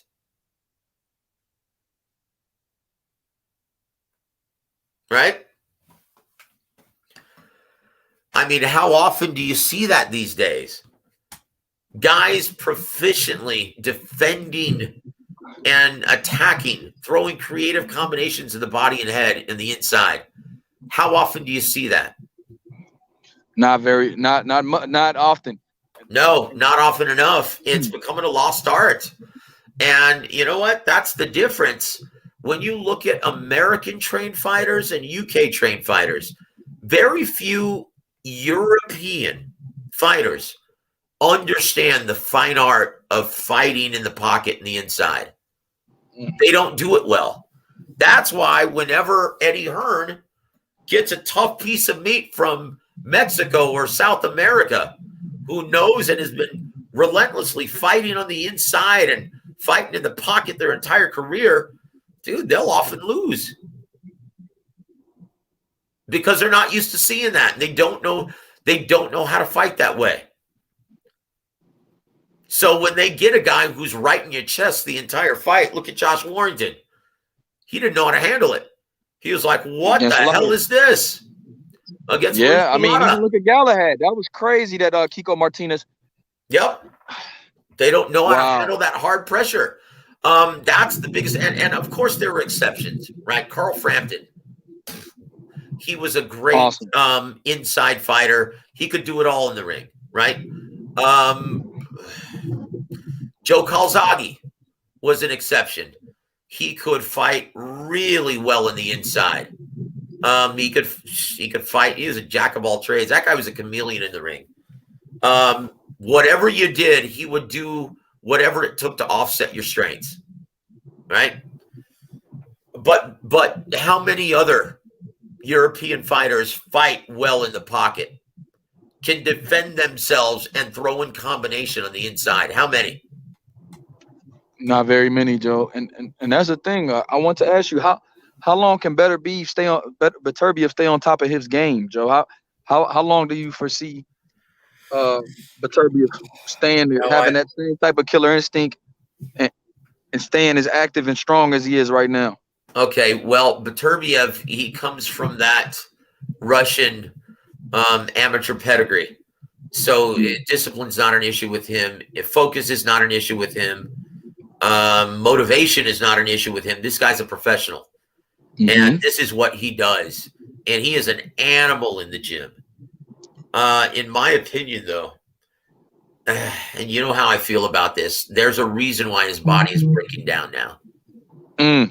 Good. Joe, you're not taking the shot. Don't do the shot tonight, Joe. No, I'm not drinking. No good. But you already know how I feel about that.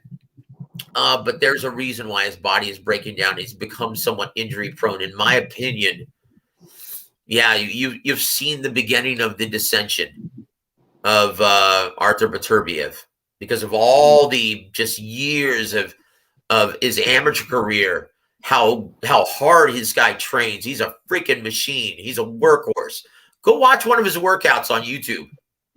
It's shocking how hard this guy pushes himself in the gym. But there's a reason why his body is breaking down. All of that wear and tear between fights is deep amateur background and then the X factor. And I'm not going to mention that, but you already know what I'm referring to. Yes, sir. Yep. Yes, sir. Yep. Yes, the sir. same reason. Look, the same reason why Vitaly Klitschko didn't last longer than he should have.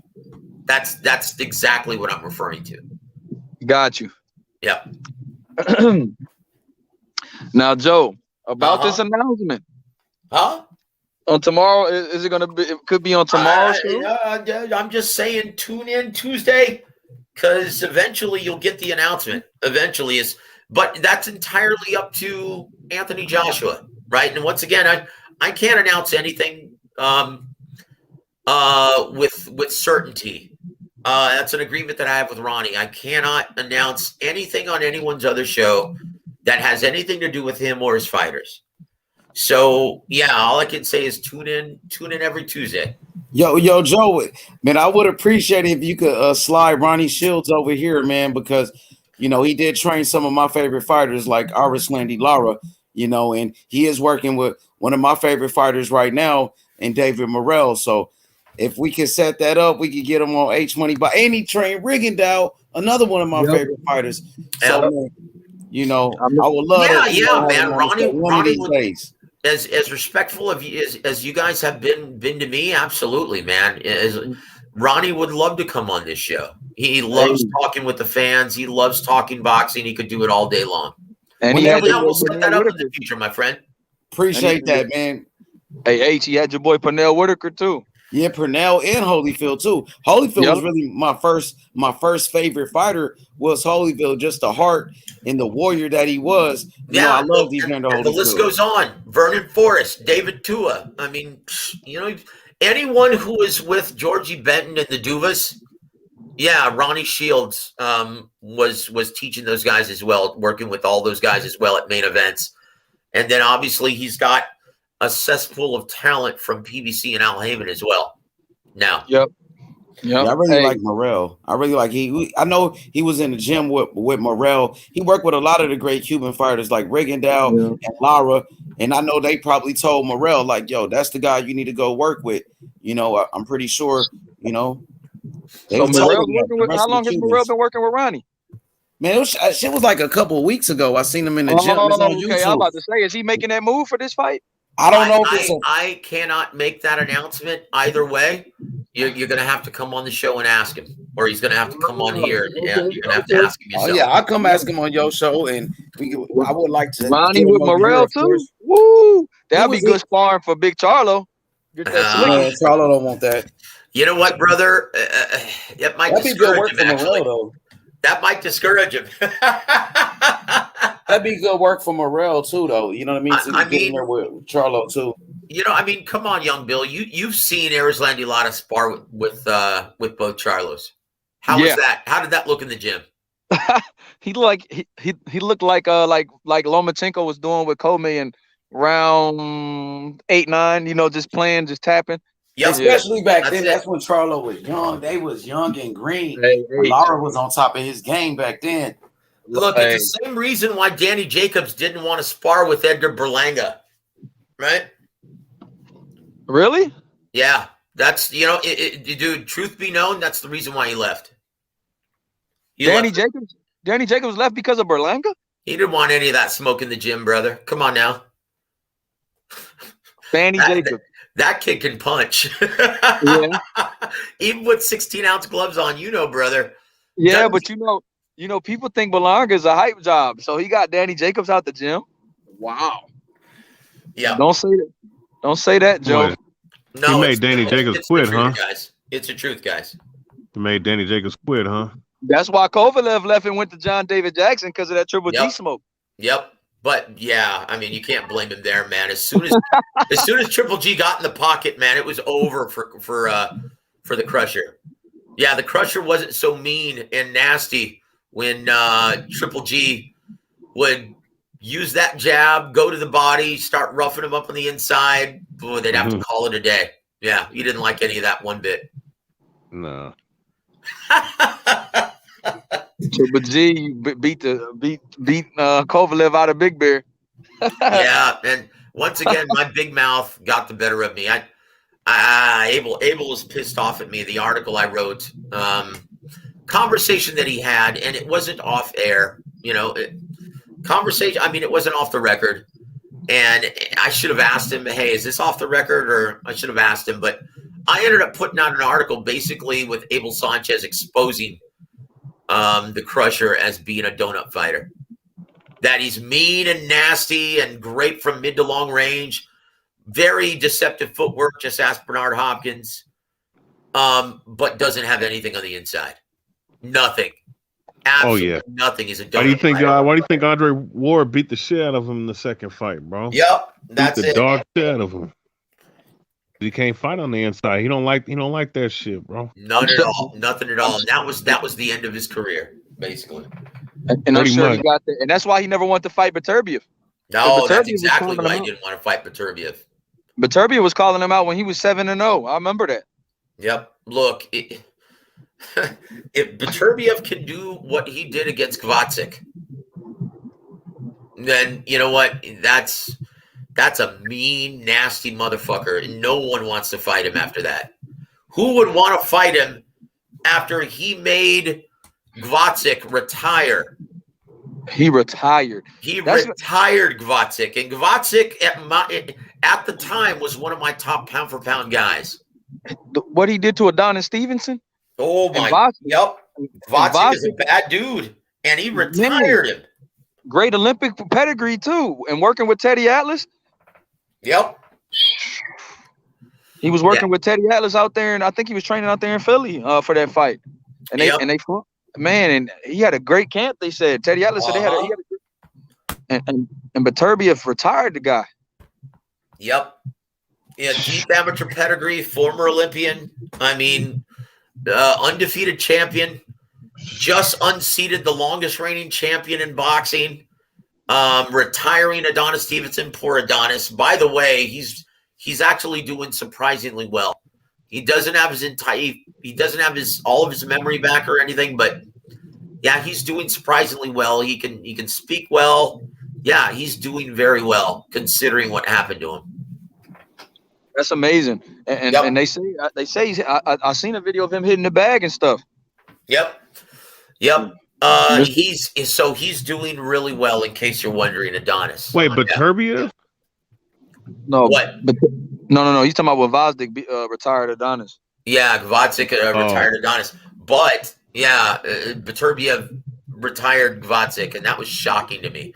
And you saw all this success that Gvatzik was having in the first half of the fight, but geez, man, his chin, his ability to slowly break you down, apply that pressure, just take away your will, man.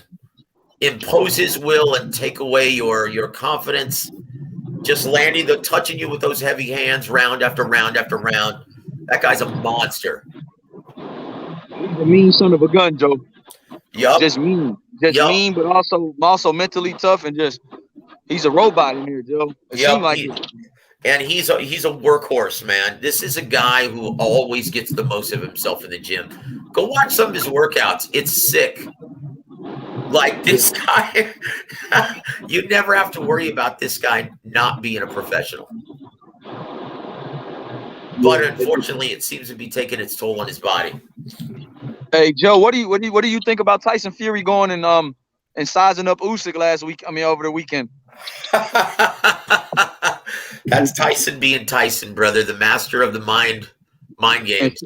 And saying he'll eat him up like he did Cunningham. He said he's too little for him. But I will say this, Usyk, you cannot get into this guy's head. Usyk is that guy's a consummate professional, and he knows he's one of the best fighters in boxing. He knows he's one of the best pound for pound guys in boxing. He knows he can beat you on any given day. You can't shake this guy. He's unflappable. But credit to Tyson for doing it, for trying. I mean, did you see him photobomb Tyson Fury and Bob Arum? Yeah. Look, I'm gonna be honest with you, man. Usyk is gonna be the one guy that Tyson Fury gonna have a hard time beating, bro. Everyone has a hard time with Alexander Usyk, and anyone who thought Anthony Joshua is going to be too big and too smart and just too good, yeah, man. Hell no. They learned an invaluable lesson, man. There are levels to this. I mean, Usyk can do it all in the ring. He can do it all. He can fight you on the inside. He can fluidly move it inside the pocket. He can use lateral movement and box you from mid to long range. But it's crazy. A lot like Vasyl Lomachenko. He'll slowly work his way on the inside to where he has you exactly where he wants you. And you don't know how it happens, when it happens, or why it happens. It just happens. And Anthony Joshua found out the hard way. He's like, wait a minute, this guy's right in front of me, and I can't touch him. What the hell's going on? Well, there are levels to this, AJ, and you're gonna have to go back to the drawing board, man, and start adding some new wrinkles to your fight game that no one introduced. That's the shocking thing about this. And this is my point about talking about UK trainers and boxers over there. There's so many disciplines and so many things that those guys don't teach you. Like they all fight like amateurs. Most of them fight like amateurs from mid to long range. 1-2, 1-2. That's it. Yep, they fight. They basically what they are is they're point fighters, bro. Most of them. Yep, that's it. I mean, there's so much that AJ still needs to learn. And unfortunately, when you're at this level of attraction and you're at the championship level, boy, your learning curve is very, very short, man. You don't have that luxury. Is he still going to pack in stadiums if he takes on two tune-ups while he's adding these new wrinkles? I mean, dude, you're used to selling out stadiums. Are they going to show up to see you shadowbox? Right. You've got to fight live dogs if you still want those kind of gates. So that's a real problem for Anthony Joshua at this stage of his career.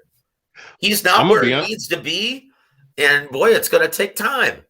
So in my opinion, if I were advising Anthony Joshua, I would say, you know what, dude? You better spend Christmas in the gym. If you're going to fight him in March, you better start now. And you had better eat, sleep, drink, shit, boxing.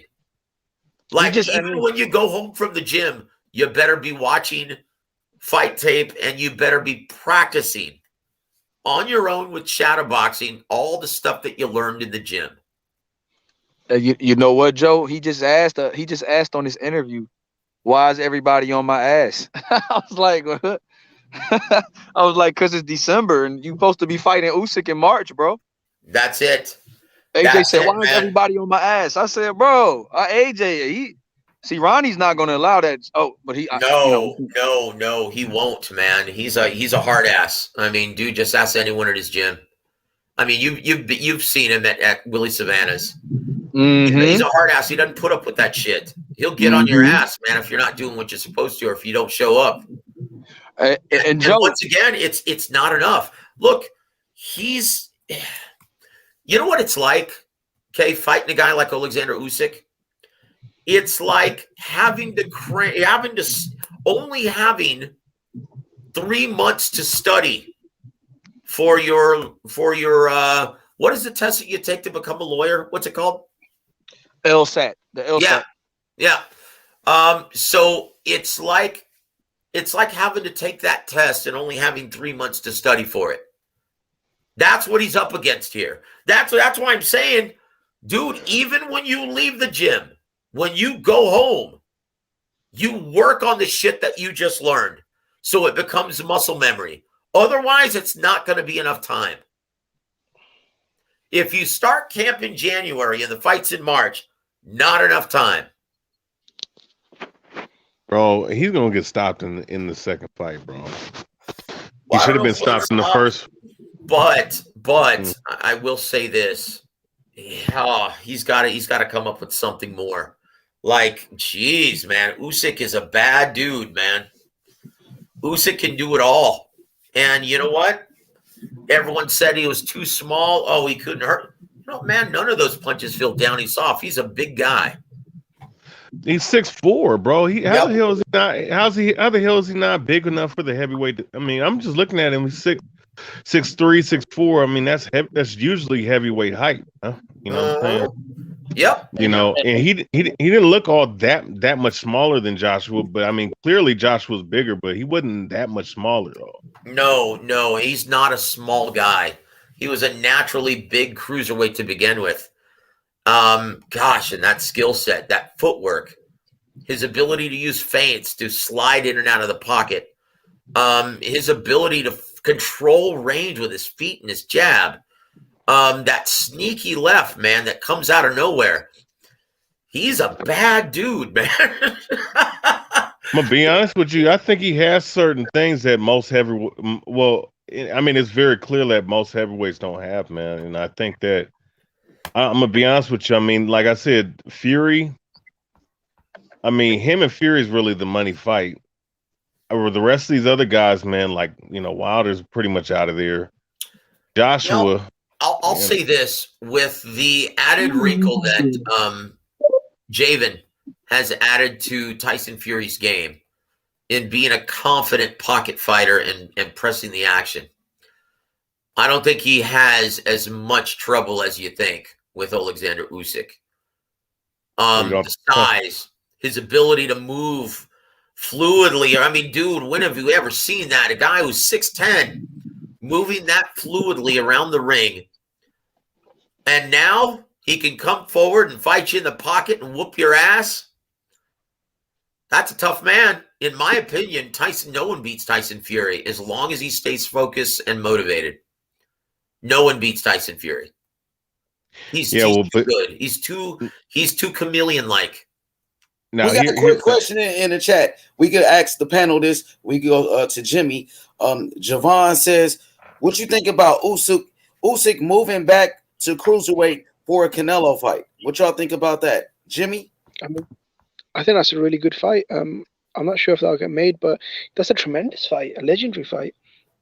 Yeah, I don't see that. I don't see Usyk moving back to cruiserweight after he won heavyweight champion. After he's the heavyweight champion, to move down in weight and lose all that muscle mass that he put on to go make cruiserweight. I don't see it. I think it'd be a good fight though, stylistically, because Usyk did struggle quite a bit against Bradis, and I'd say Canelo's a better counter puncher than Bradis. A lot of the tactics that Bradis did in their fight, and to a lesser extent what Tony Bellew did, sort of that slick counter punching style, the ability to box on the back foot. I feel like it'd be a really, really good fight. Yeah, man, that's a really high level chess. That's a weird fight, bro. Usyk versus Canelo. Yeah, that's weird. I don't see that going. I don't think that's going to happen. Guys. I mean, but that's like. He said the heavyweight titles will be on the line too. Didn't he say something like that? No. He said heavyweight titles wouldn't be on the line. He wants to keep those, but he would fight him at cruiserweight if he says he does the championship still. If he does win the cruiserweight title, he'll move down and challenge him for his title. But look, guys. That's a tough matchup for Canelo, and I know Canelo's game, and he's the most confident fighter in boxing right now, and rightly so. And he's in his fighting prime right now, but that might be too much. I mean, guys, this isn't moving up and fighting Makabu. No, this is one of the best fighters in boxing, more technically proficient than Canelo Alvarez. Now, he doesn't have the same natural gifts that Canelo Alvarez has. He doesn't have better reflexes than Canelo. He's not as sound defensively as Canelo. He also doesn't have explosive power like Canelo. It's all accumulated, right? It's that steady drop that fills the bucket. But gosh, man, as proficient as Usyk is at controlling range, I just can't see Canelo overcoming that kind of obstacle. I know right now most seem to think he's Superman, but that's too much. Canelo, in my opinion, doesn't go there. Nope. I mean, I'll say this. Too much, man. Canelo's fighting at middleweight not too long ago, and Usyk is the heavyweight champion, so the size difference would be monstrous. Yeah. Here's what I say. If that fight ever happens, man, Canelo is the most fearless motherfucker in this generation, bar none. Yeah, but he's a smart businessman, though. He's not going to do it. No way. No, I'm just saying if it was to happen. Yeah, but you're looking at all-time great stuff right there, brother. Yeah, I mean, like we can always go back to Ray Robinson. Fighting Joey Maxson, moving from middleweight to light heavyweight, which in this time period would be like 4 weight classes moving up. You know what I'm saying? And I mean, you had guys back in that era that probably even before Ray Robinson's era doing that kind of shit. Guys don't do that no more. You know what I'm saying? Yep. I'll say this: if it was to happen and Canelo was to win, then Canelo was instantly a top 10 fighter of all time. Man. You know what, brother? You've got to put him in that category. You've got to put him in that discussion if he does something like that, but he won't. But it's impossible. But that's why I'm saying it would be like guys gotta understand, man. This is not light heavyweight. This is cruiserweight, and you're dealing with heavyweights. You're dealing with 200 pounds. The punch, when you're a big guy, you understand that a guy that's 200 pounds and up, their punches, even if they're not like, let's say, pound for pound punchers, there's a different physicality in terms of in the clinch that you're gonna figure out. That's way different. Way different. I'm just saying. Yep. Because I'm just saying, I'm speaking for myself. You know what I'm saying? Like with the heavyweights. You're going to clinch up and you're going to get physical, and it's going to be a little bit different than just doing what you do against 168 pounds, 175 pounders. That's why if he was to move up, that's why it's even still dangerous enough to him fighting Makabu to begin with, just because of the size difference. These guys are not. These guys are cutting from like 220 pounds to make 200. Man, so You know? Yeah, So man. That's why I genuinely don't believe that he's going to fight at cruiserweight. I don't think it's going to happen. I know if Makabu wins, yeah, he'll go for it. But he does. I don't think he beats Machunu. And that fight doesn't happen if Machunu wins. Forget it. Canelo's not stupid. I mean, if he thought Caleb Plant was tricky, try finding a cruiserweight who's got those same skills. yeah. Not going to happen. So, excuse me, guys, but yeah, what else went on this weekend that you guys would like to touch on? You want to talk about Dimitri Bivol? That damn Bivol gets on my fucking nerves, Joe. Speaking of Bivol, he gets on my fucking nerves, Joe. Yep. He's too talented to fight like that, bro. He's too talented to fight like that, Joe. He hasn't improved. He's a guy who I think has peaked. He needs new leadership. He needs new trainers. He needs to fight Better Biev. That's a fight that needs to happen. Bivol Better Biev, because Better Biev's about 38 years old. He's got a history of injuries. What's up, Jim? Yes, bro. You good? Yeah. How about you? My bad to interrupt, brother. I just ain't know that was you, man. Yeah, you know, Dimitri Bivol has hit a wall. He still fights like an amateur, and he's not improving. Like, what's going on with this guy? You know, he used to knock everybody out. He was awesome, man. He used to be so much fun to watch. Now, it's like bad sparring watching him in the ring. It looks like he's sparring with his opponents. Yes, correct me if I'm wrong. No, that's what I tell you. It bothers me, man. I want him to challenge himself like against a Beterbiev. Yeah, man. I don't know what's going on with this kid, but tell you what, he's going to have a very hard time if he has to fight Arthur Beterbiev or even Gilberto Ramirez. I mean, you know, what's going on with this guy, man? I don't know, dude. You know what? Even if he has to fight Joe Smith Jr. again, he's going to have a much harder time now.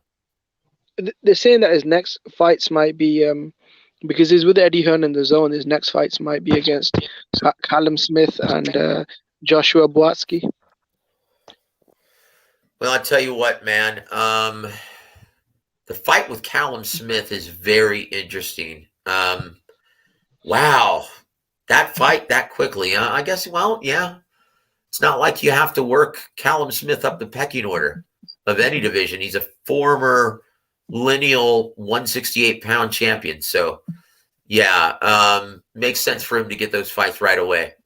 But with James Buddy McGirt, yeah, you're going to see a lot of improvement in Callum Smith. He's already not a guy who likes to fight, use his height to his advantage. He's a guy who likes to bang from mid to long range, from mid-range, rather. You're going to see him become more defensively proficient with James Buddy McGirt. You're also going to see him develop more tools in his arsenal, just a better assortment of punches to the body and head. You're going to see him become a more improved fighter over time. I like this merger with Buddy McGirt. You know, with that said, yeah, Bivol had better start focusing. He'd better start getting motivated for these assignments, because if not, it's going to bite him in the ass. He's going to lose and lose badly. I like the fight with Callum Smith, though, man. I think that's a great fight. So how do you think that would go, Bivol and Callum Smith? I don't know, man. That footwork of Bivol, the speed. And if he really gets up for this assignment, it's going to be tough for Callum Smith to overcome. But that sneaky left hook of Callum Smith that he always hurts his opposition with.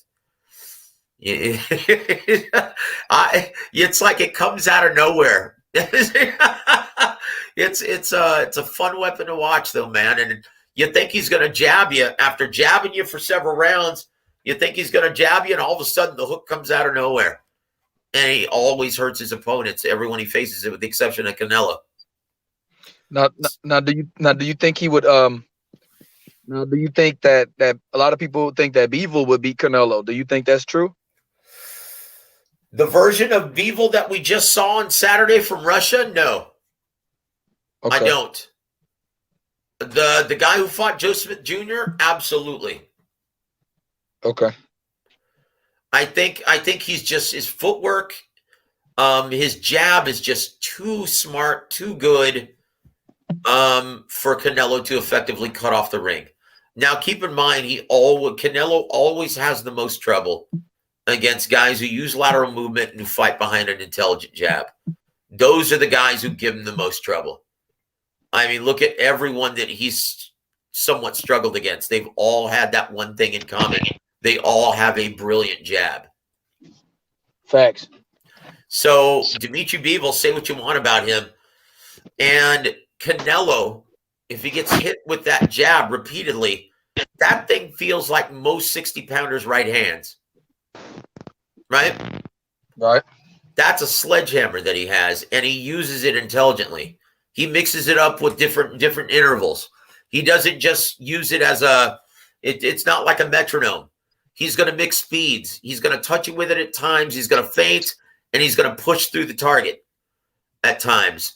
He's very, very smart fighter when we see a motivated version of Dimitri Bivol. But lately, it's looked like sparring when he's in the ring. His last two performances have been flat. And if that guy fights Canelo, Canelo beats his ass. Maybe even stops him late.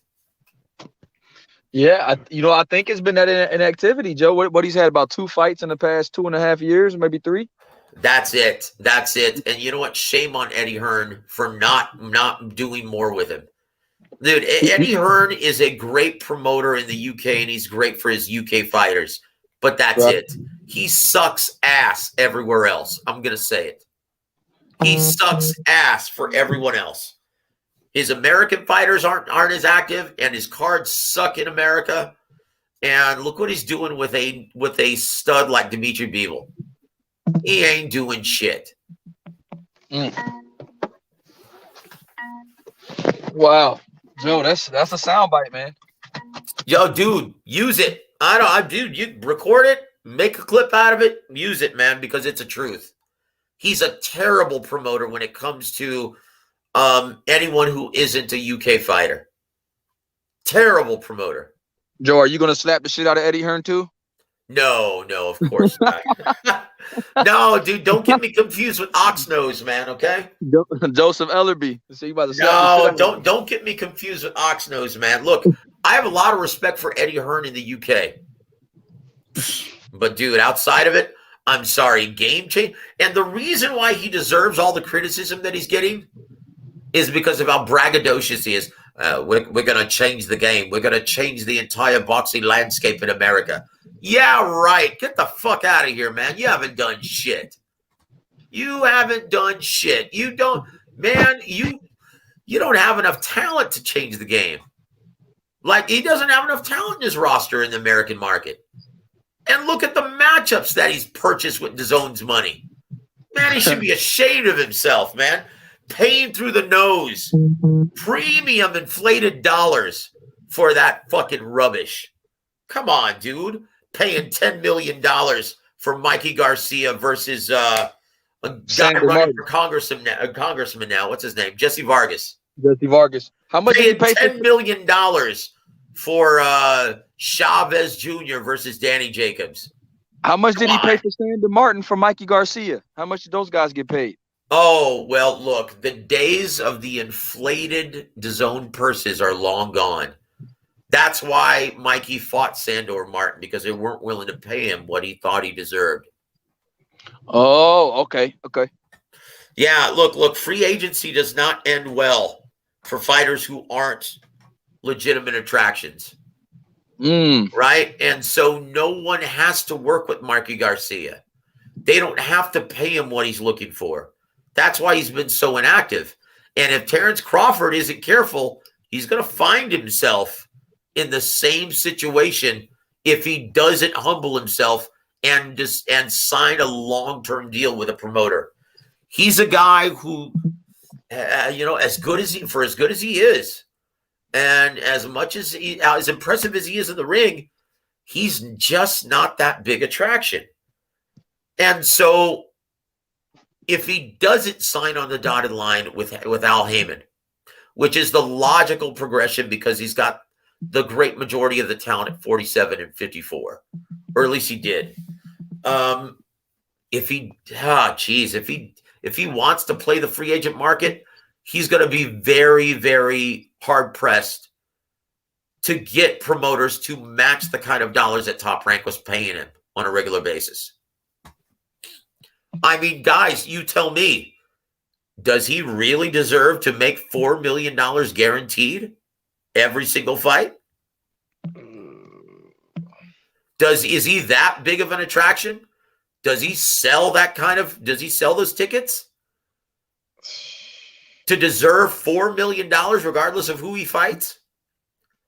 That's what he's grown accustomed to making, and he's not going to find it anywhere else. That's why Top Rank, they really didn't care whether or not he wanted to sign with them or not, because it wasn't cost effective. It wasn't working out. They thought for sure if they re-signed him and gave him that $4 million guarantee, just like they gave Tim Bradley, they could put together the big fights where it would be cost effective and justifiable. But they weren't willing to do that. They couldn't do that, right? For some reason or another, they couldn't get those big fights done. So it just wasn't cost effective to keep Terrence Crawford signed to Top Rank. That's why even though Terrence Crawford made that announcement, like he was dismissing the idea of re-signing with Top Rank, truth be known, they really didn't have any interest in re-signing him either. Now, they do have interest in working with him on a fight-by-fight basis if it makes sense, but that's going to take putting together the big matchups, right? But if he doesn't sign with somebody, it's going to be tough sledding for Terrence Crawford, because he's not Canelo Alvarez. Hell, he's not even Errol Spence Jr. in terms of selling tickets. So that's a tough one, man. Terrence Crawford had better humble himself and sign with somebody, or else he might find himself very inactive. Yeah. Hey, we know what I will say this, because I'm a Terrence Crawford fan. He kind of did that to himself, though. I'm gonna be honest with you. The reason why I say this is because he should have marketed himself, man. He didn't have to sign.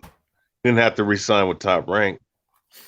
Well, look, I'll say this, and I feel really bad for Terrence because, I'm a fan of a lot of fighters, and I have a lot of respect for Bud Crawford and the way he handles himself in and out of the ring. Yeah. He's a great guy. He's a guy who's very disciplined. He's a guy who lives the Spartan lifestyle. He doesn't abuse his body between fights, and he doesn't play the fool on social media. He's a very respectful guy and a very respectable guy. Mm-hmm. With that said, my experience doing publicist work for several fighters, I came to realize there is no rhyme or reason, no matter what you do on social media. There is no rhyme or reason why fans gravitate towards a certain entertainer and not another. It's just the hard facts of the business. Just like in music, just like in Hollywood, it's the same in boxing.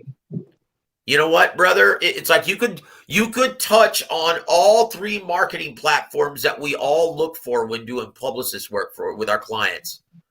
He could touch on all of those. Right. He could be eloquent. He could be funny, charming, kick some ass in the ring. That's still no guarantee that he's going to build a huge mainstream following like Canelo Alvarez. That's never a guarantee. So, I mean, and Top Rank knows this. This is why it was terrible what Bob Arum said, right? That, he needs to market himself better. Dude. You're the promoter, dude. Well, you know what? And once again, they did all they could promoting him. I mean, dude, look where he got his start on HBO, the biggest platform in boxing. And then he moves to the biggest sports platform in the world, ESPN. and he still isn't a big commodity, they've done everything they could. And, you know, Bob Arum was wrong for saying it because it's not their fault and it's not his fault. It just is what it is. I mean, think about how many talented female singers that are hot today that aren't as big as Taylor Swift. Why the hell does she have the kind of following that she does? Is her music really that good? Is she really that hot? Yeah. There is no rhyme or reason, guys. I found that out the hard way. And you know what? I had several fighters who were champions that I'm not going to name, but and they were charismatic, funny, took care of business in the ring. It didn't matter. You couldn't pay fans to come pay attention to them and see them fight.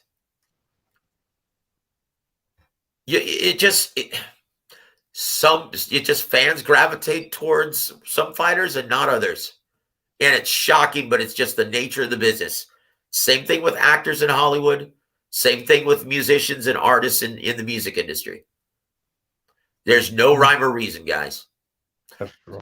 So Terrence Crawford, it is what it is. He's just not a huge draw. He just isn't. And it's hard to explain. It's hard to explain. I mean, look at Errol Spence Jr. as a result, like in comparison. You can't tell me that Terrence Crawford doesn't have just as good of a personality as Errol Spence Jr. Facts. Is Errol Spence Jr. a geyser of conversation? Is he charismatic? Is he charming? No. Not at all. He looks like he's stoned most of the time. Oh. Not saying that he is. He just has that look about him. No, I know. That's what he does, though. I'm not worried about Terrence Crawford. I'm not worried about Terrence Crawford. He sounds like, dude. Seriously. And look at EJ's response. Look at the fans' reception to EJ compared to Terrence Crawford. It's like night and day. Why? Yeah. Is he better than Terrence Crawford in the ring? Well, that's debatable. Is he more charismatic than Terrence Crawford? No. No. So why is he more popular? I rest my case. Honestly, there is no rhyme or reason, guys. Yeah. None. Why fans gravitate towards a certain fighter and not another? Well, you know what? Well, here's one thing I can say, and what gravitates me towards Terrence Crawford. He got that old school mentality. Oh, he's a badass, dude. He is cut from the same cloth as guys like Marvin Hagler. Yeah. Just ruthless in the ring. Lives a Spartan lifestyle, works as hard as anyone else in this business. But you look at Marvin Hagler, and that's another case. Coming up through a much healthier time. Look how popular Marvin Hagler became, and he wasn't the most eloquent, well-spoken guy. No. And he was in so many commercials, movies in Italy. I mean, geez, dude, this guy was all over the place. He was a mainstream boxing icon. Did he have more charisma than Terrence Crawford? Was he more impressive in the ring than Terrence Crawford? Oh, he was. To me, he was. In terms of the in ring ability, yeah. But as far as his charisma, if you're talking about just being able to express himself, it's pretty much the same. Yep, that's my point. I mean, the only reason why you can't say Terrence Crawford is just as impressive as Marvin Hagler is because he hasn't had the kind of opposition that Marvin Hagler's had. Right? And probably never will. And probably never will. It was just a much healthier era of boxing. You can't even compare the two. Like if you came up watching and falling in love with the sport of boxing in the 70s and 80s, boy, you had it made.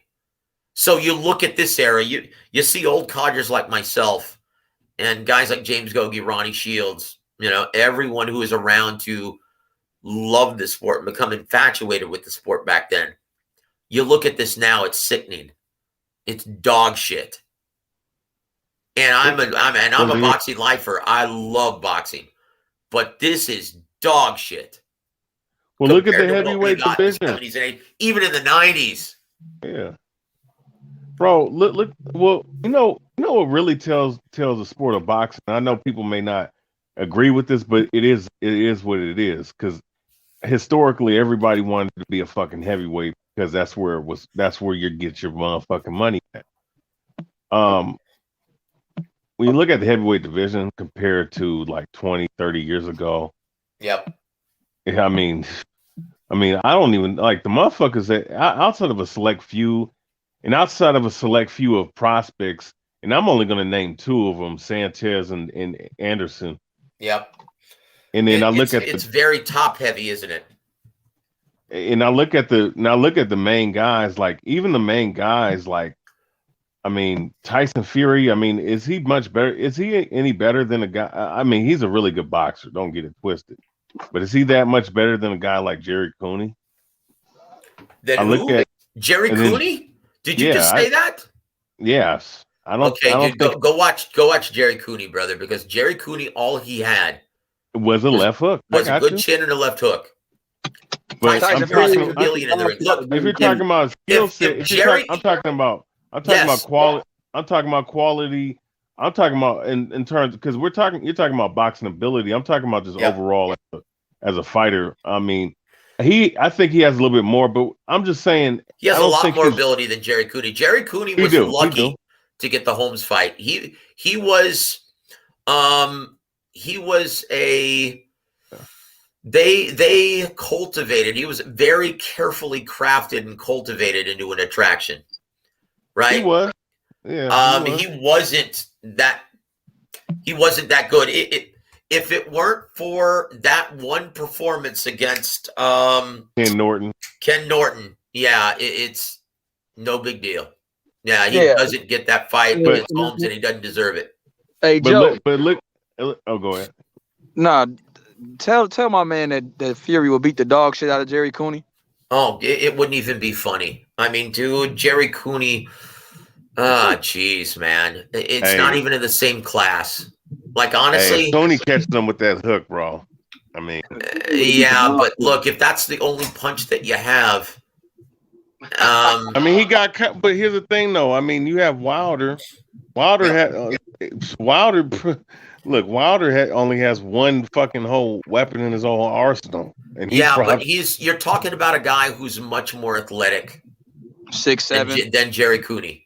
Jerry Cooney was 6'7". Jerry Cooney was like Rocky Balboa, but big. I mean, but yeah, he wasn't that smart in the ring. He wasn't that versatile. All he had was a monster left hook like Rocky Balboa. That's it. You're talking about the living embodiment of Rocky Balboa in the ring. Right. With not as much heart. and not as much mental toughness. Well, look. The point I'm looking at, man. I'm looking at Joshua, Wilder, Fury. Now look at those guys. Yep. You know, I'm just gonna be honest with you. What I look at, I see another. I just see guy. I mean, Tyson Fury's good, and the reason why it's good is because he can fucking move his feet. The reason why Usyk is very good is because he can move his feet and he has very good footwork. I mean, you look at the motherfuckers that box. I'm not even talking about guys even before the 90s. Just the 90s themselves. Yep. All them guys can move. Every last one of them can move. All of them guys knew. It was a much deeper division. And say what you want. This is what. Oh, I'm sorry. Finish your point, sir. I'm sorry. My apologies. Let me just finish this point too. Wilder is nothing more than another version of Michael Grant to me. Joshua is nothing more than another version of Frank Bruno, just a little bit taller. All right. I'm just saying, like, when this heavyweight division that we see today, like, I mean, the boxing at the end of the day lives and dies off of the heavyweight division, and the fact that there's not that attraction to the heavyweight division outside of, like, the blood, the war between Wilder and Fury. There wasn't really much going on in the division like that. Yeah, you're absolutely right. It really wasn't it really isn't a deep division, and it's very top heavy.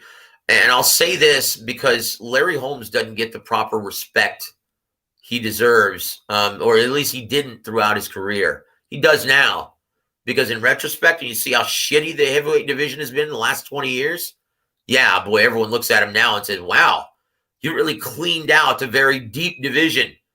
I mean, dude, Tim Witherspoon nowadays. I was about to say Tim Witherspoon. There you go. He would be. Look, dude, even David Tua in this version of the division becomes heavyweight champion eventually.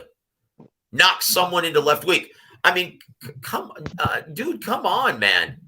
Like the 90s, that was a great era for heavyweight boxing. Hell yeah. Oh, Morrison. It was so deep. Even the B-level fighters, the fringe contenders, would put on Oliver great McCall. fights. Do you remember Oleg Moskayev versus Corey T-Rex Sanders? Yeah, I remember that fight. That was a great knockdown, drag-out slugfest, man. Heavyweight slugfest. Two behemoths just beating on each other. And it was very skillful, man. Dude, I mean, even the B-level fighters would put on wars. It was amazing. Francis Botham, man. Dude, that guy was cracked, man. That dude was tough. I'm trying to think who else was really good back then. I forget, they called him the Dynamite. I forget his name. But Bruce Seldon was a really good boxer. Bruce Seldon, you talking about Tony TNT Tucker? Yeah, Tony. Yeah, there you go. Tony TNT Tucker. There you go. Yeah. Yeah, it was a very deep. Oh no, I'm thinking of that's a different guy. Tony Tucker's a dude Tyson fought.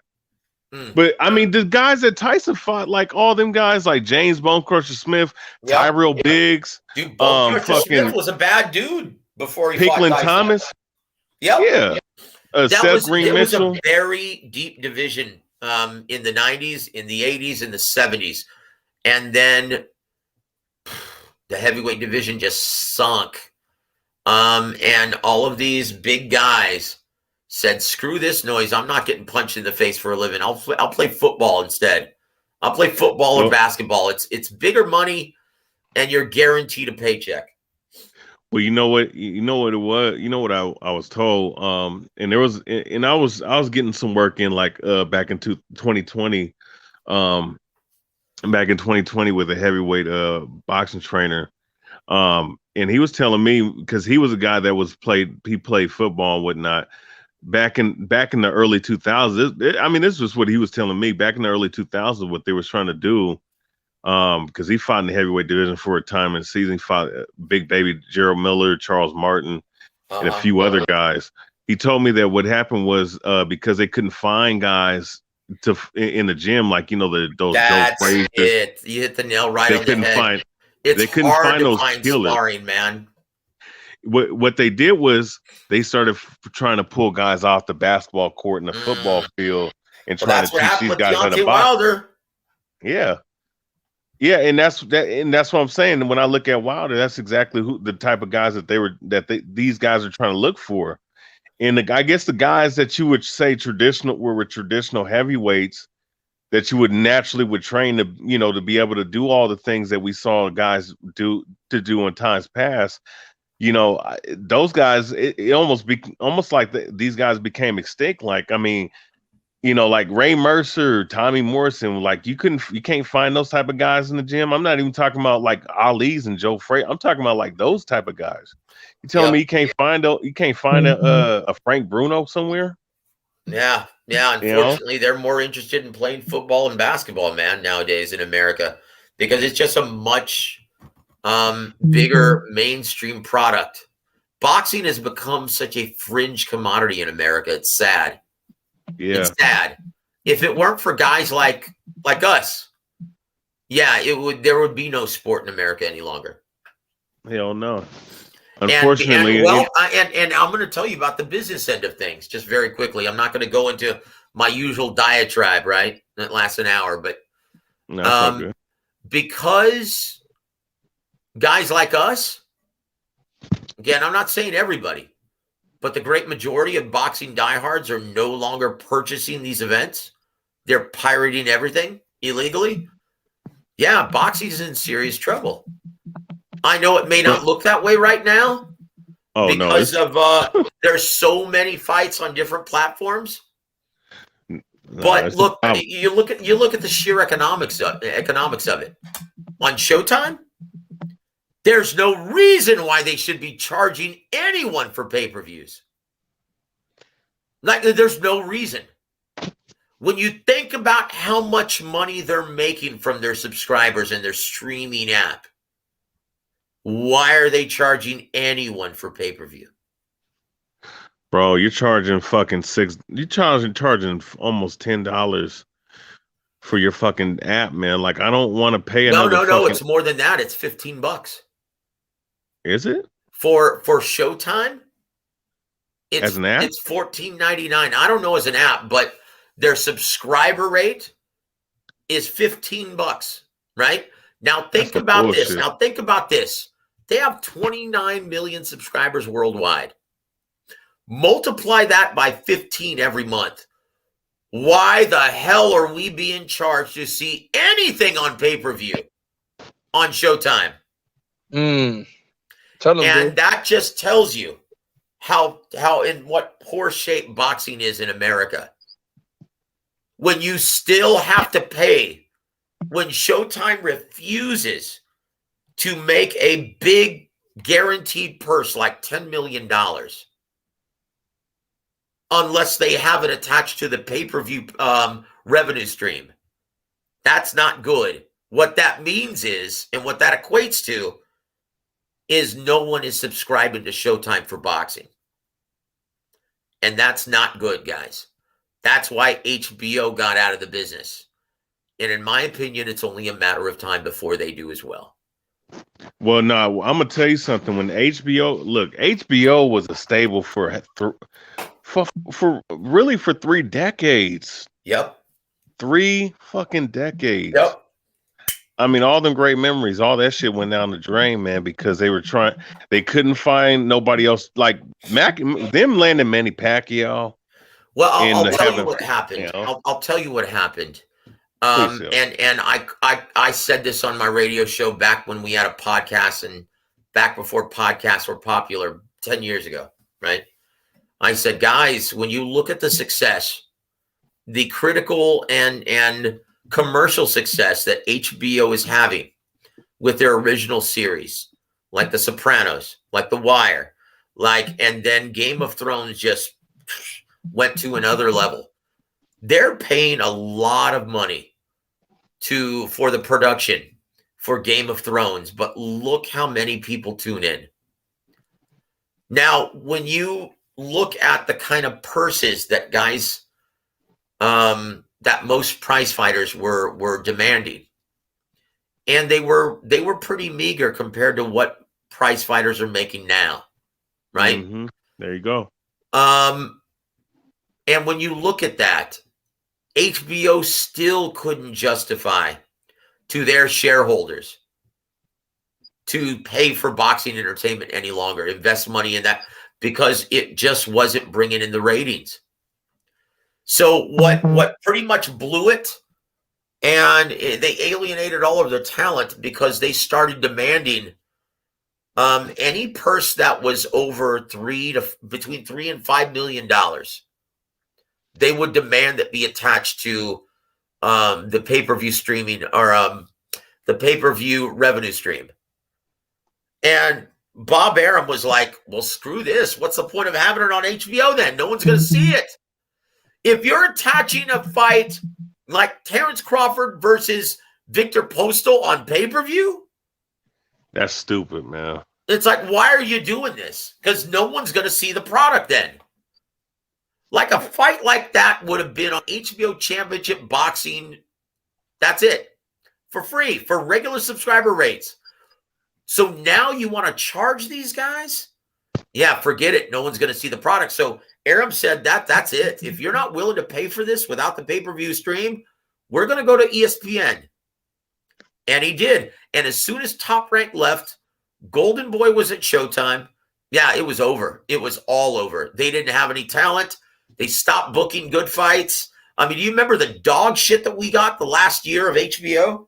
Oh man, they're trying to promote Hebrew Hammer, and their best work was trying to get Kovalev, and Kovalev got destroyed by Ward. You know, I mean, they're trying to promote a lot of these guys from Europe, man. Like motherfuckers that wasn't even fucking worth watching and shit. That shit was pathetic. Bro. Yeah, and that's what happened. So HBO, and unfortunately, I see Showtime going the same route. I mean, I'm sorry, guys. I don't mean to be depressing you. It's just there's reason to be depressed, though, if you look at the business side of things. I'm sorry, guys. I'm reading the comment section right now. Nah, but you know what? You got to be real about it, because I'm looking at the horizon. And I'm like, well, you know what? You got to understand something, man. Like motherfuckers ain't doing no million fucking views in on their Showtime. I noticed this back when I was watching Strike Force and Showboxing back like 10 years ago. Yep. And noticing when I looked up the actual numbers, like, okay, this is doing like 600, 700 views, but it depends on who's fighting. You know what I'm saying? Like, I remember Nick Diaz and KJ Noons, that fight, because people wanted to see it, that fight did like 730 actual views. Do you remember, though, You know? back in the 90s, back in the early part of the millennium, boxing was still doing every single time championship boxing and Boxing After Dark came on, it would do well over 1 million viewers. Exactly. Do you remember back then? Yes. No, I remember hearing that. Yeah, it never stopped doing that, man. Yeah, after 2010, 2011.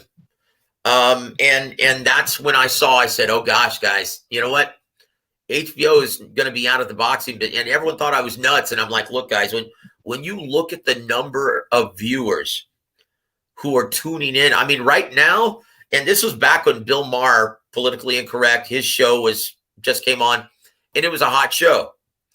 And I was like, guys, when Bill Maher is kicking boxing's ass, we're in trouble. And I said, you know what, man? Oh, geez.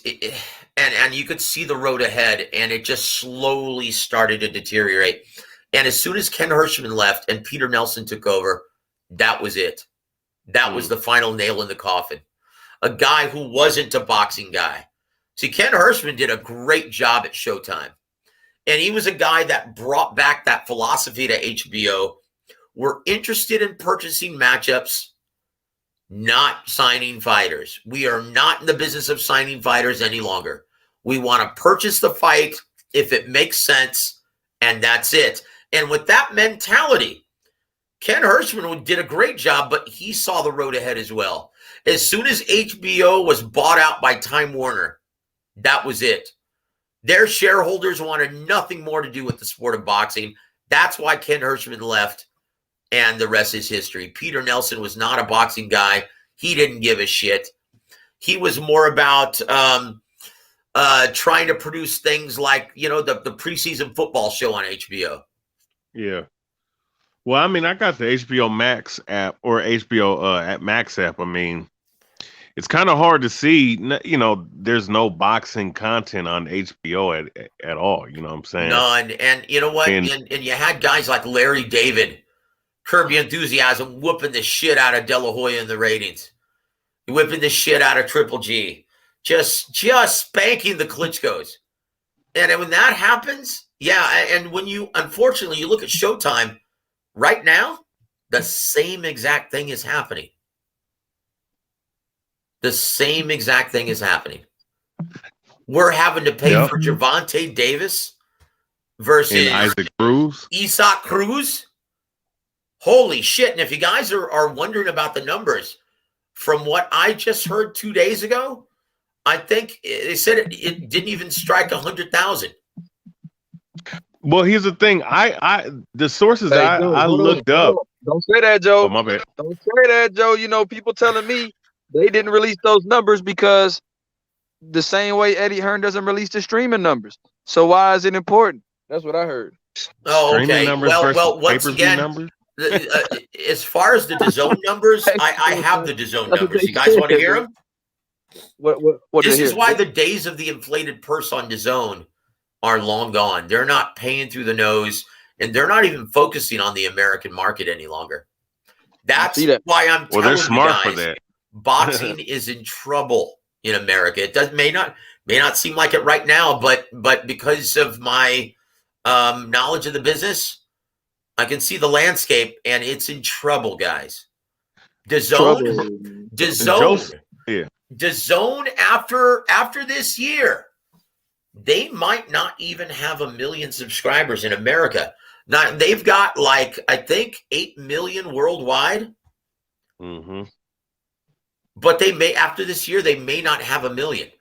I mean, before Canelo's run this year, before his big fight with Billy Joe Saunders, and I think they added an additional 400,000 subscribers with that fight alone. And that put them over the million mark to 1.2 million. But after this dog shit and after Canelo's exit, yeah, you may see it dip below again to only 700,000 or 800,000 subscribers. Bro. Hey, well, here's the thing though. What you just stated, I was looking into a lot of this, like some of the numbers, and I was having the same sentiments. Like, man, because I remember Bert Sugar was saying something. Oh no, was it Bert Sugar or Bob Sheridan? Or no, what's his name? The dude, Colonel Bob Sheridan. The dude that used to call the heavyweight fights back in the 80s. Colonel Bob Sheridan. Yeah. Because I always heard, because you know how they always were talking about boxing dying, and we was like, okay, yeah, it's boxing in the bad stage, but it's not dying. But one thing they all said, and when I looked at it, and I was like, you know what, boxing outside of America it's always going to be there for these other countries. It's a global sport, yes, and it's alive and well everywhere else but America. But with America, because there's so much other shit to do, and of course you have the competition with MMA. That plays. I would say that plays like a 30. People I don't think it's MMA. Essentially, it plays that big of a part. No, it's a completely different audience. Exactly. You know what I'm saying? Those people, the UFC, they can keep pumping out pay-per-views and do the numbers that fucking, like, they can do an average card and do the same numbers Tank Davis just did, 200,000. Yeah. You know what I'm saying? They could do more than that with no-name guys. You know what I'm saying? They have their audience. Now I will say this though about UFC, brother. I will say this for UFC.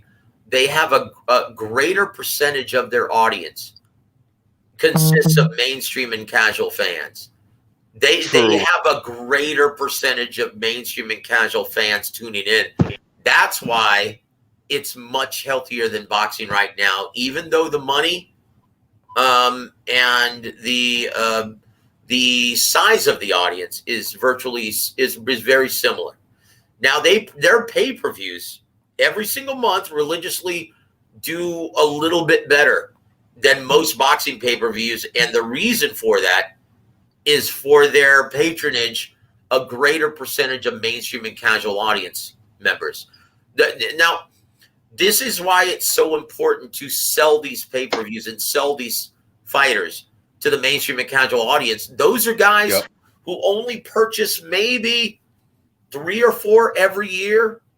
Yep. And so because they only, like, we're fucked. And the reason why so many diehards are illegally streaming these events, because we have to see every fight. We have to see every event. Those guys aren't like that, right? And so they don't mind paying for it legally. They don't want to go through the whole process of trying to find a good link, going through the headache, a bunch of pop-ups and shit. They don't want to do that because they don't care as much. They have no problem just purchasing it because they're not going to have to tune in and see what happens next week. Diehard fans don't have that luxury. We're lifers, right? So that's why the majority of diehard fans are illegally streaming these events now. So that's why UFC, even though their numbers are comparable to boxing, they're at a much healthier state at this point. Yeah. But let me ask you this though. Let me ask you, hey Joe, how much of a turnout are you expecting this weekend in San Antonio on Saturday? Guys, for the Zurdo fight, there has been no buzz at all. None. I'm excited about this. I'm excited about this card, and I want to see some I music. love Golden Boys cards, and the handful of them or the 10 that they've had this entire year have been lights out. And why? Because they have 80 fighters on their roster still with only a handful of dates. So they're able to pack their entire card with awesome matchups. And, say what you want about Golden Boy, Roberto Diaz and Eric Gomez are still two of the best matchmakers in boxing. They both were taught by my mentor, the guy who taught me about the business, Don Warwick Chargan. So they learned the right way. They learned how to properly cultivate their fighters. So you look at the job that they're doing with Jaime Munguia. Brilliant job cultivating this guy. They're not in any hurry because he's still a young man, even though he's a former world champion at 54. They're not in any hurry to stick him in with any of the monsters at 60 currently. And because, look at the job they did with Canelo. Brilliant job of matchmaking. Look at the job they did with a lot of fighters. Look at all the top guys at PBC right now. Golden Boy is the one who cultivated all of those fighters from the 4, 6, and 8 round levels. What's PBC going to do when all of those guys retire? Nothing. That's why when I look at the boxing landscape, I'm like, guys, boxing in America is in serious trouble. And but see why? But here's the thing, though, right? And I'm glad that you're bringing this out and you're breaking it down from the standpoint you're in, because you actually see the shit, and you see, and you can, because you're around the business, from that standpoint, you can actually see it and you can actually break it down like number wise and whatnot.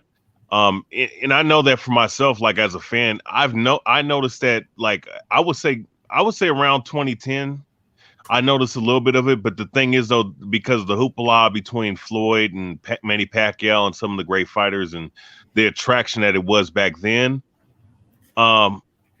you could say, people were saying, boxing is dying, but you'd be like, okay, we know it's in the dry spell, it's going to pick back up. There was certain things like during the mid 2000s, we could say, okay, there's a little bit of a lifeline here and there, but the pay-per-view model is what fucking killed boxing when a lot of these promoters, especially like Mayweather right now, have not evolved. I wouldn't say evolved, have not adapted to the times that we live in now. It's not even so much about having an app. Like you didn't have to worry about fucking watching Muhammad Ali versus George Foreman on fucking pay-per-view. You saw that on ABC Sport. You're absolutely right. And boxing is never going back. It's never going to be as popular as it once was. Now, keep in mind, guys, for a very long time, for the great majority of the 20th century, boxing was the number 2 leading pastime in America. Can you even imagine that now? Where everyone is talking about the next fight. Everyone. The only thing that it wasn't bigger than was baseball. But boxing, everyone used to crowd around the radio when it was a freaking huge fight back in the day. Mm-hmm. And I would even say during the 30s, it might have had a chance to with the Joe Louis aspect of it, it might have been in position to fight for number 1 if it was neck and neck. But nowadays, because of so many mediums, right? So many channels, so many apps, it will never be it'll never be as big as it was. No, it'll never be as big as it was. And you know what? And let me just tell you, in case you guys just think writers and people within the business just like to hate on PBC for no reason. Part of the reason why we're going through this terrible phase of inactive fighters not wanting to fight the best, they just don't want to fight anymore because of the inflated purses that Al Heyman started paying everyone. It destroyed the industry. Okay. And look, I'm all for fighters making as much money as they possibly can throughout their career because they deserve it. Right. But when the health of the sport sacrifices, it's at a detriment to the health of the sport. That's where you have to draw the line. There has to become a happy medium, because ever since Al Heyman started paying these guys just inflated purses way beyond their market value. Right. I mean, guys, when you've got guys like Sean Porter, who's never been a ticket seller, and he's demanding $3-4 million per fight. Oh, that's bad, bro. That's a problem. Okay. And and Don Chargan taught me this when it first started happening. He says, you know what, Joseph, this is not going to be good for the health of the sport. And I said, why? Al Heyman's bringing fights to mainstream TV again for free, and they're great matchups. He goes, well, here's why. Because he's raising the bar in terms of payment per performance. And he goes, what that does when you inflate fighters' purses, they don't want to fight as much anymore. And they want to be a lot more selective with their opponents. It's bad for the sport all around. Promoters and networks stop making money. He says, I've seen promoters come into business and try this before, and it's never good. It never ends well. And the entire health of the sport suffers as a result of it. Guess what we're seeing now, guys? Because of the practice, the business practice that Al Heyman started back in 2014-15. Look at the ripple effect of it now. Well, here's the thing. And I'm glad that you brought that up. What about... Hold that thought for a second. Hold that. Yeah. So just to finalize everything, guys, that's why a huge percentage of writers, promoters, managers don't like Al Heyman and PBC. That's the sole reason why. It has nothing to do with anything else. Not race, not fighters, none of that. It has everything to do with the health of boxing suffering. Now, I'm sorry, as you were, brother. My bad. I thought you was done. My bad for cutting you off like that. But here's the point, though, that adds validity to what you're saying. Since you brought up Al Heyman, and for myself, what I've been seeing in the mannerisms of the fighters in PBC, that term businessman, right? Now, boxing's a business. Of course it's a business.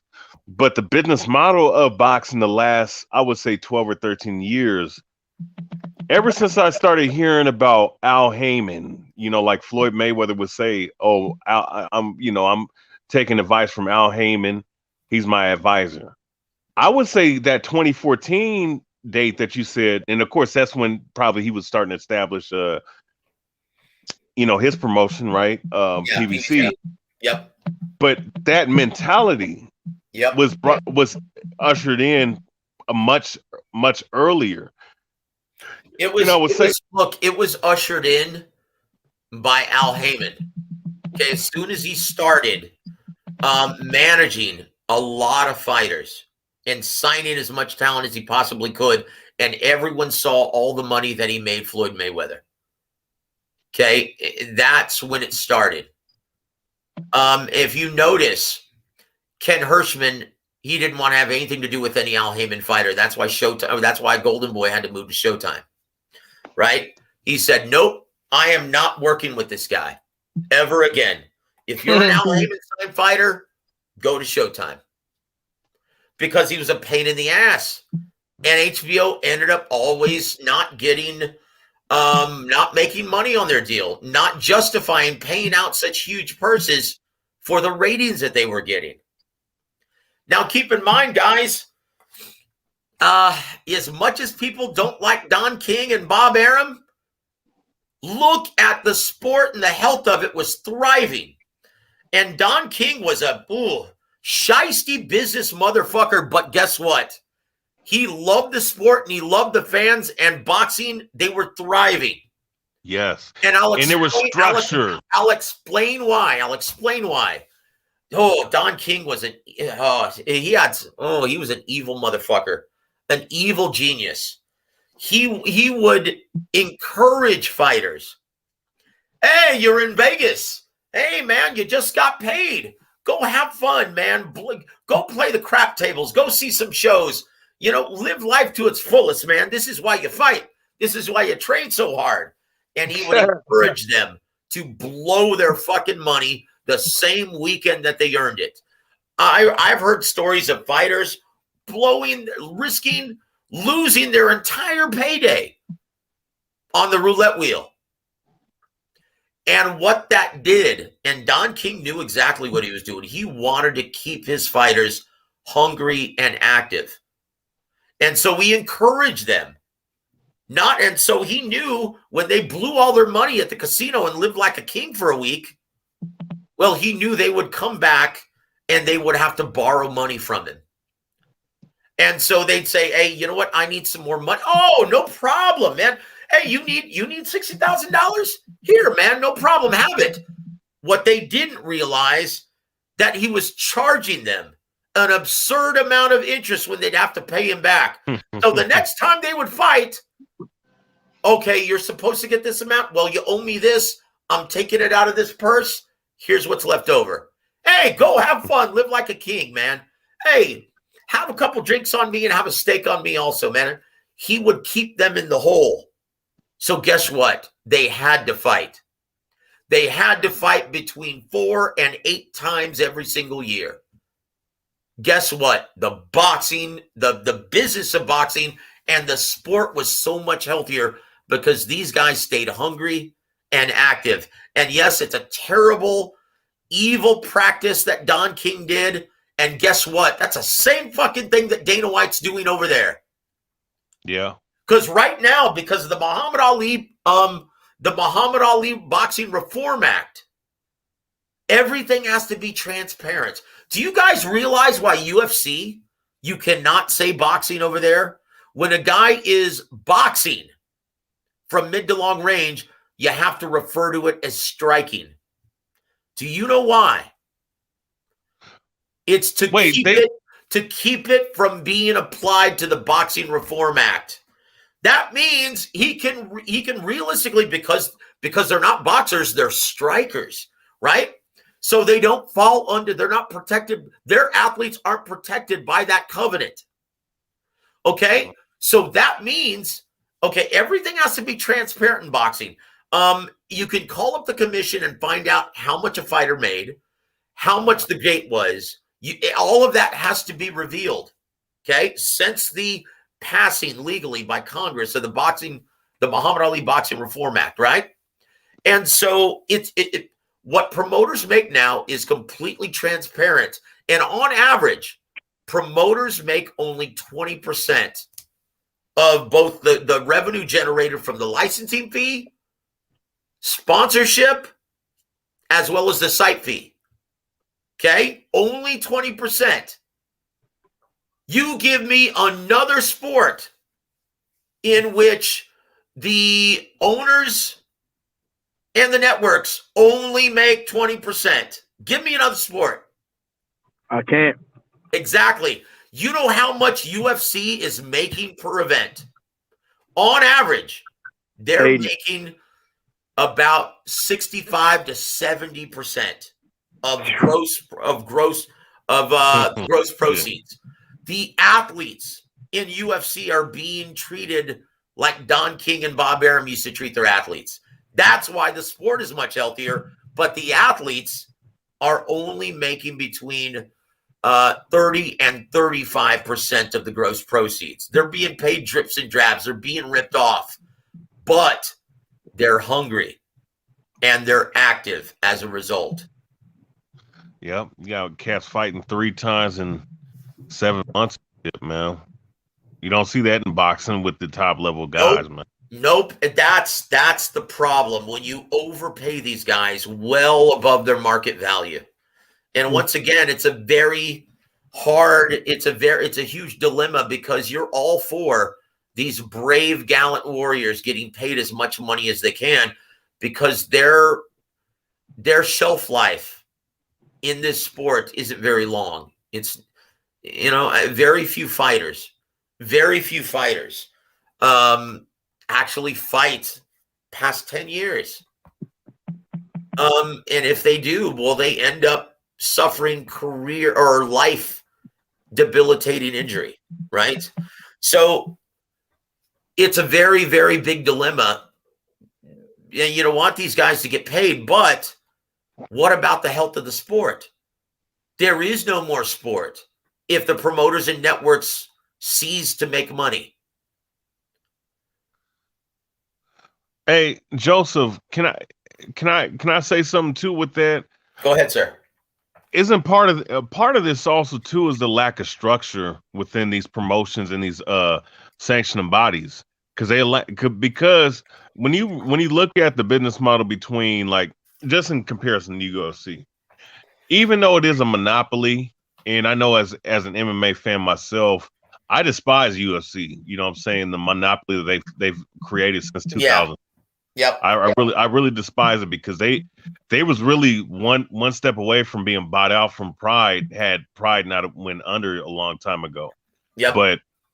But thing is though, one thing I can say about the UFC is the structure, and even though monopoly is bad, the structure in the and just the order of things not only gives a healthy, like you said, like you're using the terminology, a healthy understanding to the fans.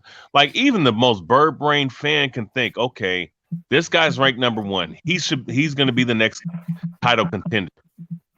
This guy's ranked number 2. He got to fight number 3 to get to number 1 to be the number 1 contender. Yeah. In boxing, it's almost a damn wild, wild west with these damn promoters. Wild, wild west. That's a perfect analogy. Yep. And then you have the WBC, and I'm going to call it what it is with the WBC. They're probably the worst of all 4 sanctioning bodies, because you have the regular belt, the silver belt. You have the super belt. You have like the situation with the 135 division. You have all these goddamn belts. Then you gave someone a belt through a damn email,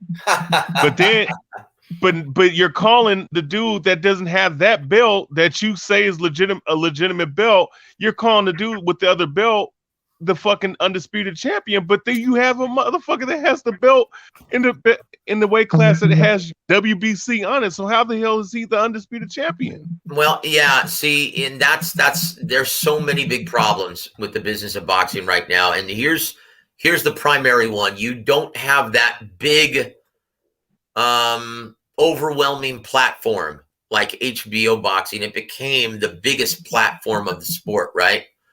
You don't have that guy like Lou DiBella saying, you know what, if you want to fight on the biggest platform of boxing, you're going to have to make this fight happen. See, you had a guy like that at HBO with one big platform. Now, obviously, Showtime was a big one as well, and they had a lot of great fights and a lot of great fighters, but it wasn't HBO. HBO was the benchmark in terms of production and terms of biggest fights available, right? Biggest dollars, right? You had that guy, though, like Ross Greenberg, like Lou DiBella, like Ken Hirschman, who were like, guys, if you want us to showcase your prospects, now this is him speaking with King, with Bob Arum, with the Duvas, America Presents, all of those guys, right? Goose and Tudor, yeah, all of those guys. He'd be like, you know what? We're not going to showcase any more of your prospects if you don't get this fight made. I don't give a shit if you don't like Bob Arum, if you don't like Dan Goosen, if you don't like any of these, if you don't like Don King, I don't give a shit. Get it done. We're willing to pay good money for that fight, and that's a fight that the fans want. That's a fight that our viewers want. And if we don't get it, then we're not going to showcase any more of your prospects any longer. He could hold their feet to the fire. Now, because you've got a promoter on one separate platform over here, another promoter's talent on another platform over here, and another, and it just, Every promoter has their own platform. So guess what? There is no network executive that's holding any of these promoters accountable for forcing the best fights. Okay? You don't have that any longer. That's what the sport is missing. And the sanctioning organizations, boy, they've just proven their unreliability in being, well, having that strength and mandating these fights. They've already proven that they're weak and they will follow the money, creating absurd amounts of money just to please everybody. Yeah. They're not holding these promoters accountable the way they should. Okay, so let me go back to a comment real quick, and I'm going to show the importance of this, because I just read this comment by gentleman Javon Soto. Thanks for joining us, brother. He says, politics are politics. We as boxing fans that just want the fights and the best fights, it's not our job what promoters in politics are. Well, that's where you're wrong, my friend. Look, the fans, and this is what makes this generation of fight fans and promoters and everyone involved different than a healthier time in boxing. Everyone back in the day, including Don King, understood that the fans were the real bosses of boxing. And the reason why I'm trying to tell everyone, right, about the business of boxing and what a detriment and what a sad state it's in right now, so that you guys understand why some of the best fighters aren't fighting each other and why the best fights aren't happening as often as they should. So you guys understand why.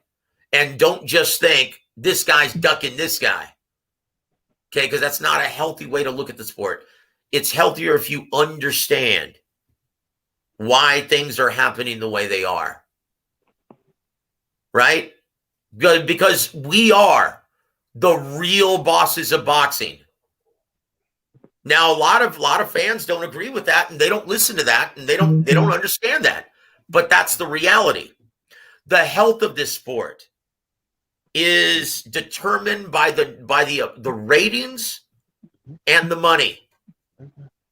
Who provides all of that? It's us, the fans. We determine everything at the end of the day, right? So if you're not purchasing any of these events, right? If diehard fans aren't purchasing these events any longer, what happens to the sport? The promoters and fighters have to change. Okay? That's what's happening right now.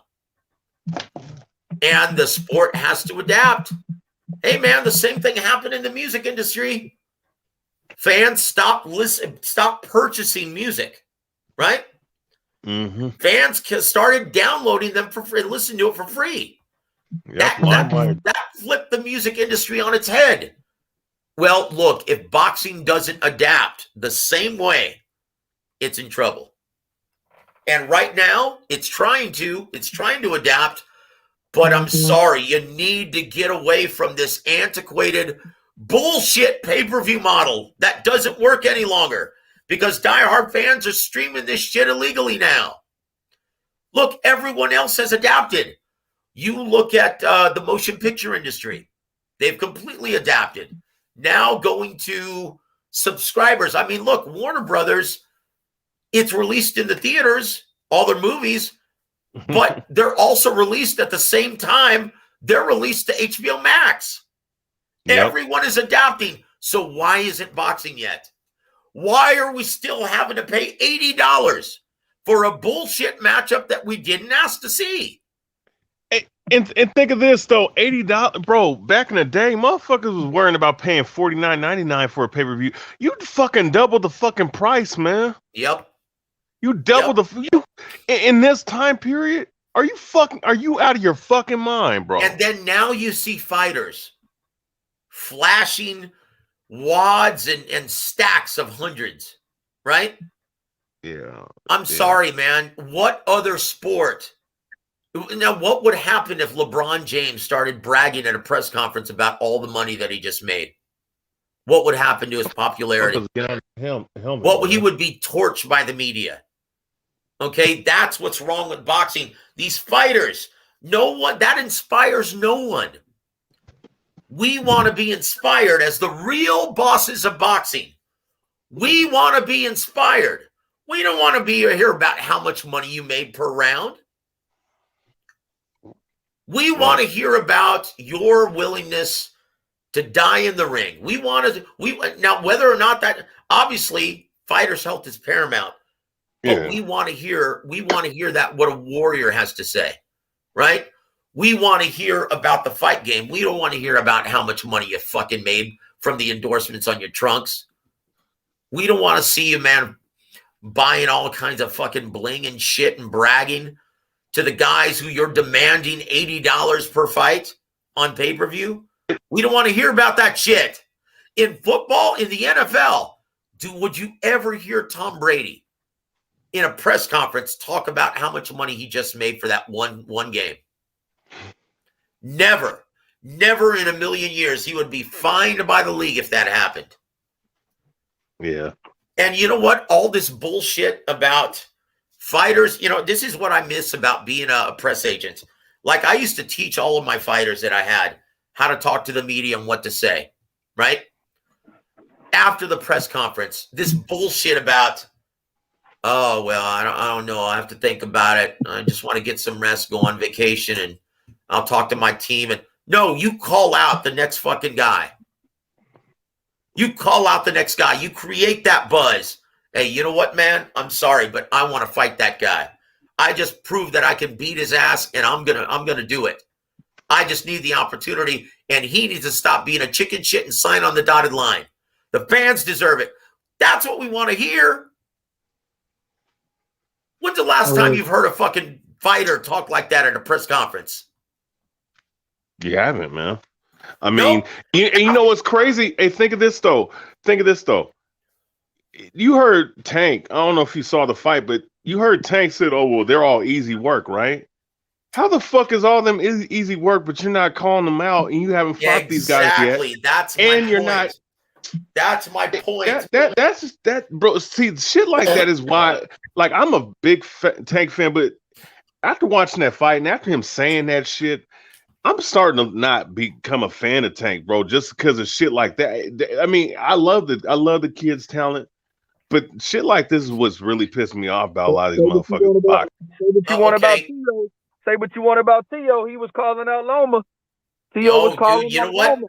Before he got delusional and big-headed and demanded an inflated purse, he had it all.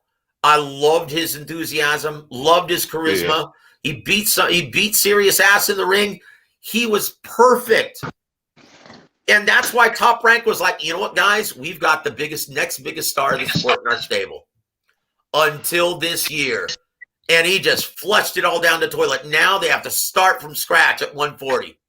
Okay, put that comment back on from Javon Soto. You see Crawford after he left Top Rank, all of a sudden calling out Errol Spence, and they said Bud was ducking PBC. Canelo, Haney, Bud, free agents want the big fights. Unless you can draw big dollars, good luck getting them. Yeah. Good luck getting them. See, that's the problem. Free agency only works when you're a guy like Oscar De La Hoya, Floyd Mayweather, Manny Pacquiao, Canelo Alvarez. Otherwise, it doesn't work. Why would promoters think about this from a promotional perspective? And once again, this is a reason why I'm going through this, so you guys understand why all of this is happening, right? So if a promoter doesn't have to work with you and you're not part of his stable, why would they use their annual allotment on a fighter that's not signed with them? Unless you give them options on your next 3 fights, it's not happening.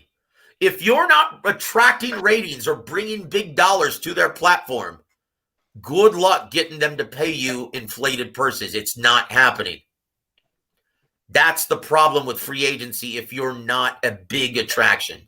And that's the problem Terrence Crawford's going to have if he doesn't sign and give options on his next 3 or 4 fights to Al Heyman. I promise you this. If he does not sign with Al Heyman, you're not going to see him fight Errol Spence Jr. I can promise you that. Well, but see, and as a Crawford fan, I always thought that, man. Like, even, you know, and here's the thing too about it. Most of these guys, man, like, okay, you could be top of your game. You could be really popular. I mean, you could be popular to a sense to the hardcore boxing fans, but you got to understand something. You know, to make boss moves, you have to be a boss yourself. And a lot of these guys, including all these top great boxers that you claim is great and whatnot, they don't have that luxury, and they're not as big of stars as they really think they are, bro. And I think that's a problem that's going on, because guys have made so much money. They think they have a lot of pull and a lot more power and a lot more star power than what they really have. Yeah. Geez, it really stinks, man.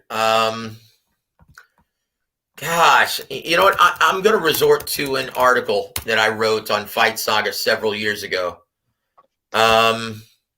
in which I talked about all of the very unhealthy trends that were started by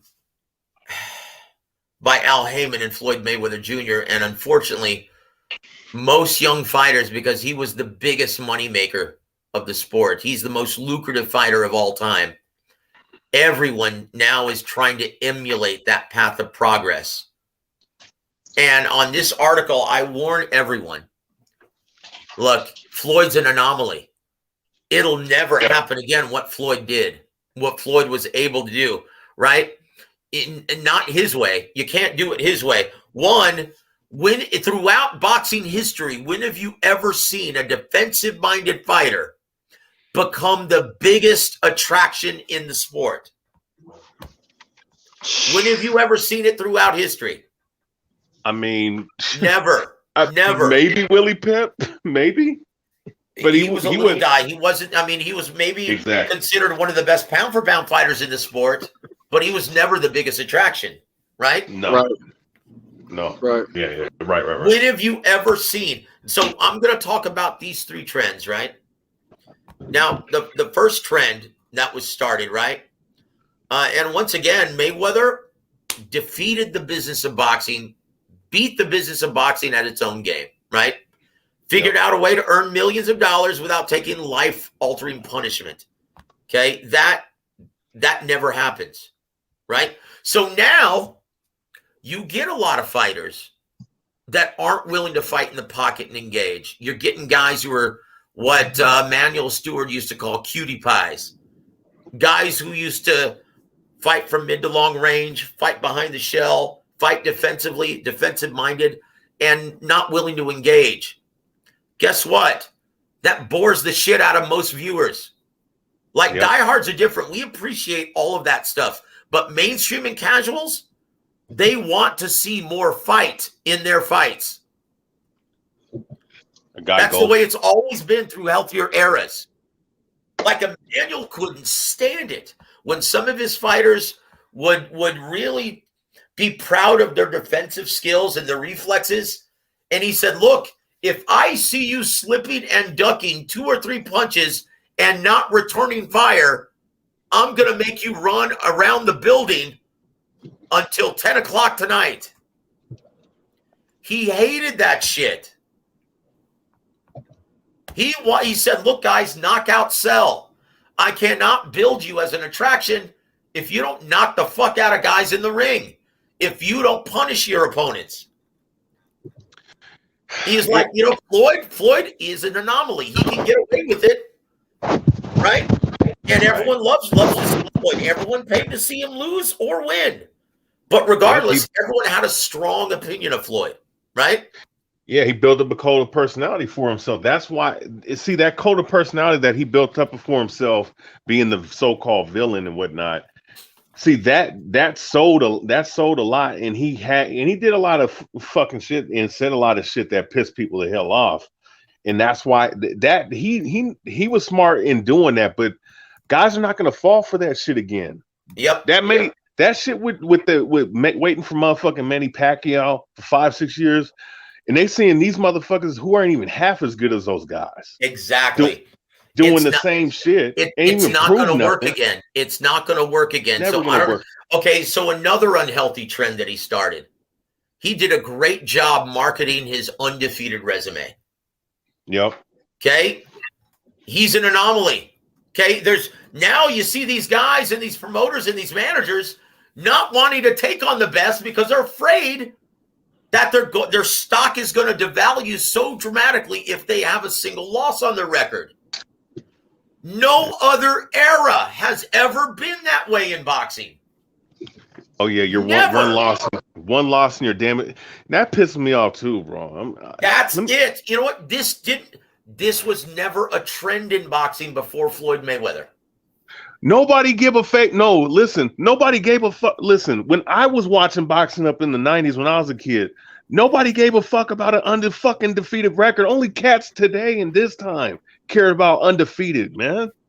Nobody gave a shit about that. And I'll say this, Floyd, and once again, he marketed himself brilliantly, but it's not going to work with everyone else. Look, because Floyd, he was that good, right? Floyd was that fucking good. He had that rare combination: charisma, speed, reflexes, ring intelligence. He had it all. That was lightning in a bottle. That's not going to be replicated, guys. Not in my lifetime again. Okay?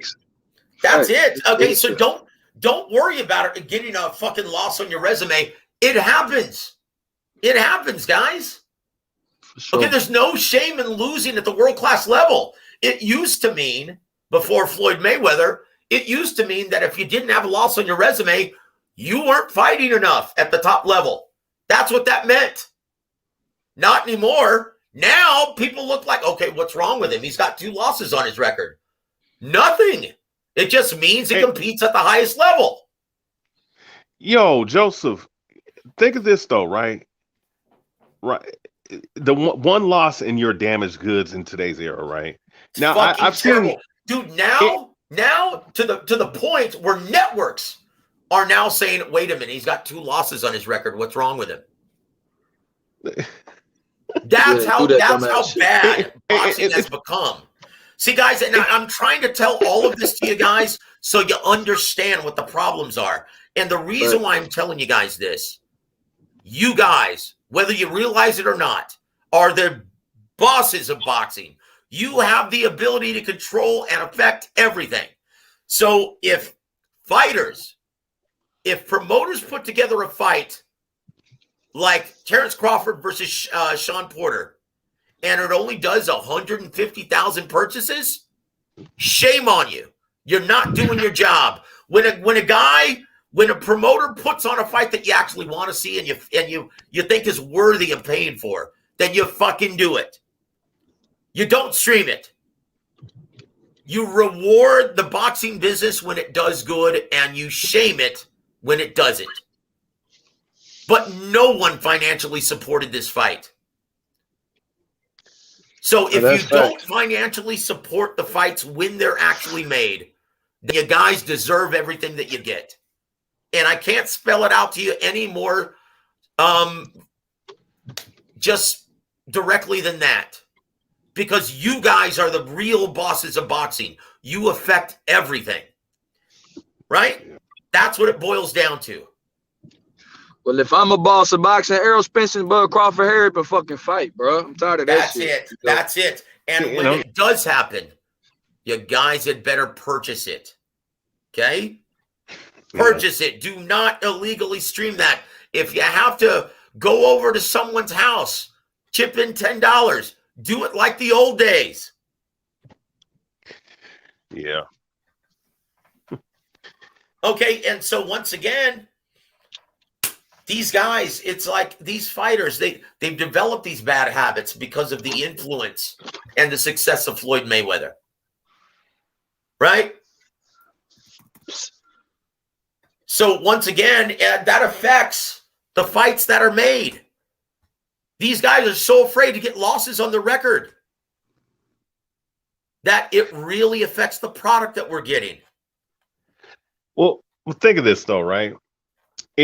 Look, I love Bud, right? I always say Bud. Look, I relate to Bud than most other fighters in this era. But one thing that kind of like irked me a little bit as a fan when he started talking about his losses, or no, he would start talking about his record and saying that guys in previous eras like a Ray Robinson is not on his level, and a fighter can think all that. You think he's the best all time. That's not the issue. You know, everybody got their opinion, but it's just the problem is more the mentality that I've never seen before. That if you see a guy like a Roberto Duran or a Ray Robinson have double-digit losses on their record, and that makes them, and you look at that instead of going look and not knowing the first off the conditions back then. You know, you're fighting 15 rounds. You're fighting almost every other fucking month. You know what I'm saying? And you're fighting with 4-ounce gloves. And you know, you have same day weigh-ins. You don't get to rehydrate back up where pretty much all the fighters do nowadays. You don't have that luxury. Yep. You know what I'm saying? And then you have to fucking put on a performance. The motherfuckers they're not gonna fucking watch your fights. You know what I'm saying? That's it. Yep. And your mentality, and this, I know this is he's not the only one that thinks this. All these guys think this. I'm better than those guys because I have an O on my record. Shit. Yeah, dude. You know what, man? That mentality. That's such an unhealthy trend, man. And once again, I just stated why. And you know what? And probably, like I said, the worst trend of all. Right? The worst trend of all. And this is the biggest dilemma of the business of boxing.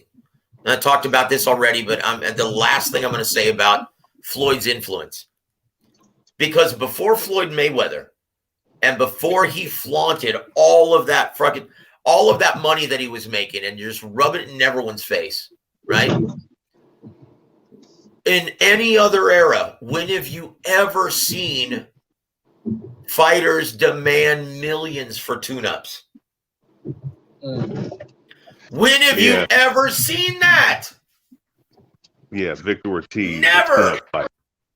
Never, dude. I mean, come on. So these guys, they need to get more realistic realistic with their demands. Okay? They need to understand that if there's no interest in a specific matchup, where the fuck is the money supposed to come from? If there's little to no demand for a matchup, where's the money supposed to come from? So Teofimo Lopez demanding $5 million to fight George Kambosos Jr. Where the fuck was the money supposed to come from? I'm sorry, but before George Kambosos pulled off the upset, how many people were interested in paying for that fight? Man. Okay? Look, people don't realize it took Floyd 11 years as a professional to finally earn a purse that exceeded 7 figures. Right. Yep. Okay? And this is after he had already been on pay-per-view. He had a brief pay-per-view stint with Main Events in fighting Arturo Gatti, and he was the B-side in that matchup. And then he fought Zab Judah. Then he fought Carlos Baldemir. And he still wasn't pulling in big numbers or big dollars. It wasn't until he fought De La Hoya that he broke the bank. And thanks to the machine that was HBO Boxing and 24/7, boy, it just blew him up into a legitimate global superstar powerhouse. Yep. Money but you're not going to replicate that in this era of boxing. Like Canelo single-handedly is carrying the fucking sport in North America. Yeah, he is. And look, I like I said, I was once a Canelo fan a long time ago. The Oscar De La Hoya shit, you know, the shit that he was doing promoting Canelo Alvarez and some of the gift decisions I thought he had in one of the 3 fights turned me off of him. But what he's pulled off the last year, I mean, fighting 4 times, going after your champions in your own weight class, and then now you want to fight at cruiserweight. I mean, he's only. I tell cats on this panel or on my own platform, he's the only all-time great fighting right now in the sport of boxing currently. I mean, you can talk about Hall of Fame, but I always feel like Hall of Fame is bullshit in boxing because there's a lot of great boxers. One being Benny Briscoe, who's not in the Hall of Fame, who's one of the top 10 best middleweights you'll ever see in any Good call, era. brother. Good call. You know what I'm saying? So there's Hall of Famers. Terrence Crawford's a Hall of Famer. Lomachenko, he got a little bit of that in him. Don't get it twisted. But I'm leaving him out for this conversation. He's probably a Hall of Famer. Fury's a Hall of Famer. All right. You know what? I'll say this, brother. If Canelo is remembered for anything outside of the ring, if boxing becomes a healthier sport as a result of him leading the forge, right? And trying to set a different example, staying active, fighting the best in any division, right? Living that Spartan lifestyle, getting the most of yourself in and out of the gym. If he's remembered for that, like I hope everyone remembers him for that. If it's not for his prize fighting, that he is, like I said, he is like our Obi-Wan Kenobi. Like if you want me to use a motion picture now, he is our only hope. Canelo is doing everything he can to lead the forge and create a different example. Fighting 4 times in 1 calendar year. That's fucking unheard of nowadays. Then you get these bitches, man, who refuse to fight for less than $1 million. Or what is it, Gary Russell Jr.? And I love Gary. He's a great fighter. But when you say $1 million is an insult. Man, oh my God, man! Don't say that. Like Sean Porter, a guy who's not a ticket seller. He said $1.5 million. What Bob Arum was offering him initially to fight Terrence Crawford, that was an insult. He said that crazy shit. I remember that. Yep. And this guy couldn't sell out my living room on a Friday night. Hey, and shit, you know, that didn't have a belt, didn't have nothing to offer. Bro, and think of this though too. I mean, you're telling me a motherfucker, bro. To me, if you're not a champion, and if you're not a guy that hasn't done great things already, right? And you're just a fringe contender that may have had a belt one time, what's wrong with 700,000? What's wrong with 600,000? Look, if you don't flash your money and you're not stupid with it, that's life-changing money. Think about this. If I gave you guys $700,000 for one year, for one fight, like just for one job, dude, your life would change. Oh yeah, you couldn't. Hey Joe, yeah, you wouldn't see me on YouTube for a while. Yeah, man. I mean, come on, dude. That's and then these fighters have the nerve to fucking scoff at that like that's an insult. Hey, get the fuck out of here. Who do you think is paying your bills? $1.5 million is an insult. Who do you think is paying for that? That's why I insist to all of you guys that you are the real bosses of boxing. And you need to tell these guys on the chat room, social media, you know what? How dare you, man? All right. When your fans don't make that kind of money and you're scoffing at $1 million. You're saying that's insulting. Well, you know what? Insult me, motherfucker. But them motherfuckers back in those days, man, in the 20s, 30s, 40s, them motherfuckers was fighting to eat for the next fucking week, man. Hey, what's happening then? That's it. You're fighting to eat, lads. How are we doing then, panel? Hey, how you doing, brother? Hey, what's up, Paul? Oh, Joseph, YB, boxing historian. How we doing? Oh, I'm doing well, sir. Are we winning? Man. You know what, man? I tell you what, we are winning. It's fight after fight after fight after weekend after weekend, even midweek. I can't tell you what. November and December has been fantastic, hasn't it? I just can't get enough. I just can't get enough, my friend. It's incredible. I've never seen it so right.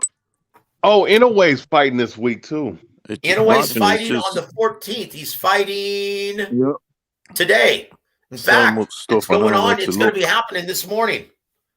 God damn it, man! I got to go to work this morning. Oh, well, I tell you what, and the reason why I get pissed off when fighters like Gary Russell or Sean Porter say that $1.5 million or $1 million is insulting, because I just called a fight in which there were a couple club fighters and opponents who were only making about $400 or $500 a round. Yep. And only competing in 4-round fights. Yep. I'll tell you what I did want to say, why I kind of come on to say, because you guys are talking about Floyd and the O and how we marketed it and, you know, whatever, and how much he got paid for tune-ups and whatever.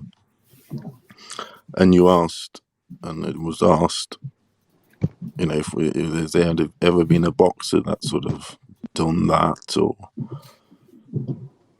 thingy. But I've got a thingy, sort of a theory where I think I know where Floyd got it from, although he put the sugar on it with, you know, marketing.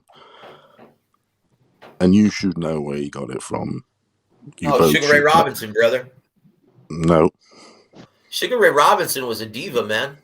Not in the terms of the diva. Not in terms of the diva. I'm on about the O. Oh, okay, the O. Okay, I'm sorry. In that aspect. I Okay. just mentioned the sugar. Okay. Very good. Not the candy floss. Okay, where do you get the undefeated resume? What was it? Sven Aki? Shit. No, but what happened? No, what happened is I always used to remember asking my dad and my granddad, who's the best heavyweight? You know, when I was very, very young. Who's the best heavyweight? Oh, Marciano.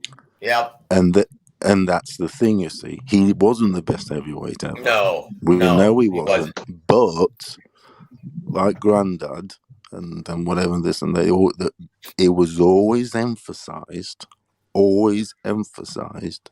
the fact, and we know he did fight, perhaps you could say bum of the club, old champions. Yes, they were very old, regardless. But he finished with that O.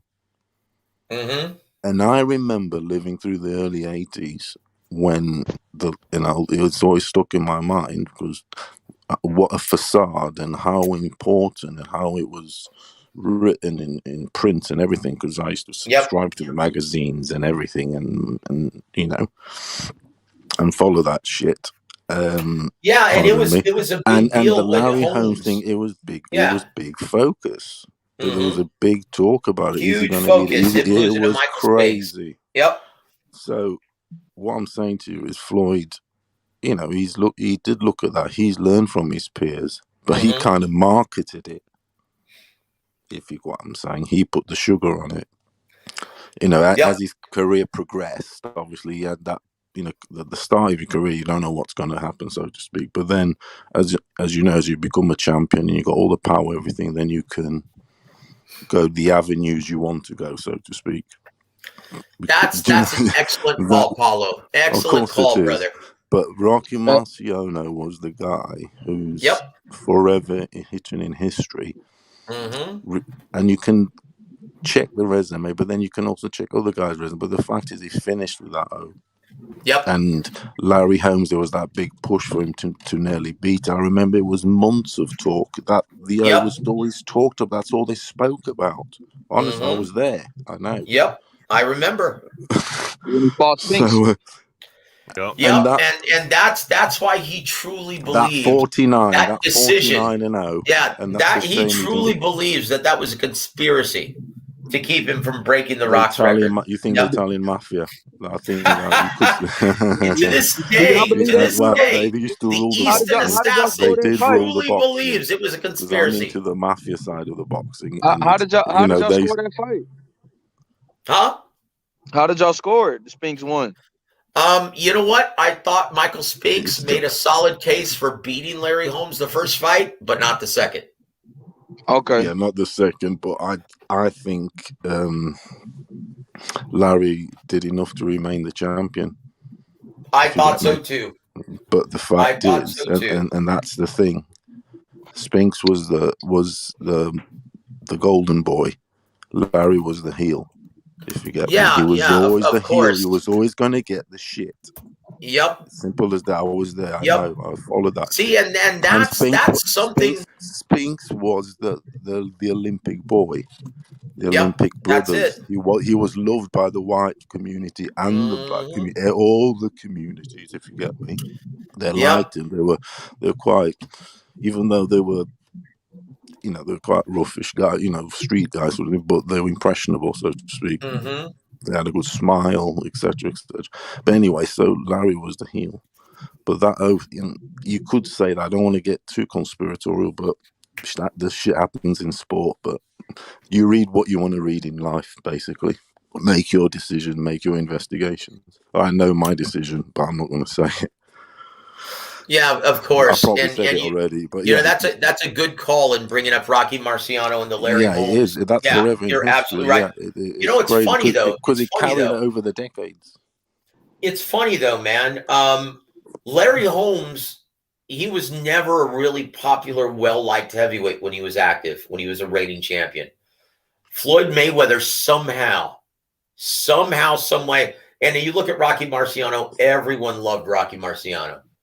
After his career, he still made a lot of money just showing up at these events, right? Yeah. And still being a part of boxing. Promoters would pay him a lot of money. He was a humble champion. Just to show up. Everyone loved Rocky. He was the most popular guy in the world, right? You look at Floyd, somehow, some way, he got everyone to despise him and still just made a killing. Like he got everyone to be so interested in his fights that you weren't impartial. You either wanted to see him fight well, wanted to see him win, or you wanted to see him get his ass whooped. But either way, you were tuning in. And you know what? Most mainstream and casual fans were really unhappy after they purchased the Floyd fight, and they were like, "Oh man, that wasn't what I wanted to see. There was no action in that fight, man. It was terrible." Right. But they still paid for it. I'm not going to joke with you, guys on the panel. Obviously, I we followed. I used to follow boxing, whatever. But the period of Klitschko, believe it or not, gents, and Floyd, which they kind of coincided, didn't they? Yep. I know where you're going with this, and you're absolutely right. Exactly. Right on the money, brother. It was also the Schumacher era in Formula One. I went off them sports. As much as I love, obviously I kept an eye on a few bits, but I didn't, let's say, buy the magazine or make the subscription. Do you get me? I was off. Maybe because I was jaded because of the 80s and 90s, because they were so good and so stacked. And then you see all this shit and facade and just guys pimping fucking jewelry, and it's just not my shit. I mean, I like it and all that. I'm just saying it's not boxing. It's bullshit. I mean, the old champions did also show off and whatever, but I didn't like it because I've always been mad about the heavyweights. Yep. That's my well, that's passion, what made Rock so popular. He was that's the common thingy, but it is. Yeah, that's what made Rocky Marciano so popular. He was an everyman, right? The three big stars was, you got the heavyweight champion that I wasn't drawn to, and you got the biggest star in boxing, which he is probably absolute master of boxing. But I didn't like the shtick. Do you got me? I hate that shit. There's no place. I didn't like the shtick. There's no place for it, man. If you're going to promote and publicize a healthy product, a healthy sport, fans want to be inspired.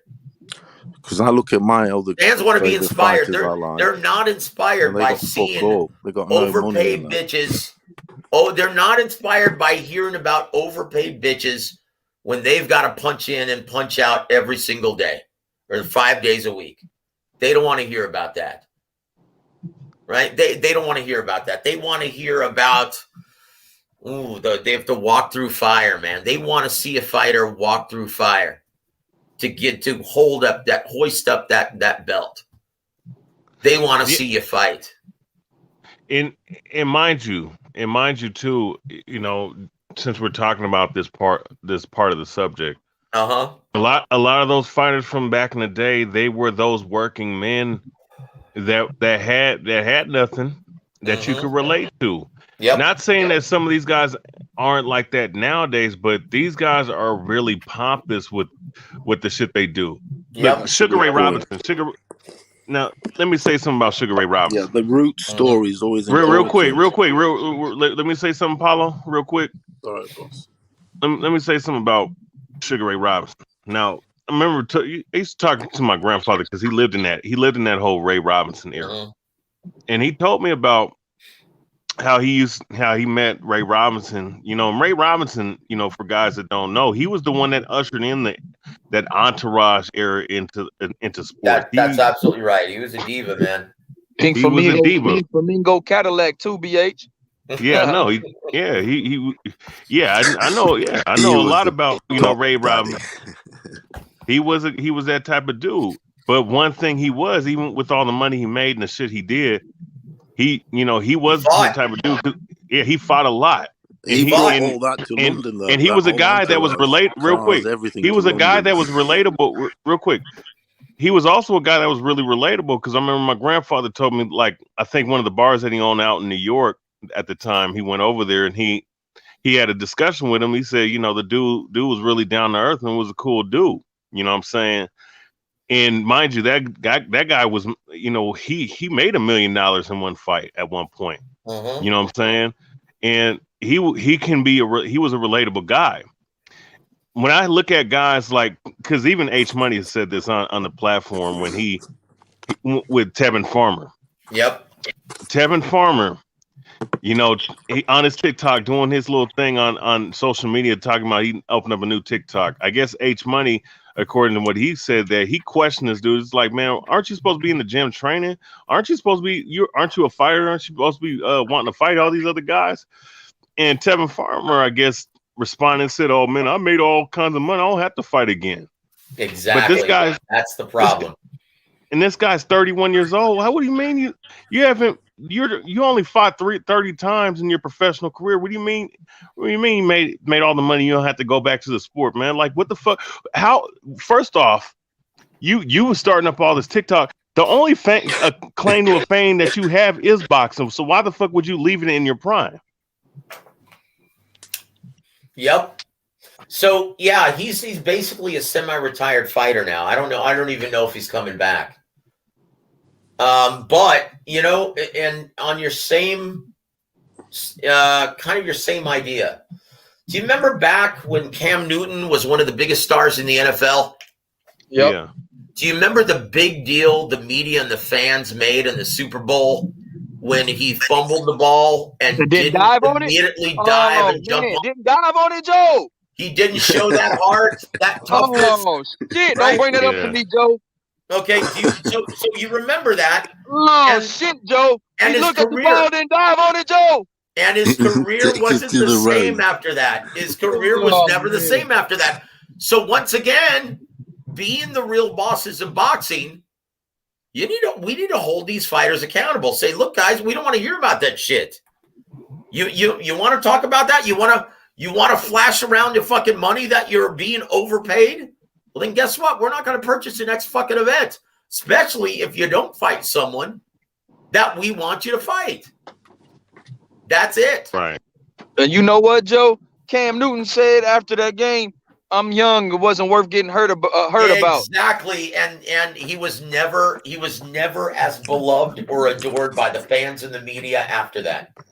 It tanked his persona. It tanked it. He never was as good either. Nope, he never was as good, brother. And no one treated him the same way. He wasn't Superman any longer. Oh man, damn, Joe. That's my point. And you know what? More media outlets need to start holding these fighters accountable. You know what, dude? I'm going to start going to these fucking damn events again. I'm going to start being a fucking beat writer again. Start working these damn events so I can actually act like a real journalist, ask real questions about the fight game and about the business. And so you don't get these fans with cameras just kissing their ass like Ellie Sekbeck.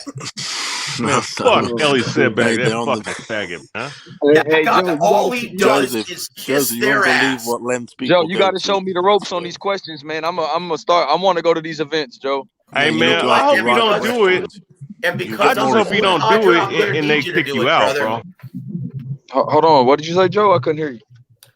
I said because I'm an old codger and my health sucks. Yeah, I'm gonna need you to, brother. I'm gonna need you to beat our beat reporter from Fight Saga because but you need to stand these guys up, man. You need to stand these guys up. You know, give them praise when they deserve it. You know, don't be mean, but be real, man. Ask them. Say, hey, man, do you really think flashing all of this money inspires fans?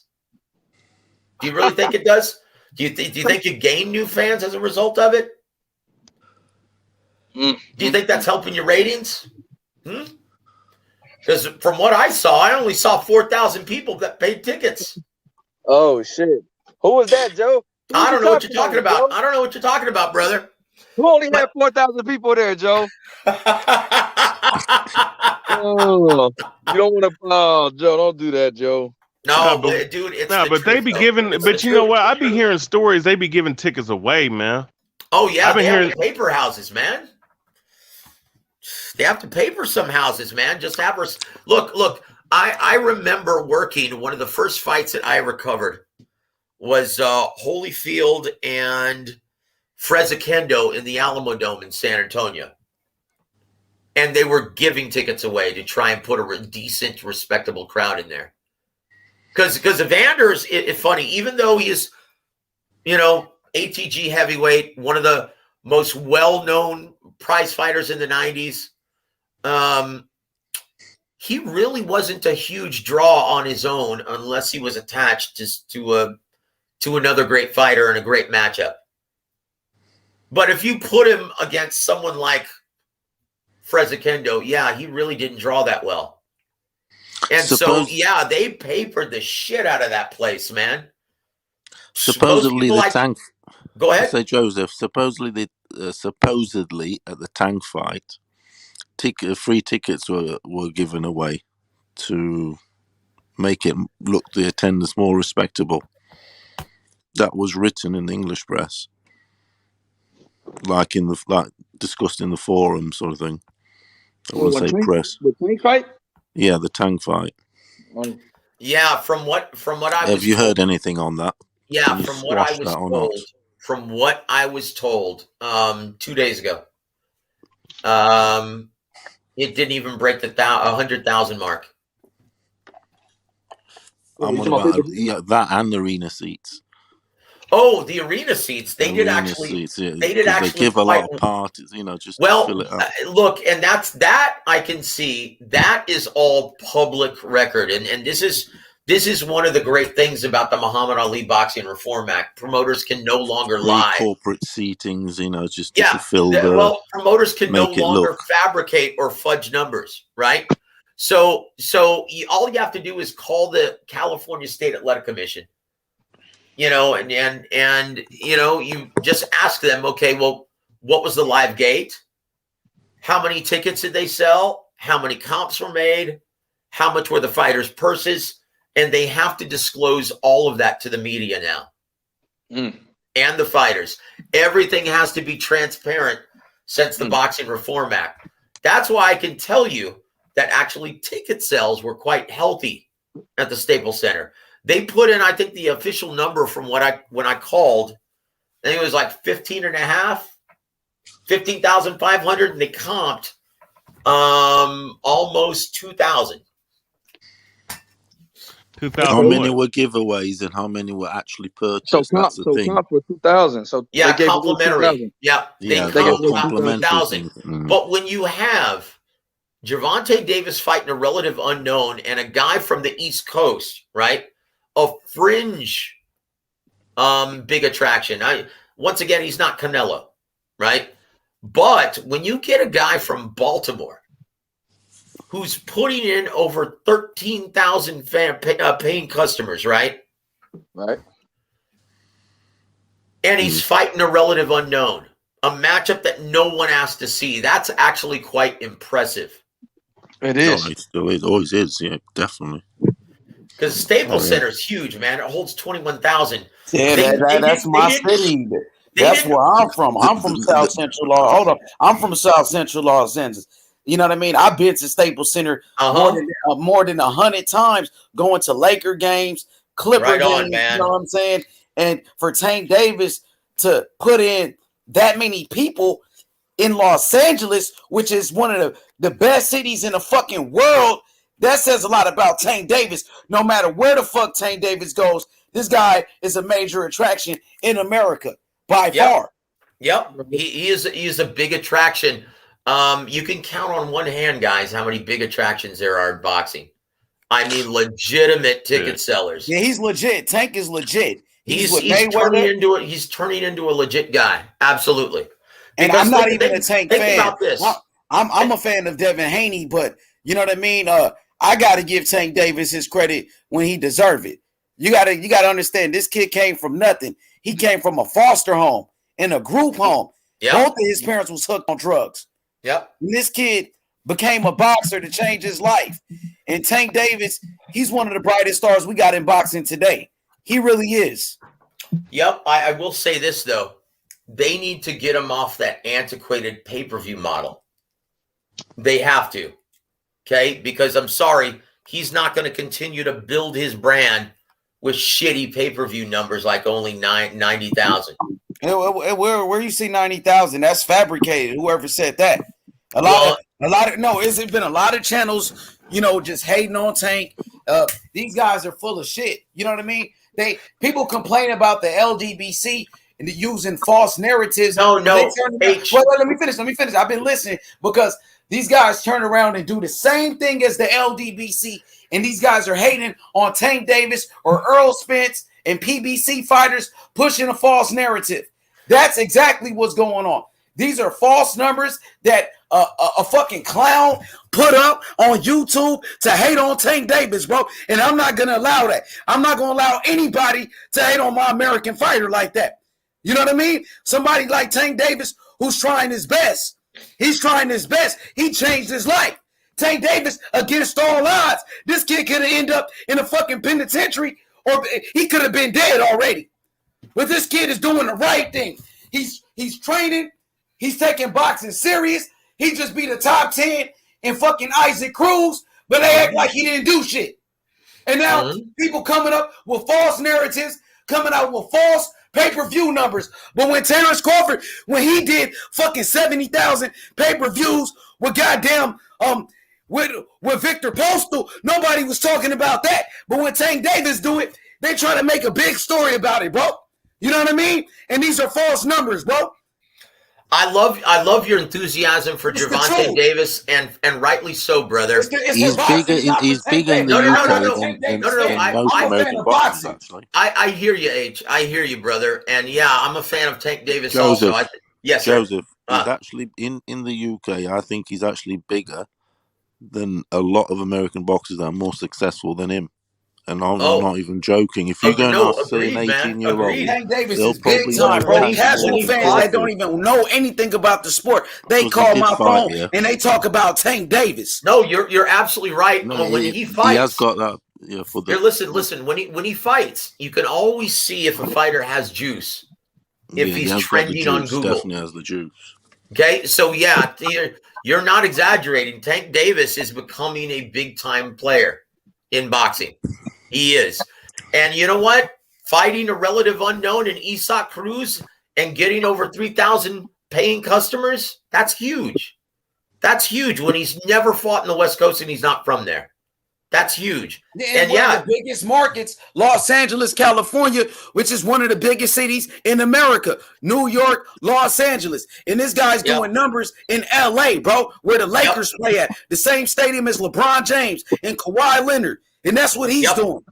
Yep. What I'm saying though is you need to get that, in my opinion. It's just my opinion.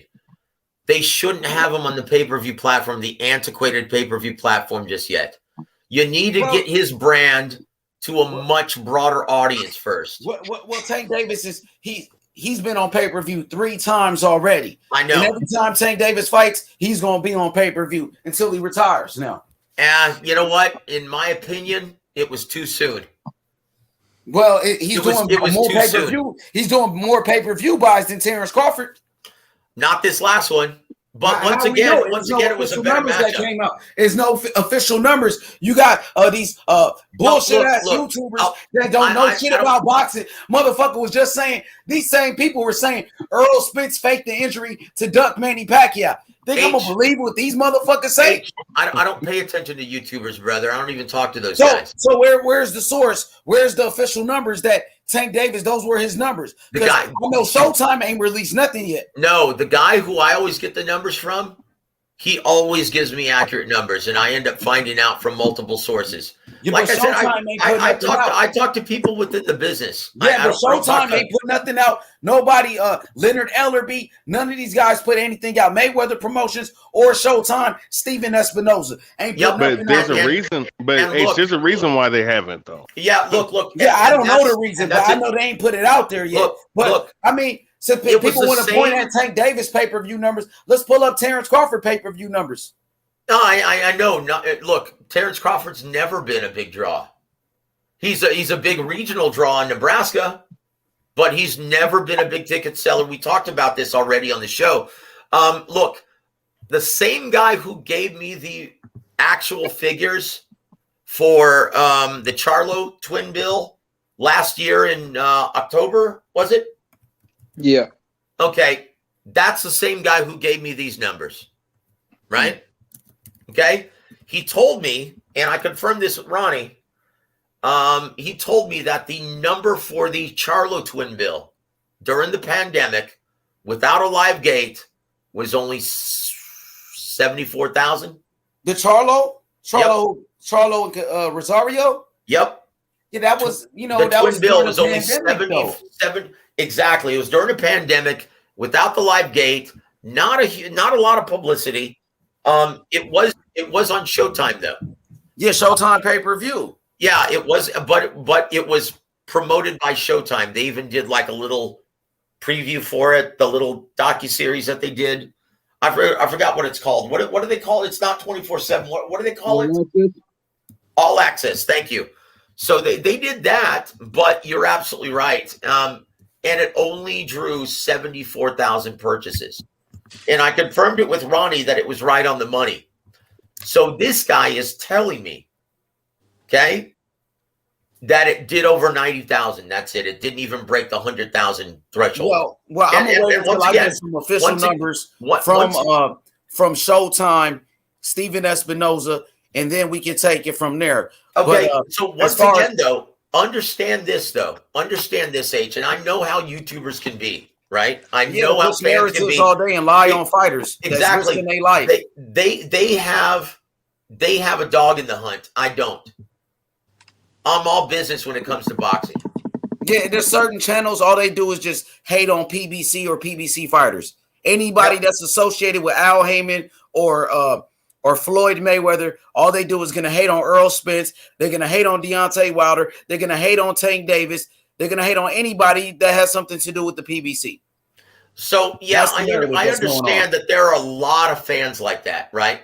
But I guarantee you the guys that I talk to, and myself included, we have no dog in the hunt. We are all business, and we treat all fighters the same way.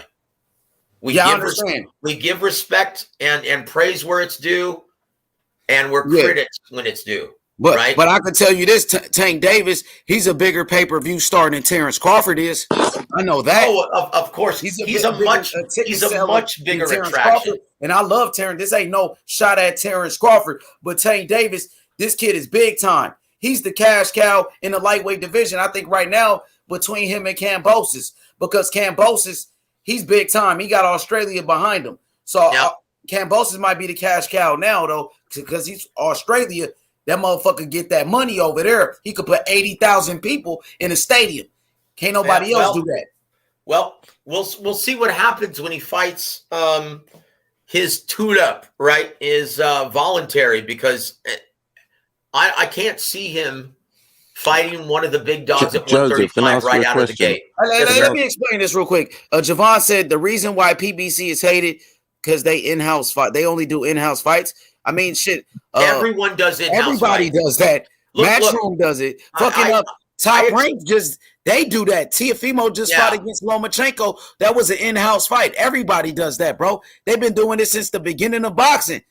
At one point, to get a shot at a world title, you would have to sign with Don King because he had all the fucking belts. Yep. So yeah, this is nothing new, and Paulo knows this. This was a business strategy devised by the mob when they were controlling boxing, when they had all the champions. See, they understood, like, there's just such a huge misnomer in Hollywood and in bullshit where they paid fighters to take dives, they paid off refs, they paid off judges. That's bullshit. Most of they understood that if you rigged the game, just like in Vegas, they treated the fight game exactly like they treated their casinos in Vegas. If you rigged the games, customers would stop supporting it, stop playing. Same thing in boxing. If they thought the fights were rigged, right, they would stop paying for it and stop financially supporting it. They didn't want that. So what they did was they ended up just collecting as many champions as they could, and they monopolized all the belts. And at that time, it was only one belt. It was the NBA, which became the WBA after that, right? Right. So in order to, and they devised this business strategy, which promoters still use today. If you wanted a shot at their champion, you would have to give them options on your next 4 fights, at least. You had to start working with them, or else you didn't get a shot at the title. That's how it worked. So this narrative that, PBC, they're the only ones that's doing that, that's a lie. Everyone does it, and it's nothing new to boxing. It's nothing new to boxing. Let me make this thing clear real quick. Now, you got people that complain about the LDBC, that the LDBC, they're pro-PBC. Then you got these other fans, they're, fanboys of fucking Anthony Joshua. They're fanboys of Eddie Hearn. Those fanboys. And all they do is hate on PBC fighters like Tank, Deontay Wilder, Earl Spence, Charlo. That's what they do. So these boxing fans on YouTube, most YouTubers, most of them, they're not real boxing fans. They're not. All they're trying to do is push a narrative, so I don't get involved in that. I try to keep it real as possible. Tank Davis, he deserves his respect. Tank Davis, he beat Jose Pedraza, knocked him out. Tank Davis was the youngest champion in boxing when he did that.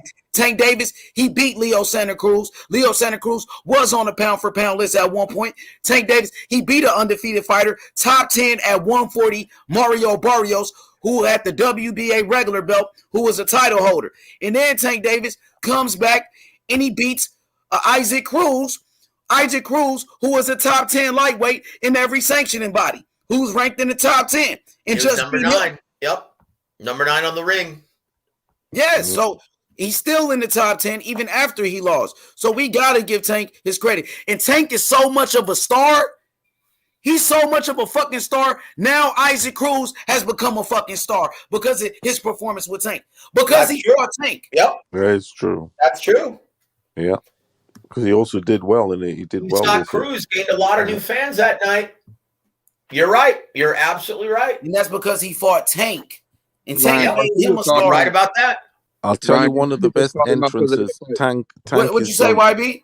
Oh no, I was saying Ryan Garcia even calling out Isaac Cruz because of Tank. Yeah, Isaac Cruz is trending, bro. He's one of the hottest names in boxing. Him and Kambosos. You know what I mean? Overnight, Isaac Cruz became a star in Mexico, just like that. That's true. YB, did you see his entrance Tank did when he fought? I know this is a bit vain. When he fought Liam Walsh in London, coming in with the Michael Jackson stuff. Oh yeah, I saw they that. did the Thriller. That was amazing. But once again, Floyd had to take the limelight, didn't he? Oh yeah, but it's not. He's a promoter. It ain't about Floyd. No, it ain't about Floyd taking the limelight. Was Don King taking the limelight from his fighters when he was being flamboyant and talking and promoting his fighter? No, Tank is a star because of Floyd Mayweather. That is true. Oh yeah, Floyd's the Hey, hold on, Paolo. Before Floyd Mayweather got Tank Davis was a nobody. All he was doing was hanging around Adrian Broner. Floyd Mayweather made him a star because Floyd Mayweather is a good promoter. He's doing a great job with Tank Davis. He and Leonard are doing a great job with Tank. Absolutely. That entrance was quality. It's all about entertainment. And where did he learn that from? Floyd Mayweather. Yeah. Who's putting on I'll say this. The fans in the UK, boxing fans in the UK, they are the very best in the world. Like, they're so supportive, even when their man loses. And the Mexican fans too, though. They'll still come out and support him his very next fight. It's like they're not fair weather. They are the greatest, rowdiest, beer drinking, awesome, like the best sports fans on the earth. I think Mexican fans are some of the best. I'll tell you what, H-Money, let me tell you something about Can I just say that the most brother. loyal ones? Can I just say the most loyal ones and actually that invest the most? I'm being serious. Is the Mexicans? They are the most passionate. Let me tell you. They'll follow you to the. Absolutely, absolutely. I'm on about that aspect. If you follow a certain narrative, they absolutely will. But you quit on your stool or you duck somebody. Oh, De La Hoya, man. They will turn on you. They will turn on you just like that, brother. It's the same here. They all like that. That's everywhere, unfortunately.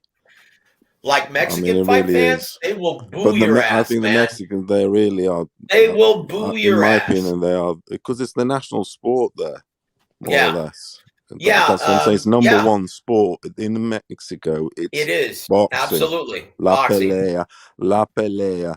It's boxing. In England, there's although boxing was invented in England, the Queensberry rules and all that stuff. They've got other sports ahead, if you get me. Like a few others. But in Mexico, it's number one. It's boxing, then soccer. Yep. In my opinion, okay, and I've been to so many events. I love the Mexican fight fans. They're supporting the Mexican demographic in America, the Hispanic demographic. They're currently carrying this sport up on their fucking shoulders, right? But I will say this.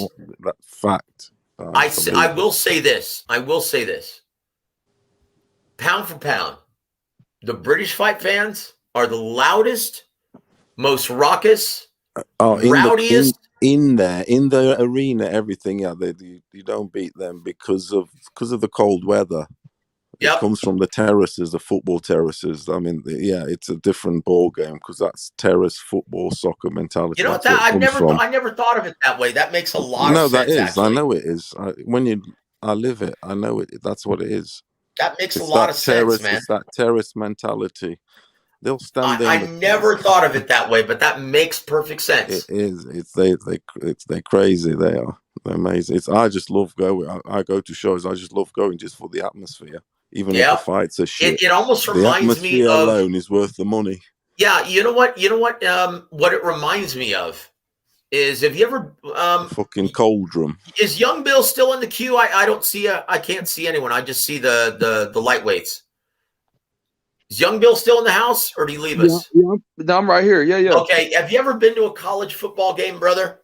Yeah. I've been to England. I've been to Bedlam, OU versus Oklahoma State, and I've been to Okay, so you know how awesome the atmosphere is at a college football game. It's not like the NFL, right? Right. Yeah. That's the kind of fervor and the kind of mentality that British fight fans always have for their fighters. I love that. I wish, man, more boxing fans were that way. Because you go to a college football game, and I'm not a huge fan of the product, but the fanfare, the colors, the loyalty, the how feverish fans are, how diehard they are. you know what? You can't replicate that, man. And you know what? It's when you go to a game and you see a packed stadium of 100,000.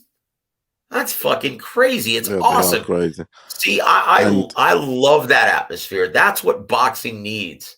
Not to be stuck in some sterile casino. The biggest fights should be in front of diehard mainstream and casual fans as well. Just a packed house full of just rowdy fans. That's the way it should be.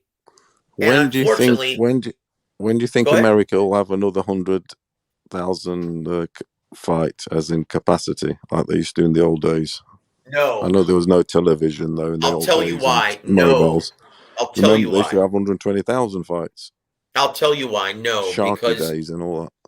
Because even with a say they had a stadium as big as like Wembley, right? That was 120,000 capacity.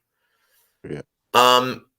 Even with that kind of live gate, it still can't match the numbers that the casino site fee is willing to throw at you, right? From the spectacle point of view, like from a business perspective, Cesar Chavez 120,000. Yeah, see, those days were gold. Unfortunately, promoters ruined everything. You know, and once again, it's hard to argue with them. Azteca Stadium, biggest 130,000 or something. Yeah, you know what? It's like you can't argue, and it's hard to argue when casinos are willing to throw that kind of money at you for a major matchup.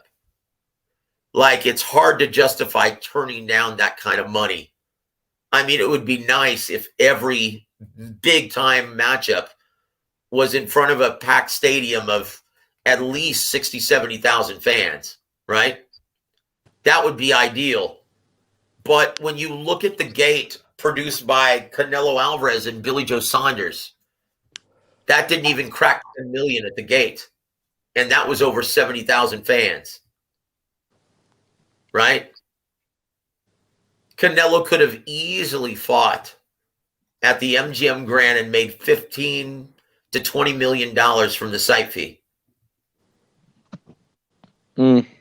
So you leave a lot of money on the table as a promoter and a fighter if you put it in big mainstream venues. Unfortunately, it would be better for the health of the sport, but it's really difficult to justify leaving that kind of money on the table when a casino is willing to double your live gate, right? I'll tell you what, though, Joseph, I want the biggest question in boxing answered. Who's going to fight Kambosos? I'll just say my answer is it's Haney. Okay, that's the biggest opinion, question in boxing at the minute. Okay, in my opinion, and I've talked about this a couple of times since he won, right? If I were advising him, and this is what I think is going to happen because Lou DiBella is a very shrewd and knowledgeable guy. I know what you mean about him keeping it at home and this and that, but it's not. I don't think it's going to be that. I really do think it's going to be. Say, I got Haney first or Loma, although I don't like the look. I hope so. That would be ideal. I don't like the look of Kambosos, although I know he had to go home, you know, because he had a child born, whatever. I don't like the look that he left. That he went to see Tank, he went to see Haney, but he didn't want to see. He didn't want any Aloma. Yeah, look, in my opinion, I know he might have been in a rush, but you know, and if he had gone, I think he would definitely not be fighting Loma unless he's paid well to give the belts away. Because not give them away in such, but boxers know their ability. If you get me, they know what they're looking at. In my opinion, they know in their head. Yeah, look, in my opinion, what they can do and what they can't, so to speak. He fights someone like Francisco Vargas, or like I don't know, James Tennyson, Miguel Vasquez. He fights someone like that. Juan Rene Tellez. He fights someone like that in his first fight in front of his he takes a victory lap, and that's his next fight. Now, in the tail end of 2022, in my opinion, I think he fights Vasily Lomachenko. And here's why. I think Bob petitions to the WBO and Paco makes him Kambosos' mandatory challenger from the WBO. That's my guess. If I had to guess, that's what's going to happen. So none of the top 5 boys get it. What are you talking about? Lomachenko is going to be fighting him next year, I think. But you mean initially? What, straight away? What? Straight away? No. No, I'm on about straight away. He's going to do a victory lap. His first, and he's going to about the now. He's going to take on someone like Francisco Vargas, right? So you're saying it's Francisco. You're going for that one. You're not going for a top 5. No, not at all, man. He's going to be fighting someone who's number 20. Jesus Christ. Number 25. You could see him fight someone like James Tennyson. I could see that. So you're thinking from a different spectrum there.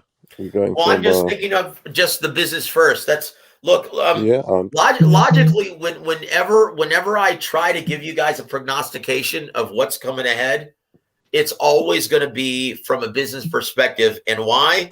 Because that's what motivates these guys to pick and choose who they fight. It's business first. So you think Haney and DAZN and whatever's not good business? What do you reckon? I mean, they're going to come with a big whack.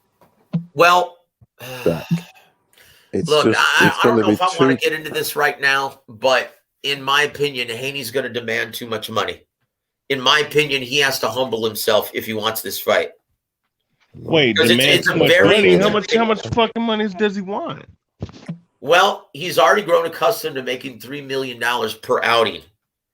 To fight the man right now at 135, he's going to demand at least 5.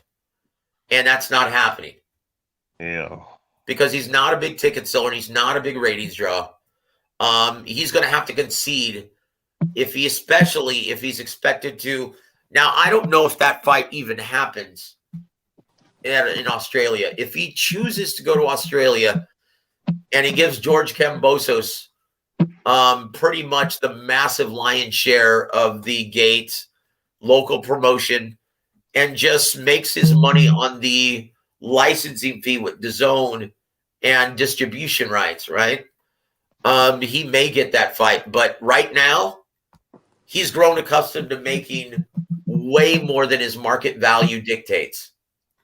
So that's going to be a problem for Haney getting any of the top guys, because already it's a very risky endeavor, right? Already.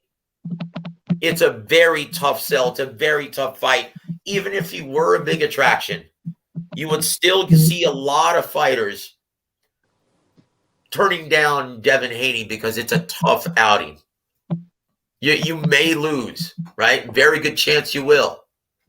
So, yeah, if and then on top of that, he wants $5 million. Yeah, that's not going to happen. So if he wants that fight, he's got to be very, very humble and very intelligent about this, right? He will be, because it's a long term. Well, I hope so, because this could make him into a star if he humbles himself and takes the low money, but looks at this as a career opportunity to put him on that next level. And that's why if he does that, envisage. If he does that, then yes, he could get that fight, because Lou DiBella has a very good working relationship with DAZN as well as Eddie Hearn. But if I had to bet, yeah, you're going to see George Kambosos take on in his first fight some guy who's in number 20, who's in a good style matchup. That's why I picked Tennyson. Francisco Vargas or James Tennyson. Yeah. It's good to have a different angle. Well, I mean, because here we are thinking he's going to fight one of the top 5 straight away, and it's not, we don't. That's why I'm To me, that's. And once again, diehard fight fans are going to cry about it. I can't wait for the announcement of who he fights. Yeah, and once again, diehard fans are going to cry about it in America, but they're not going to give a shit because it's going to be in Australia. He's a hero down there right now. Look how the press treated him when he arrived. And once again, so if you're thinking in terms of business, right? You don't give a shit what the American market thinks. It's like, look how the American media and fans torched Joe Calzaghe for staying in Wales and the UK for the great majority of his career. The problem with Joe Calzaghe is he was disliked in the UK, and he was only liked when he fought Jeff Lacey. No, he was only liked. I mean, I followed his career from day one. Right, he was only liked in Wales, which is obviously a small country in the UK. Yep. In England, he was disliked. Why? One, because he was Welsh, half Welsh to start with. Yep. He's half Welsh, half Italian, isn't he? Yep. That's a hell of a mix, that dragon. And yeah, so he wasn't liked in the UK. Yep. Because in the UK they were busy following their and building up their boys, and they weren't. They had, say, at the time it was Richie Woodall. He did get the WBC belt. He is a WBC super middleweight champion of the world, but he was a basic sort of jab, basic sort of boxer, and Calzaghe whipped his ass. So so there was always that thing, the Welsh guy, in England. So what I'm trying to say about that is, in terms of promotion and whatever, it wasn't easy for him, because it was out of Wales. People have this perception, thinking, oh well, he didn't have the UK love. He only had Wales, so it's hard to come out of Wales there in terms of all aspects, promotion, everything, unless you went to America. But I mean, that wasn't quite going to happen. Start his career there, whatever, and build it up there. So anyway, that's the reason, really. But he wasn't that particularly sort of liked it. It's a shame that he's one of those that didn't get a kick. But had he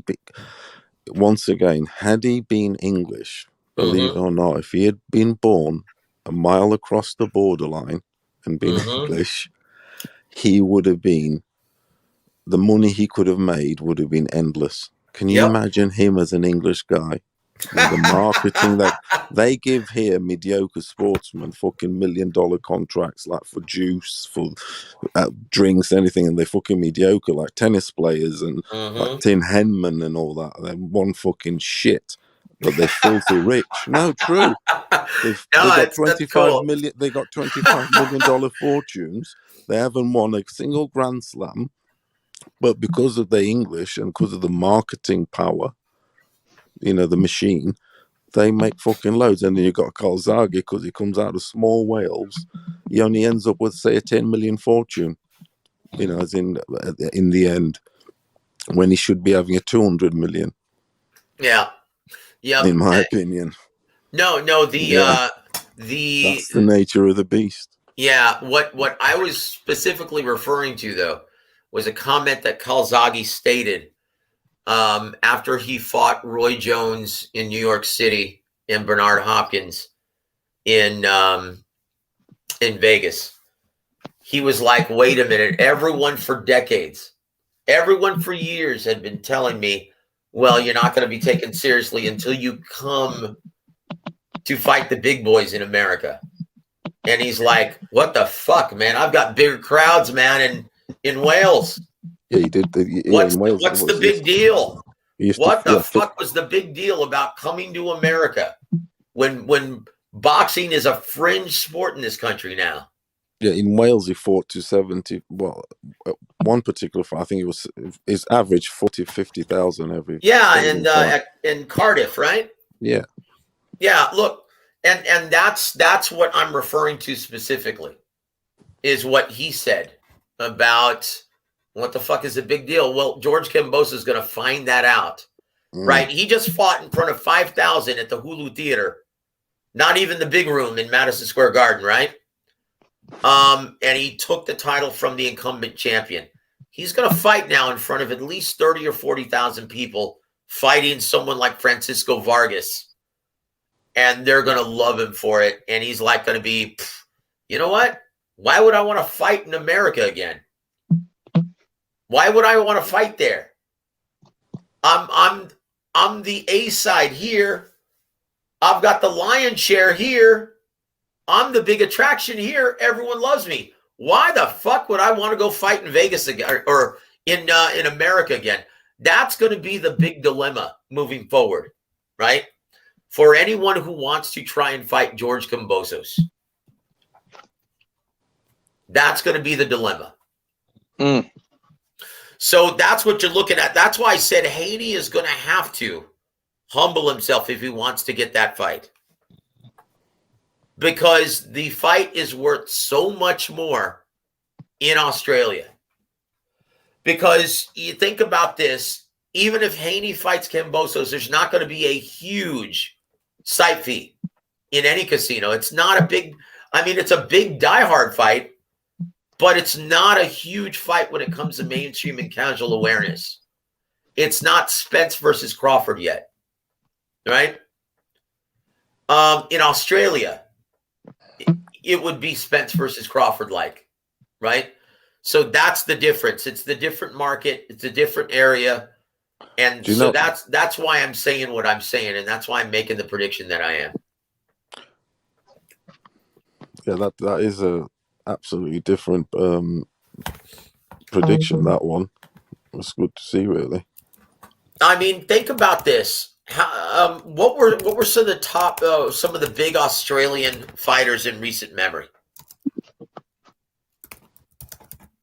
Recent guys who weren't shit, right? Guys who weren't shit in America, right? Jeff Horn, the school teacher. Daniel Gill. What about Anthony Mundine? Or Anthony Mundine. Yep. So you look at the big commodity that Tim Tszyu is becoming. Facts. Right? That's what George Kambosos is getting ready to experience. Mm-hmm. That's like night and day from what he's going to get in America.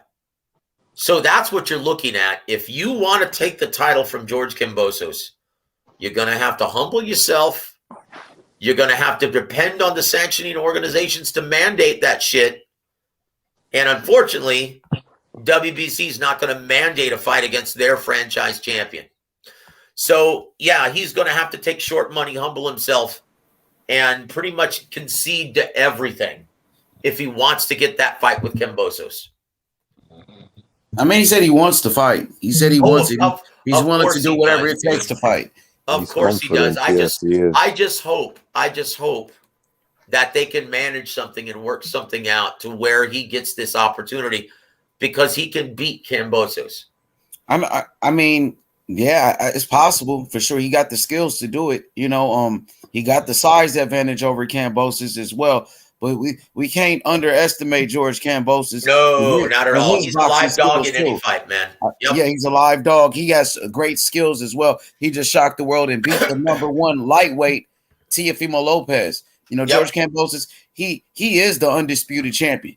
The WBC, they said it. Mauricio Suleiman, soon as he beat Teofimo, they came out and said Kambosos was the undisputed champion.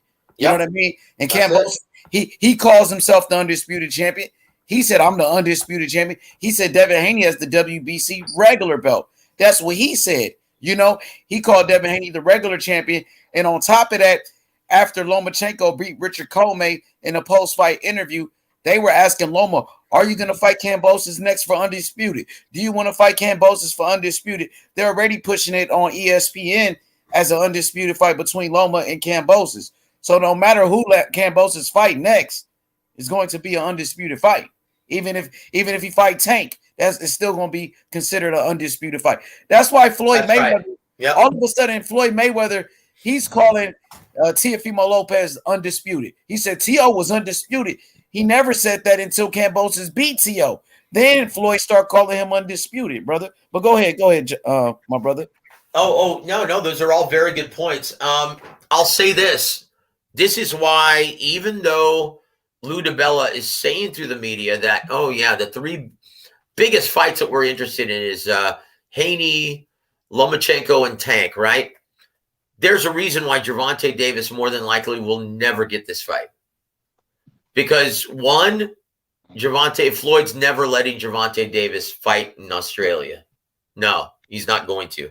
Two, well, Steve, I get a quick rebuttal. Stephen Espinoza, he said if the money is in Australia, they will go fight in Australia if the money is there. Absolutely, but here's why. And I'll explain why.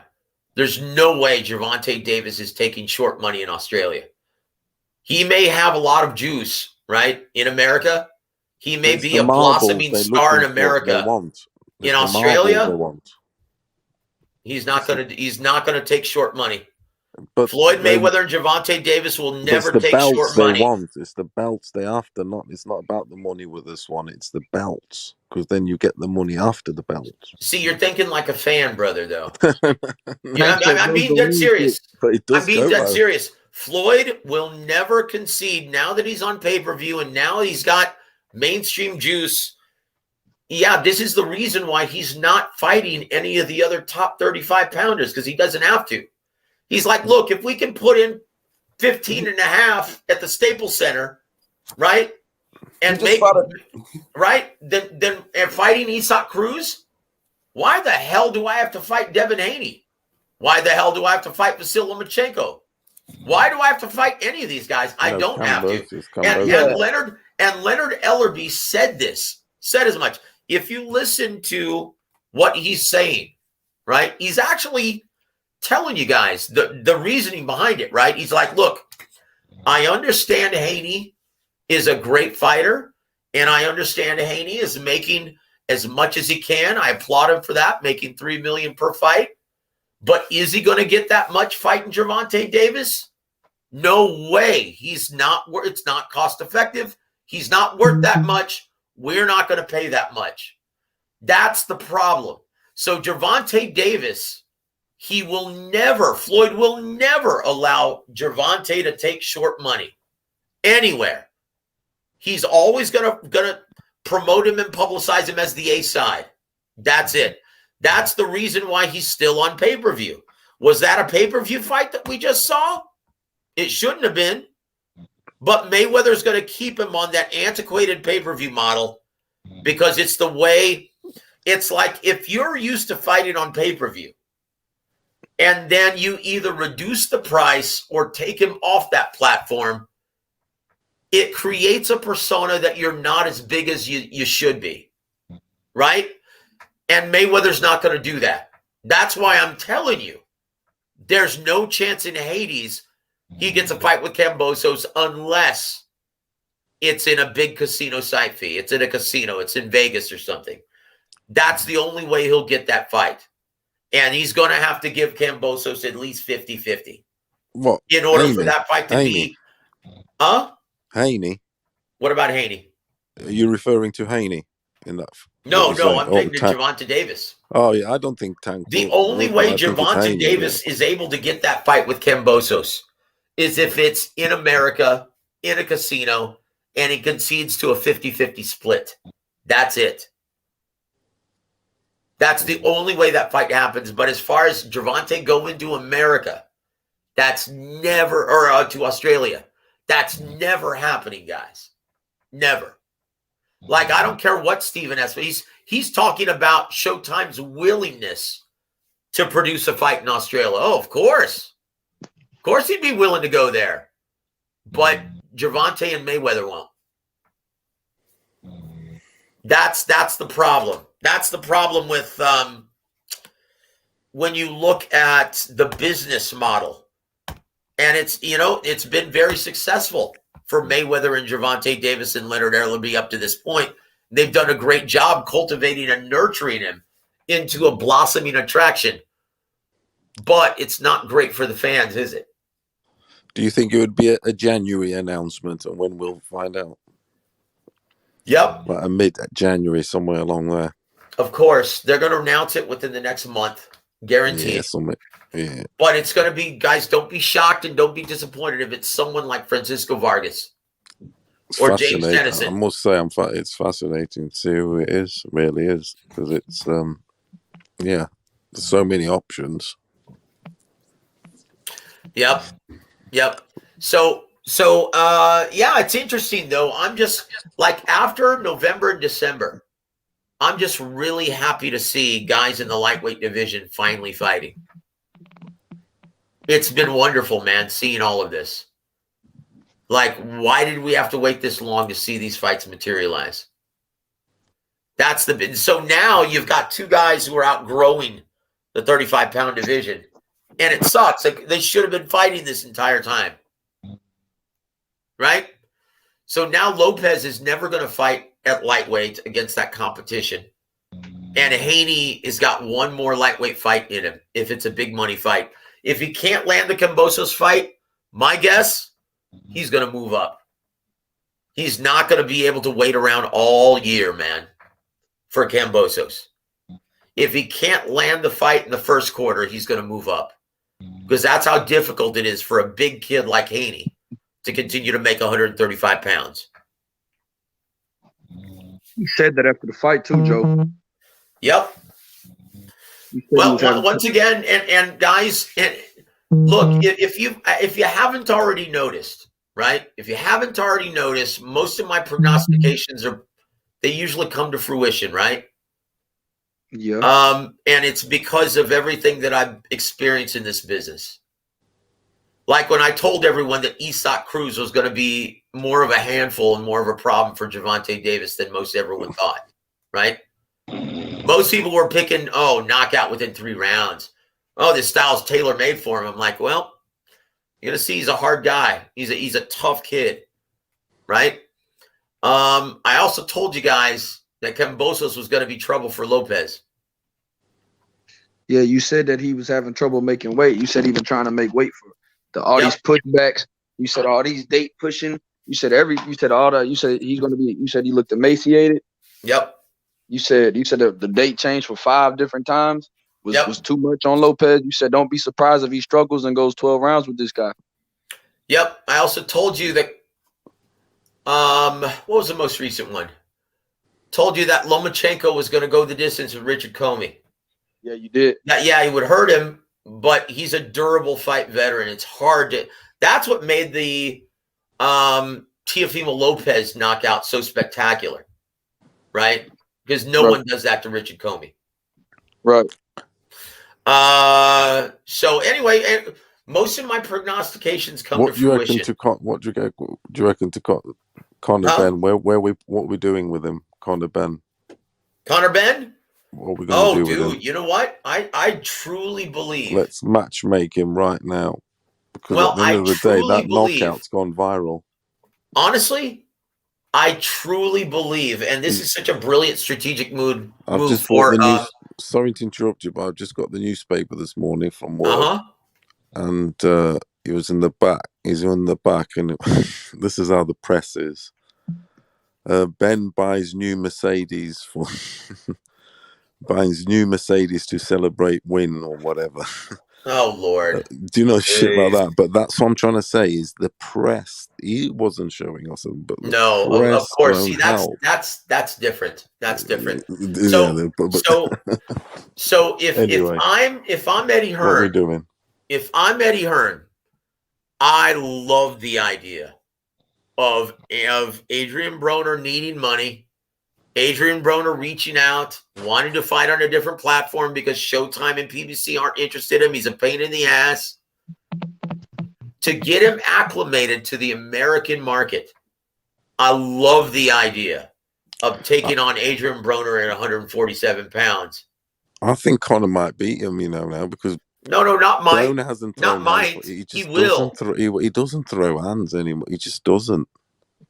Now, his last whatever fights, he just does not throw any hands. No, he's just there fucking about. Yeah, look, in Adrian Broner's a very tough, durable guy, right? He's never been stopped. But his activity's deteriorated incredibly. But he's a shot fighter, dude. Yeah, And absolutely. Conor Sure. Benn, if he becomes the first guy to stop Adrian Broner within the distance, yeah. That's a good measuring stick for Look, now, isn't it? and so Definitely. if I'm Eddie Hearn, from a business perspective, I'm all over that. I will pay Adrian Broner A-side money just to Bring him to the make that UK. happen. Bring him to the UK. Just We'll to get fight him to there. the UK and just put him against Conor Benn. I'm going to pay him more than I'm going to pay Conor Benn. Because that sells loads here. Yep. I'm not saying a small stadium, but definitely a 20,000 arena. Oh, yeah. You could have it Easily. in Manchester Arena. Oh, they will. What's easily. it called now? What's Manchester Arena called now? Last time I used to remember is the 9X Arena, but yeah, it has changed. I'm not sure. It used to be the 9X Arena. You could have it there. You could have it the O2. I mean, dude, yeah, that's a big arena fight. Conor Benn. Or the O2, yeah, the O2 also. Yeah, Conor Benn, son of the legend, against Adrian Broner, 4-division world champion. If I'm Eddie Hearn, I am all over that like white on rice. That knockout's done him wonders. Yep. It does. It really and once does. again, it gets the extra views. And everything. once again, what did I tell everyone about that one too? I said, look, that's not crafty matchmaking. You've won. Yeah, you remember what I told you? Guys, he's a semi-retired fighter. He's going to knock his ass into next week. His dad prior to the fight, you know, that the pre-interview just before the fight was incredibly confident. It's like, you're going to see different things. We've been working on the head movement. We've been working and cutting the ring and this, and it's like, we're going to blow him away. It's going to be a statement, and it actually happened. Because normally, if you come out with statements like that, you've got to fulfill them, haven't you? Yep. And in fairness, his son did. So I'll say this, and once again, I say this all the time, right? Eddie Hearn is a terrific promoter and matchmaker when it comes to the UK. He is great in the UK. He is a great promoter in the UK. Yeah, but in every other market, he sucks ass, dude. Yeah, he does. He's a UK promoter, yeah, but he's just on the globe trail because of DAZN. Well, I'm sorry, but he's the face that they're using. But changing the game, brother, like I said, that's the reason why, in my mind, he deserves all the criticism that he gets. Because when you start beating your chest saying that you're going to change the game, you're going to change the American market, you're going to change boxing in America, you're going to change boxing all over the globe, get the fuck out of here, man. I'm like, you know what, dude? You're great in the UK, but you just suck ass and don't get it in other cultures. It's hard to take over America. It's too powerful. Yep. There's too many adversaries. But I tell you what, guys, this has been awesome, man. This huge marathon boxing discussion. And I love chatting with all of you guys. But I'm going to have to go and get something to eat. I'm starving. Plus, I have a 7 a.m. publication waiting for me for Fight Saga. So I'm going to have to bid everyone an excellent evening. And is Young Bill still on the air, or did he leave? Is Young Bill still here? I guess he's gone. Nonetheless, guys, yeah, it's good talking to all of you, Paulo. Always a pleasure. Yeah, take it easy. Maybe next time we can talk about some more music as well, brother. Yeah. Hey, did you ever listen to my recording, Red IV? Did you listen to my album? I did listen to that. The Odyssey. Yes, on what did you think on YouTube? Yeah, it's good. It's good. I mean, musically, who's singing? That's me. Is that you singing? That's me singing. Yes. You didn't recognize the voice? Yeah. I've not 100% sort of thing, because you're in singing mode, aren't you? I mean, you've got it's because it's hard sometimes to distinguish a talking voice to a singing voice. Of course, you pronounce everything differently. You open up more when you sing. But yeah, it's good stuff, my friend. I mean, I like you, that sort of stuff. Here's a little tidbit, and this is a fun fact, right? So if you listen to it again, I'm actually doing, and of course I never would say this when I was in the band, right? Or when we were in front of people. I would never say this in front of anybody. But I can say this now because the band's broken up and I'm not with that label. In the studio, I actually did all of the music. I recorded the bass, recorded both guitars, recorded the drums, and did all the vocals, and I wrote that song. Yeah. So none of my other band members were doing a damn thing. I recorded all of that myself. It's quality, that is. Thank you, man. I even did all the leads and everything, man. So, yeah, man, I ducked out of boxing for about 5 years and wanted to pursue music. And let me tell you, the music industry is just as brutal and fucked up as the boxing business. Do you know what country? You know what we're on about the music, the boxing fans, Mexican boxing fans, you know, being sort of more, you know, most loyal and, dude, in my opinion, boxing fans and Mexican fight in the fans music, are in the brutal music, and it's the judgmental. Mexicans. You know, the live experience. Yeah, absolutely. The Argentinians. Absolutely. Argentina. But dude, Argentina. South Americans. God, yes, man. Argentina. Yes. You know, South and in terms America, of music too, man. because they're hungry. Yep, and music as You know what I'm well, saying? They're dude. not spoiled. They're not like, they don't turn up. Well, you know what I mean. They don't turn up with all. Of course.